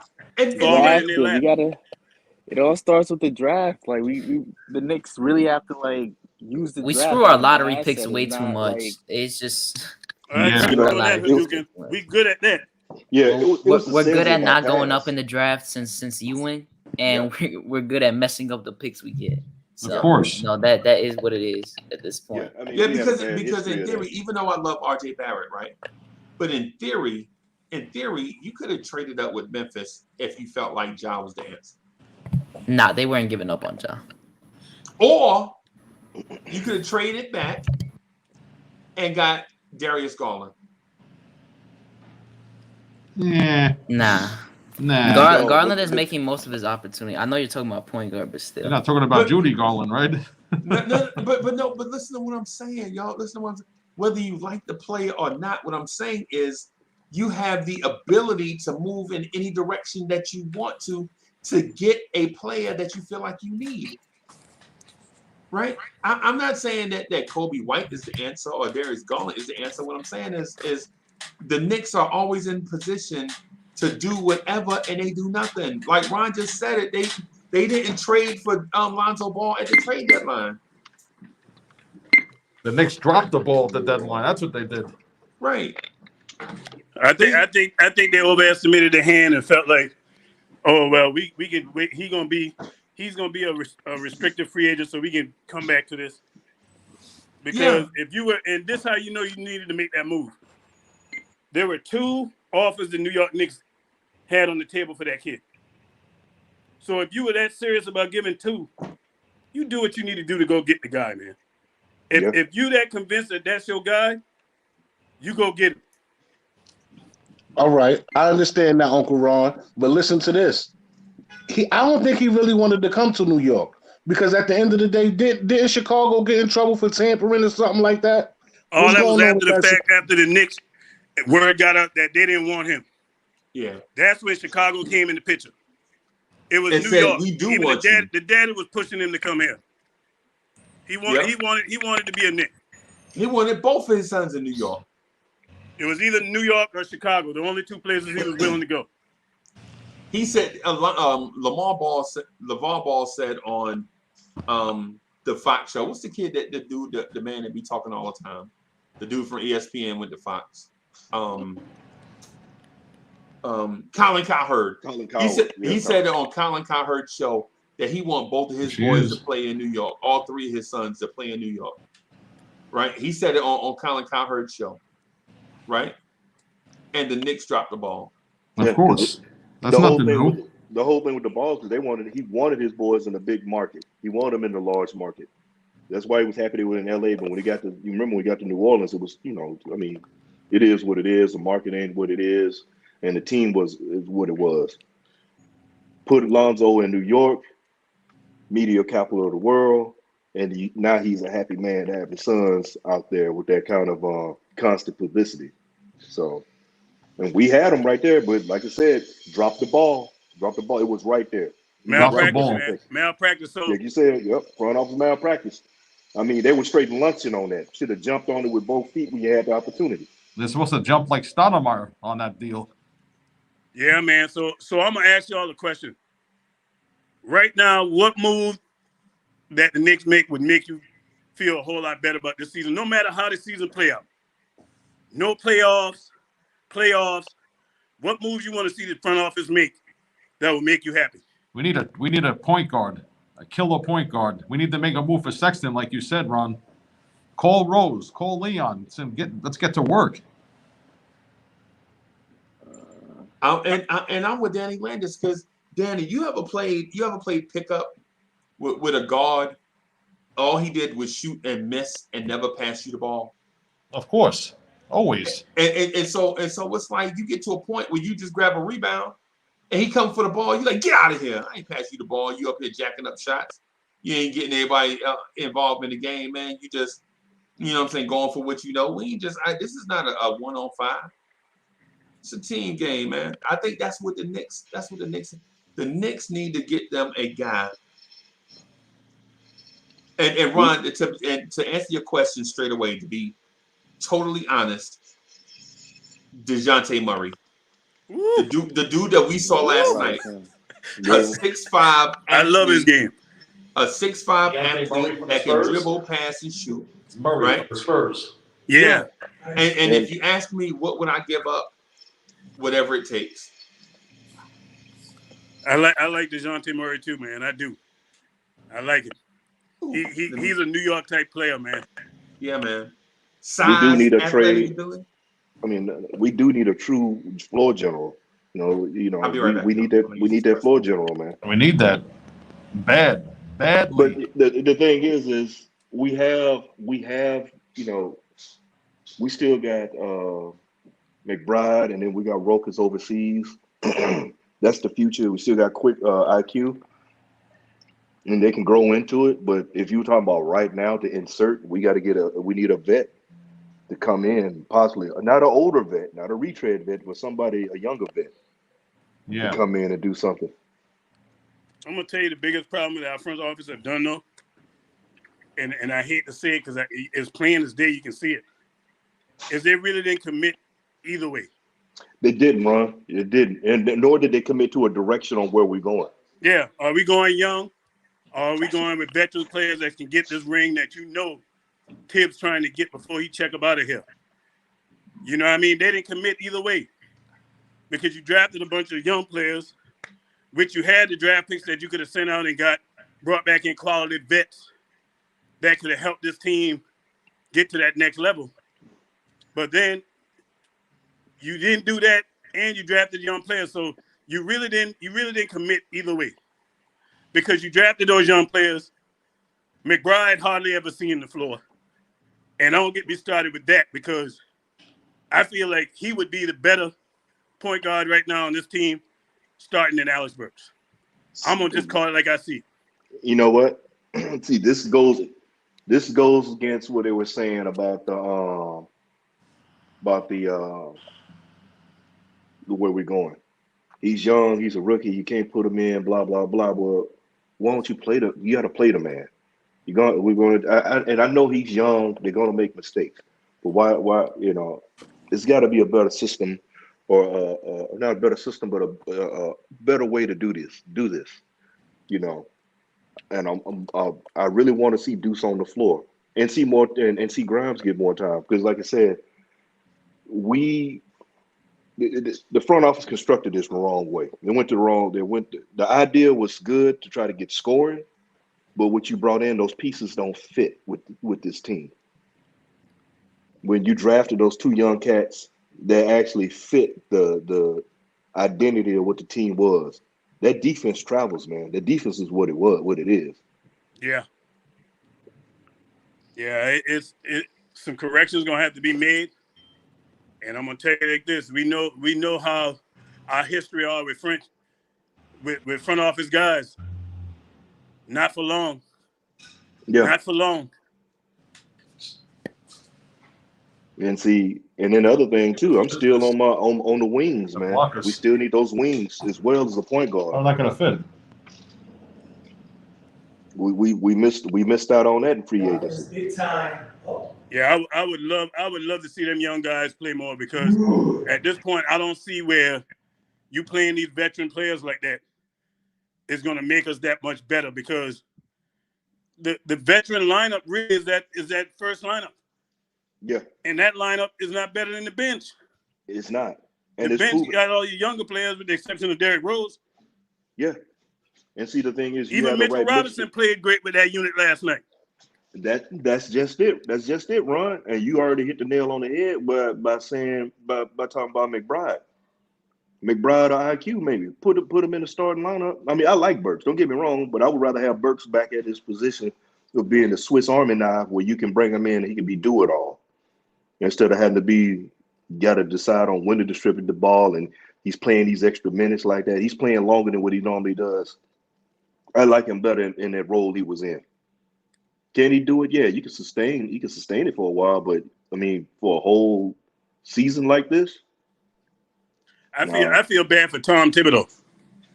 I Yeah. feel bad for him because he's gonna be the fall guy. He's gonna be the fall guy. Yeah, that's crazy. And you know what's crazy about that, Ron? Because the trade deadline is about to open up and it's going to shut.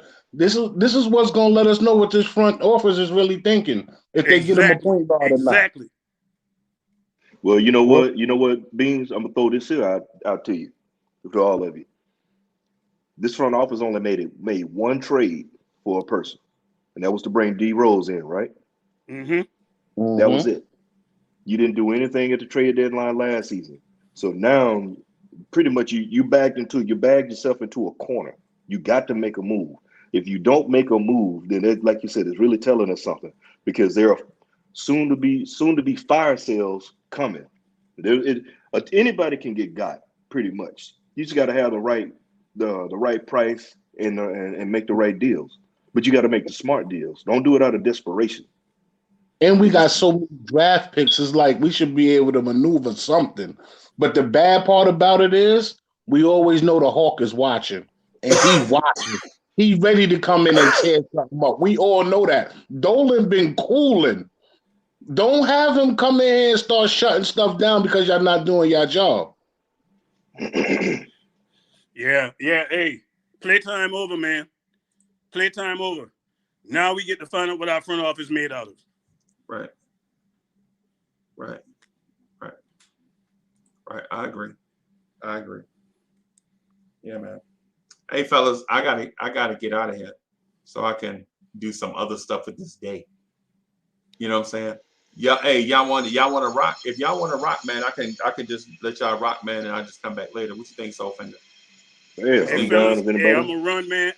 I'm gonna go finish up my last 30 minutes on this machine, man. And hey, I enjoyed it. Y'all have a good one, man. Enjoy the game tonight. Let's get that W. And Leon Rose, if y'all listening, if any of y'all people listening, go find our fan base a point guard. Go get us a point guard. And I'm out. All right, bro. Good to see you, Easy bro. on the run. Salute, guys. Yeah, man. So what's going on for later? They having a special watch along or something? What's going on with that later? Nah, Knicks freestyle want to do. Man, they be wanting to get on so bad, bro, and the schedule been messing them up. You know what I'm saying? No, you don't win the Wednesday games, so they gonna do a Knicks freestyle / Pacers game thing. Oh, word. I understand. Yeah, you gotta do what you gotta do there, Freeze. Yeah. And then I'll give you a holler. I've been tied up with some stuff on this end why I hadn't reached out to you in a while. For sure. I'll let you know what's been going down. Hey, Beans, same thing. Hey, Beans, same thing, bro. Things just been crazy. You know what I'm I saying? understand, bro. Listen, man, I understand, man. I know how it go, man. Now we gotta put a concept together, and once we do that, we're gonna be straight. Yes, sir. All right, y'all. I'm gonna get out of here because we gotta jump back on at 7. So I gotta do a whole bunch of stuff and then try to get me, like, you know what I'm saying, 39 minutes of sleep so I can stay up for the next 24 hours. Y'all know how it is. Oh yeah, for sure. All right, y'all. Thank y'all for watching, man. Appreciate y'all. Y'all smash that like button. Join the channel. You know what I'm saying? Subscribe to the channel, man. We'll holler at y'all at about 7 o'clock. Later.